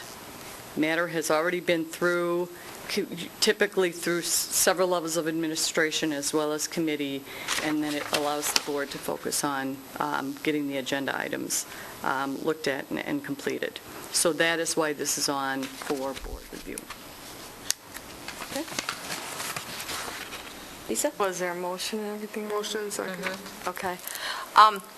And just for history purposes, Meg, we went through that as a board, whether or not we wanted it to be done at the beginning or at each agenda item, and because of the length of our meetings, and I'm not sure what the other districts do, it was believed at the time, I mean, the board can do whatever they want, but that it was more pertinent to have it at the time of the agenda. Now, taking into consideration her comments, it makes sense to have them do it at the agenda after the presentation because they might have something to say, and I'm very much a supporter of public input, so anyways, but that's just so you know the history. The end of the first paragraph, and I talked about this previously, but advance arrangements shall be made for special meetings. Again, there's a statute 19.81 parentheses 2 that refers to the requirement of accommodations for board meetings, and I think that would be pertinent to have that in there. Under Rule B, we're adding that no board action or debate may take place on any topic raised by the public that has not been noticed on the agenda. Now, what I was told by WASB was that no action can be taken, but there can be debate. That's what WASB told me. In fact, that question came up at the meeting last week, and what he indicated was that there can be very limited comment. That's what their recommendation is. And typically, it's more of if a member of the public comes and is speaking on something that's not in the agenda, and there may be raising a concern about a particular issue or a particular service, it is appropriate for the board or a member of the board, and typically it would be the president, to provide limited direction. So to be able to say, you know what, we can't talk about that, it's not noticed, but we would recommend you give a call to so-and-so at this department. Or so to be able to provide that public with the information, the direction that they need to be able to pursue that matter, because oftentimes it's a matter that can be handled, by the appropriate person. But the one other thing I think that came out of this WASB presentation, and to me it was one of those ahas, is Wisconsin has statutes, and the statutes, because statutes are what they are, they're written in a very clear directive. It shall, whatever. There are then administrative rules, there are interpretations, there are court decisions, there are arbitrations, there are, NLRB, and there are board policies where it's not a strict directive that then interpret that statutory law. So, a good example is the meeting one, because it says that the district shall provide a meeting space sufficient to accommodate. But then there's interpretation of that statute that actually indicates that reasonable efforts shall be made to provide meeting space. So although the statute is absolute, the interpretation recognizes that you could be in a situation where you're juggling two or three things. I mean, the question... And that's what Wasby said. If you know ahead of time that there's going to be a large crowd, you have to accommodate them. And that's the whole reasonable thing, if you know ahead of time. So, yeah, absolutely. Yeah. The last sentence in that paragraph, when the individual speaks, we say that they need to identify themselves by their name and their address. Unless there's a good reason for the address, I believe that should be removed. If we have law enforcement people coming up here, I'm not sure how they feel, but I would think they wouldn't want that as recorded as public information. There are individuals that don't want it spread out there. We have a board member here that doesn't post that information. So, again, if there isn't a good reason, I don't think we should be doing it. I think that the reason that they indicated that this policy typically has that is because you want to be able to determine whether the people that are speaking are members of your district. So you want to have a sense, you want the ability to know that the comment is coming from one of your taxpayers. But you really don't know in the district the size that we have people who have a mailing address of, for example, Milladore, Wisconsin, who go to Auburndale and aren't part of this district. So while that makes sense, it really doesn't do what it claims to be doing. So I just really think that really needs to be looked at because, again, I think it's not in the best interest of the individual who's speaking it. Under B1, public comments on any notice agenda item will be presented at the public comment time. That's the whole thing that Kim and Jenny and we've been discussing. I think we need to talk about that more. Number 2, the public comments shall be 3 minutes in length with discretion by the board president. I think that should be discretion of the board, not the president. The board as a whole should make that call. And then number 4, the whole comment thing being civil in content and tone. The issue with there is who's the judge. Some people say that the superintendent is confrontational and argumentative, while other board members say he is not, and who's to say who's right and who's wrong. So it should not be there because it's all subjective. I think part of it for me, I guess, I think it's important. We, in all our schools, I mean, that's part of what we... It's right behind you. No, I understand that's part of what, and so we, for our students, we provide them with information just like this, and we ask them to them. And I would agree with you that different people have different expectations, but ultimately what we as a board are doing is saying, just like we are teaching that our students maintain that we as a board do that as well, and that we trust each other that we will act in a manner that provides and allows for civil discourse and good and efficient decision-making. So I think it's important to have it there. I agree with you that different people are going to interpret differently, but I think it's important to have it as a message to all of us as well as to the public who is present here. In theory, I would agree with you, but in practicality, I don't. Number 6 on the next page, again, after hearing the public comment, the board president may refer the item to a committee. I think that should be the board as a whole makes that decision, whether it goes to a committee or a board meeting agenda. And then in number 7, again, it talks about the subcommittee. I mean, I'm not sure we even need to put that in there. I think it should go back to the board to create an ad hoc committee. Under the following procedures will be followed for agenda items. Number 5, a vote of the board will be taken on the motions, or the motions and seconds may be retracted, in which case no vote shall be taken. I don't think that needs to be pointed out, because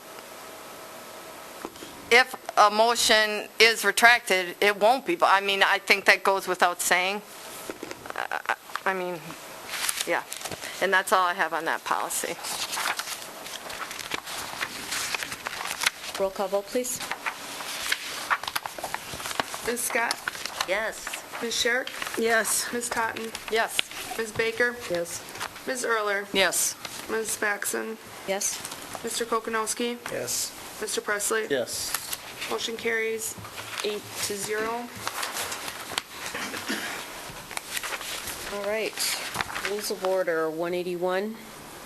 It just collapsed into 180. No, it wasn't. There's still a short sentence. I apologize. Most of it was. Yeah, most. Yeah, we Yep. felt that one sentence should remain. Yep. So I will move approval on rules of order. Second. Comments or questions?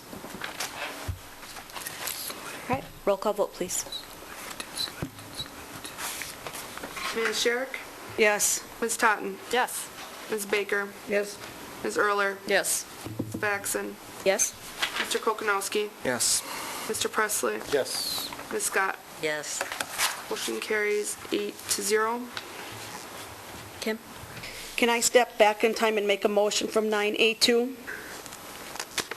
Since we're still in the same meeting? I have no idea. 9A2 is that the approval, The monthly bills? monthly bills? Since we had a couple of breaks,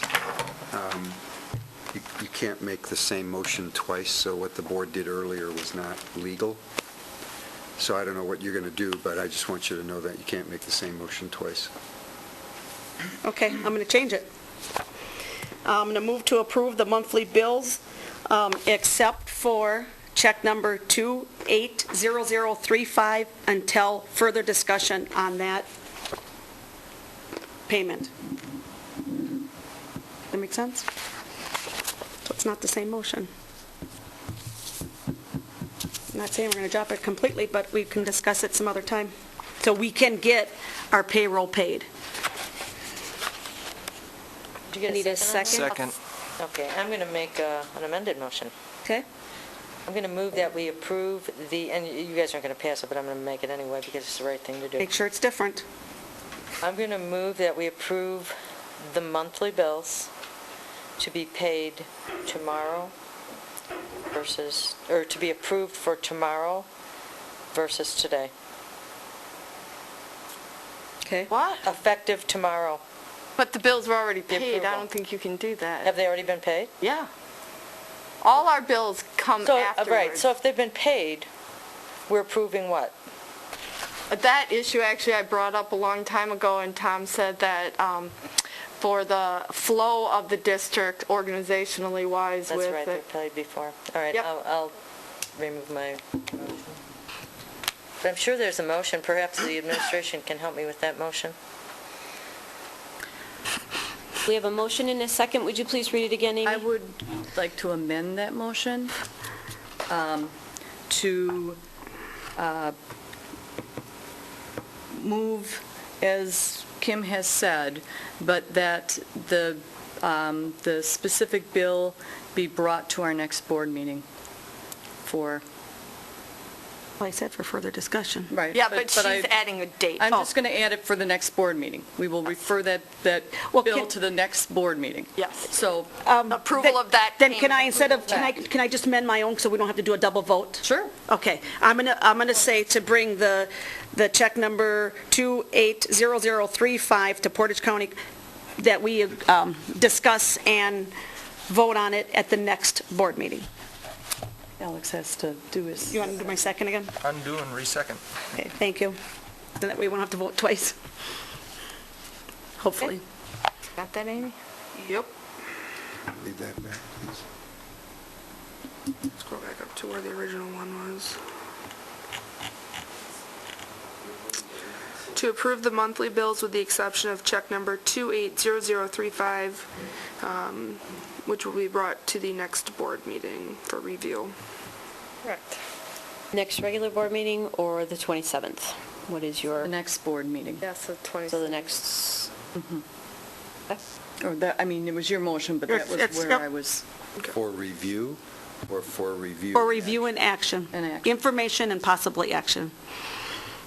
Okay. Roll call vote, please. Ms. Totten? Yes. Ms. Baker? Yes. Ms. Erler? Yes. Ms. Paxson? Yes. Mr. Kopanowski? Yes. Mr. Presley? Yes. Ms. Scott? Yes. Ms. Sherrick? Yes.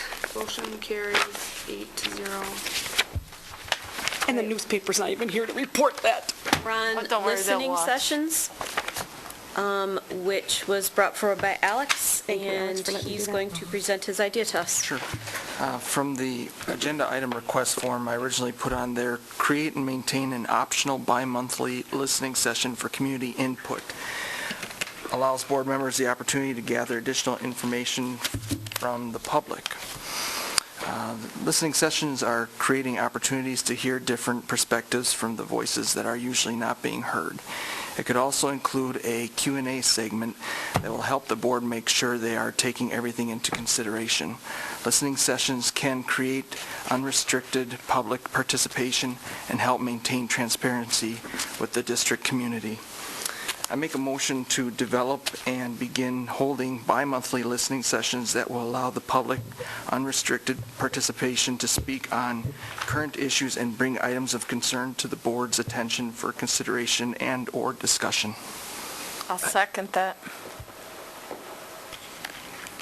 Yes? When we were at the state conference, this is one of the, I didn't bring my paper with me, that they said it's a good thing to do to keep that two-way conversation with the public, so then if they have questions, they can hear, and we've been trying to fight for this for a long time. Sometimes it's just timing, so I will support this, Alex. I don't know how much I'll be able to participate with my personal life right now, but I think it's a good idea.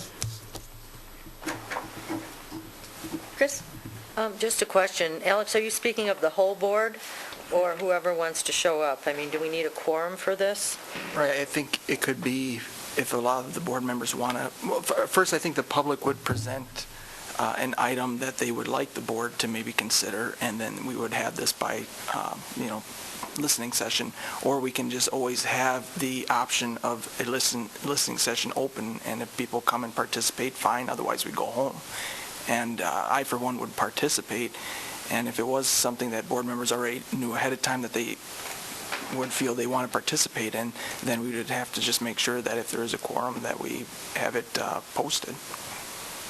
So if 3 board members show up, that's a listening session. That's what I'm saying. If one shows up, it is. Okay.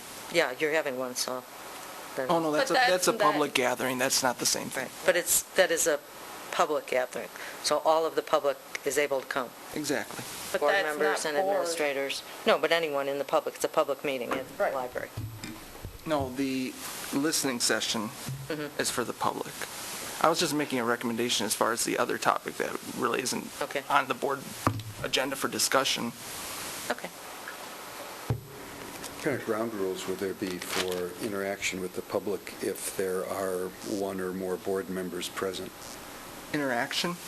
So recognizing that an individual board member does not speak for the board and only speaks for himself or herself. Sure, but it's a listening session. The last sentence of 161 is pretty clear about that. So I'm just asking to try to have the board figure out how you're going to interact with the public as a school board member. Well, the goal of it is to listen. We might have to have something to present if there's a topic. I'm envisioning that people are just going to show up. And you're just going to listen?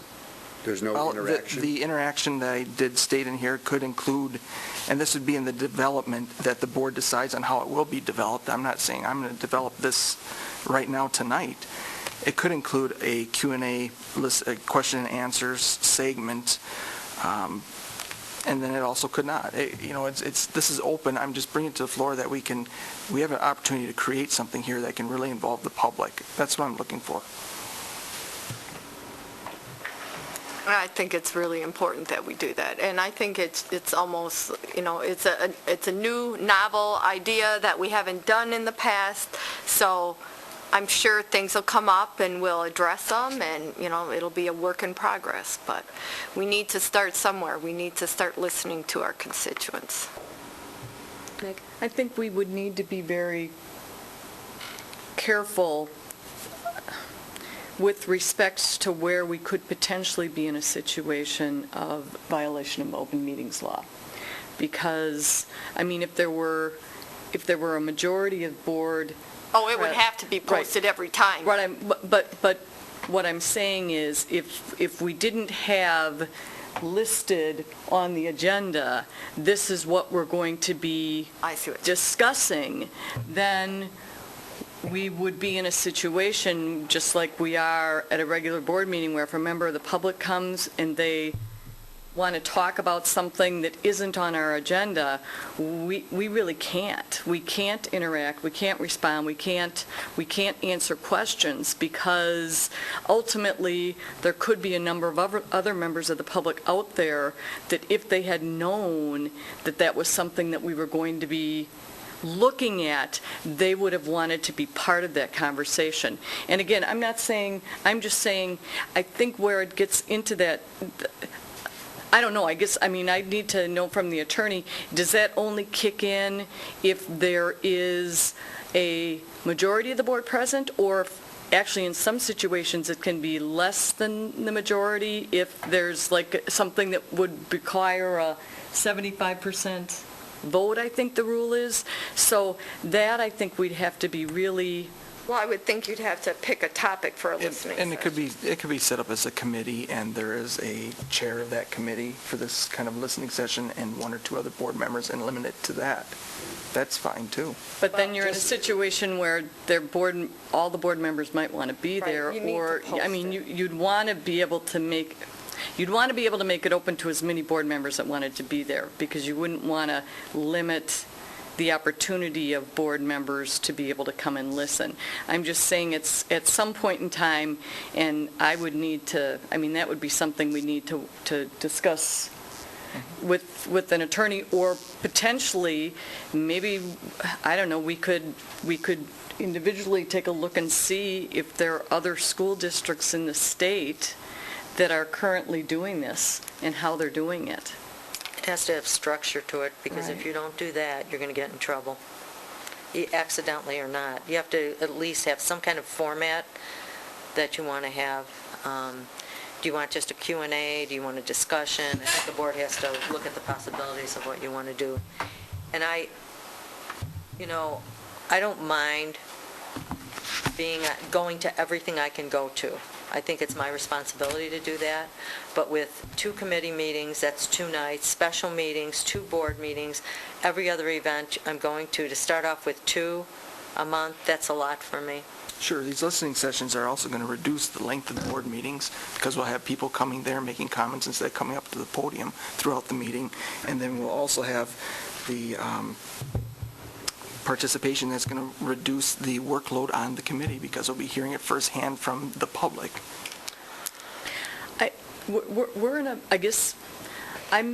I look forward, I know you indicated that you're looking to try to bring kind of ideas, or bring sort of a structure forward. We as a district, we are facing a number of fairly hefty issues where we could potentially look to use listening sessions to help provide us with guidance with respect to some of these pretty major, we heard about them tonight with the joint task force, maybe we look to start it out by trying to come up with some ability to really focus on that.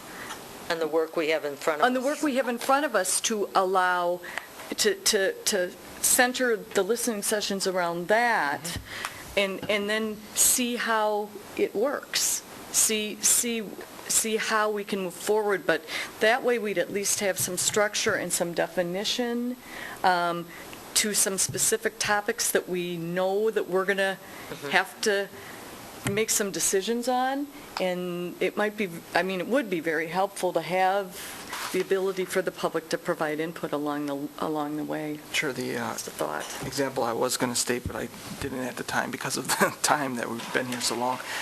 The past listening, our Life Skills Center, if there wasn't a listening session that took place with that would have been the opportunity for whomever, Harmony, whatever, to come forward and state things instead of having to go through a board member. I'm just trying to take away from everything going through one individual. Instead, it's coming to multiple individuals at once. So Chris isn't going to say, my people said, and I'm not going to say, my people said.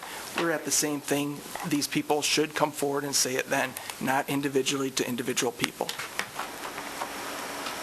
I think it's a great idea, Alex. And you could start out with the first thing is that task force that we just got done, what's their opinion on that? So just a suggestion, but I'm for it. That could be meaty. Yeah, I was going to say, I think we have a lot of other smaller things we could start I would with. go for the big one.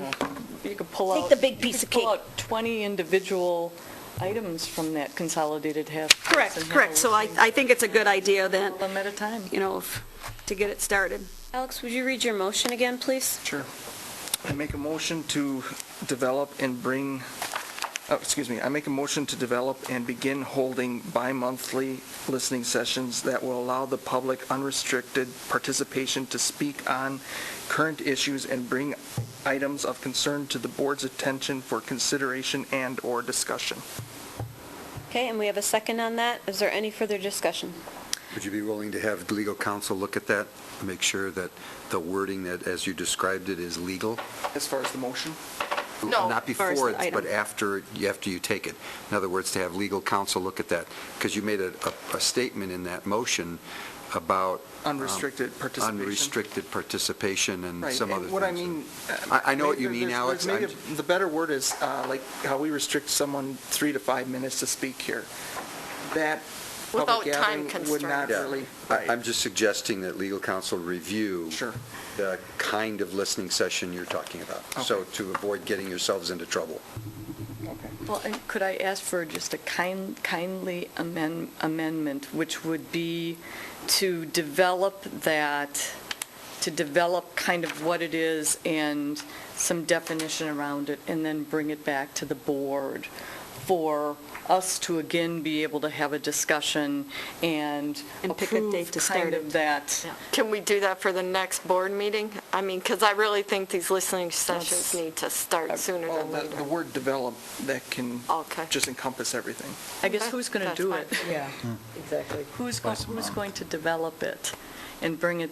It's just a matter of if you have ideas or some kind of input you want to bring that to the next meeting. If you Well- don't, then obviously you probably shouldn't come to those listening sessions. Well,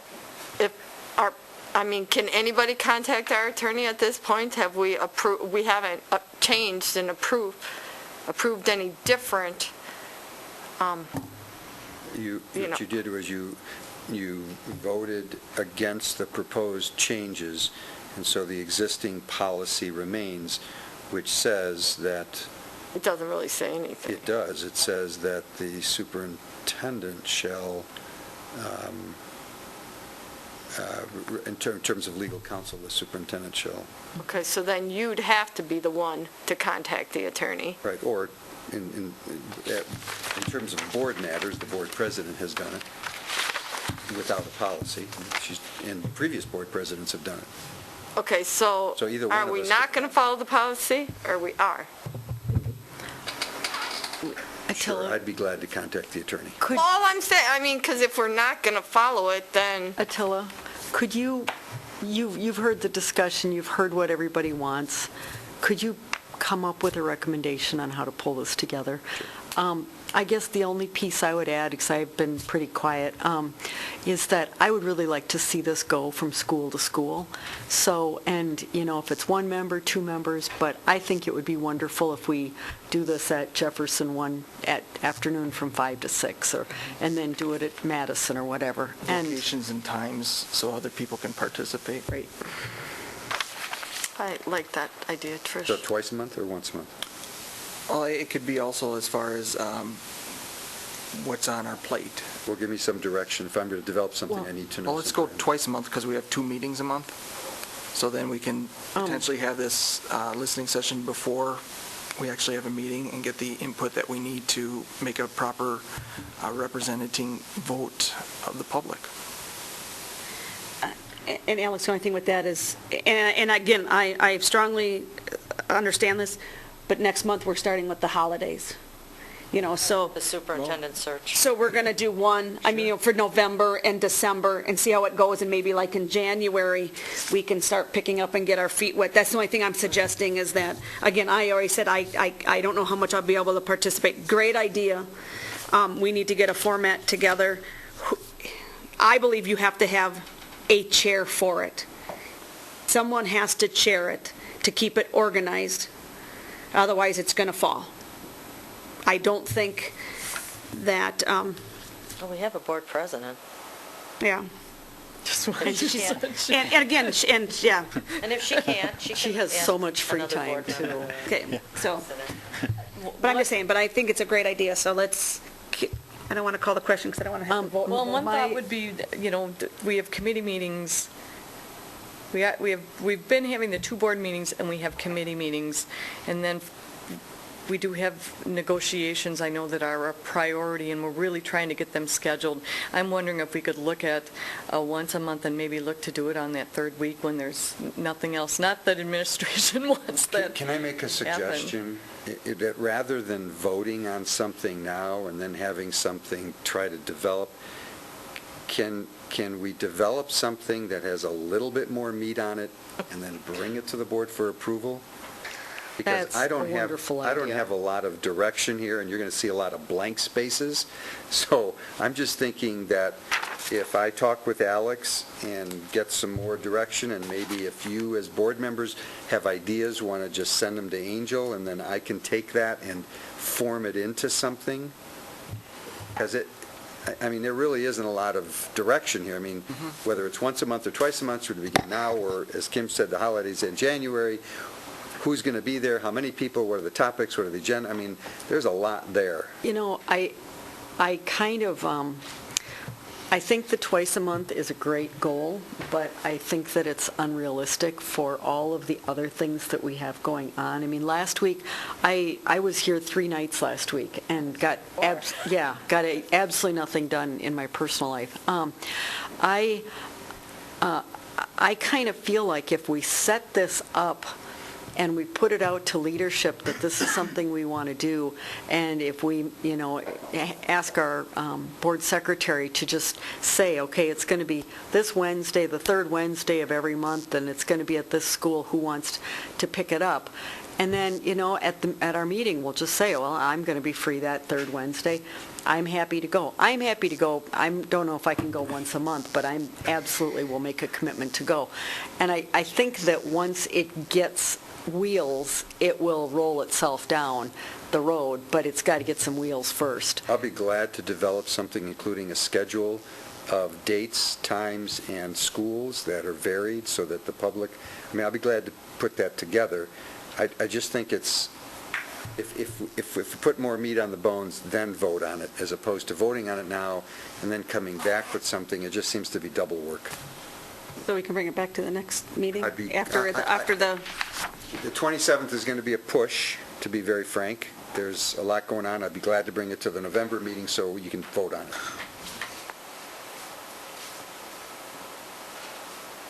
it. So I guess then we'd be looking for a motion to refer the idea and the discussion. You don't even need a motion. Okay. I can just take what your discussion is, and I can then go ahead and do that. Well, this motion does not dictate a time. I will amend it to change it from bi-monthly to monthly. It's just laying out groundwork to make sure that this does not go away. I think it's a great idea. I don't think it's going away. I haven't heard anybody say anything. Then Let's just vote, yeah. I amend my second. Go ahead. I might suggest that you change it from monthly to just regularly scheduled meetings, which gives us a little more flexibility. We want to do 2 a month? My guess is that once we start the superintendent search, we might say, you know what, we need a bunch of these, or we each might want to do our own. I mean, I'm really comfortable with that. Sure. Regularly scheduled instead of monthly or instead of bi-monthly. And I amend my second. Did you second it or did I? Could you want to read that, Ben? Yeah, could you read the motion, Amy? Do you want me to read it? No. Let's see what she's got I for have the it on, I have the first portion of it, and then the rest of it is recording, and I'd have to get it off the recording. I have to develop and begin holding regularly scheduled listening sessions to allow the public to speak, unrestricted participation, and then you lost me. Okay, it was that will allow the public unrestricted participation to speak on current issues and bring items of concern to the board's attention for consideration and/or discussion. I just have a question. If he's going to check with legal to see about the wording to make sure that's okay, how about if you just made it generic and we could always change it when we vote on it to being listening sessions with the public, and then let him check with legal on what kind of wording, because he knows what the interactive and all that. So what are you Just make it suggesting? generic, monthly or regularly scheduled. Like you have in your sessions. Yeah. The sheet. Motion to approve regularly scheduled board listening sessions. Okay, Yeah, just like And that. then if you can forward what you just read to me in an email, okay. I will take that and ask legal counsel about that.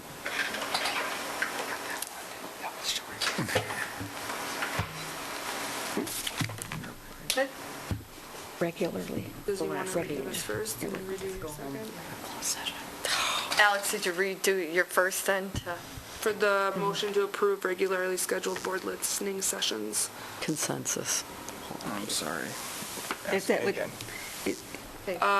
What's the Are question? you changing your motion to read, motion to approve regularly scheduled board listening sessions? Yes. You change your second? Okay. All in favor? Aye. Any opposed? All right. Meeting dates, time, locations, future agenda items. One correction, the negotiations are from 6 to 8 on the 14th and 16th. I got a text about that, wanted to be clear. Wait a minute, where are you? And Meeting dates, on time, number 10. locations, future agenda items. No, but I don't see We don't any. have negotiations on the agenda. Oh, well, then I broke the law. Okay, I did have a question about this. So, wait a minute, what did you say? They're 6 to 8. We said 6:15 earlier. Tuesday and Thursday I thought that's what, this week. They're not even on here. I gotta look. No, they're not on there, yep. I just have a question, is, a month ago, I think it was, we were going to get transportation results, and I know we've gotten them, and we were going to do a workshop to discuss them. Are them coming back so we can discuss it? It's going to be put on the October agenda, Kim, which is what Ginny was referring to. So I just want to clarify that a little bit. Ginny emailed me back in October, because she showed up on October the 6th or 7th thinking that I'm sorry, she appeared on October the 1st thinking that there was a board meeting that night. I said, no, the intention was to have it on the October 13th agenda. It never got placed on the agenda, not because anybody didn't want it. It was actually never discussed among Jeff, Angel, or me. It got lost. Nobody ever brought it up. So it was never going to be a workshop. It was going to be simply an item on the agenda. Well, I believe the discussion was that the report was going to be out to us before the end of the business day on that Thursday. You didn't want to have a meeting on that Thursday night because we wouldn't have a chance to read it, and we possibly might have one on Friday. That's what I recall on the meeting. However, let's just bring it forward and let's get it discussed. I'm not going to split hairs over verbiage and what you remember or I remember, and I'm not going through the tape. It was due October 1st, and it was sent out October 1st. Yes, and we were going to have, I requested that night to have a meeting that night on the results. Well, I don't want Okay, to because I remember. let's move forward. We have, I just have a clarification because I'm looking in my calendar. Florence just sent me a invitation today. The negotiations are set for 6:15 to 7:30 p.m. Tuesday, October 14th. Yeah, I thought it was 6:15. She sent it just today. 6:15 to 7:30 p.m. And that email's got to go out to all board members, though. Yeah, it does. It's got to get out to all board members. Well, that was an invite to, because before Yes. she sets it, she's got to make sure A reminder that we can calendar. be there. So that's what it was. It's a But I reminder mean, calendar. the posting for this, I mean, do you have it posted correctly for the right time for negotiation? I don't post for negotiations, Florence does. Should be on the, it should Okay, be out there already. I was going to We gotta say, check. does she have it posted right? Should be checked, it should be posted out there in the front of the building. Have to So- go Chance, check. We're going to be done before midnight. Nope. We have a closed session. Okay, so this is what I've agreed to do. Alex had 7 agenda item requests, and I said that I would read them and say where we put them, because we went through each one and decided where they go. Updates on housekeeping search went to the business committee. Board member recusing went to the policy committee. Setting at-will employee contracts went to the business committee. Listening sessions, full board. Security, superintendent's report and a security committee is in place. Provide an update. Monitoring bullying activities in our district. Leadership team is meeting with an officer who's pulling together a presentation on that next week. Life skills apartment, For where, Andrew? for where what? The bullying one? Is that going to be at the meeting? Leadership? A leadership team meeting first. They want to make sure that it meshes with our policy before they bring it to the board, Are they bringing it to the board? if it meshes with the policy.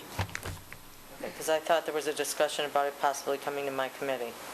Oh, maybe it will. I could be wrong.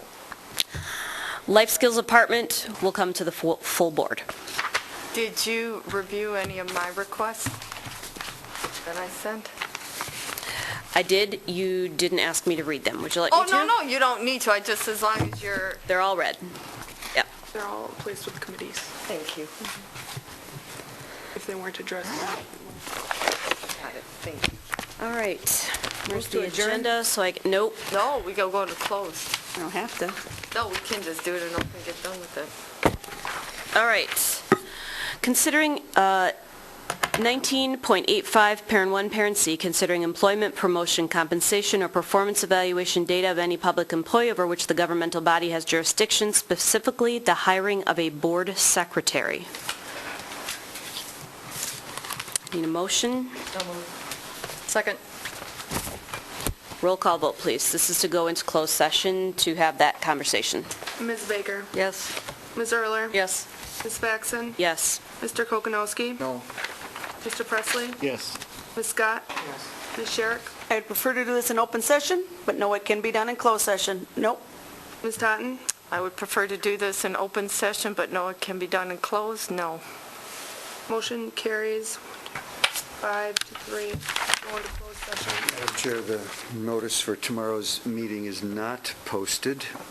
By law, you're required to post the initial bargain. Where there's an exchange of proposals, you are not required by law to post all subsequent meetings. However, that said, I believe, I was not there, I believe there was an agreement to post all bargaining sessions. There's nothing on those front windows. I can't say that there isn't anything on any other public school in this district or that it's not on the website. I just haven't checked. And the problem is, in the past, negotiations haven't been open, and they are now, so it could very well have a quorum of board members.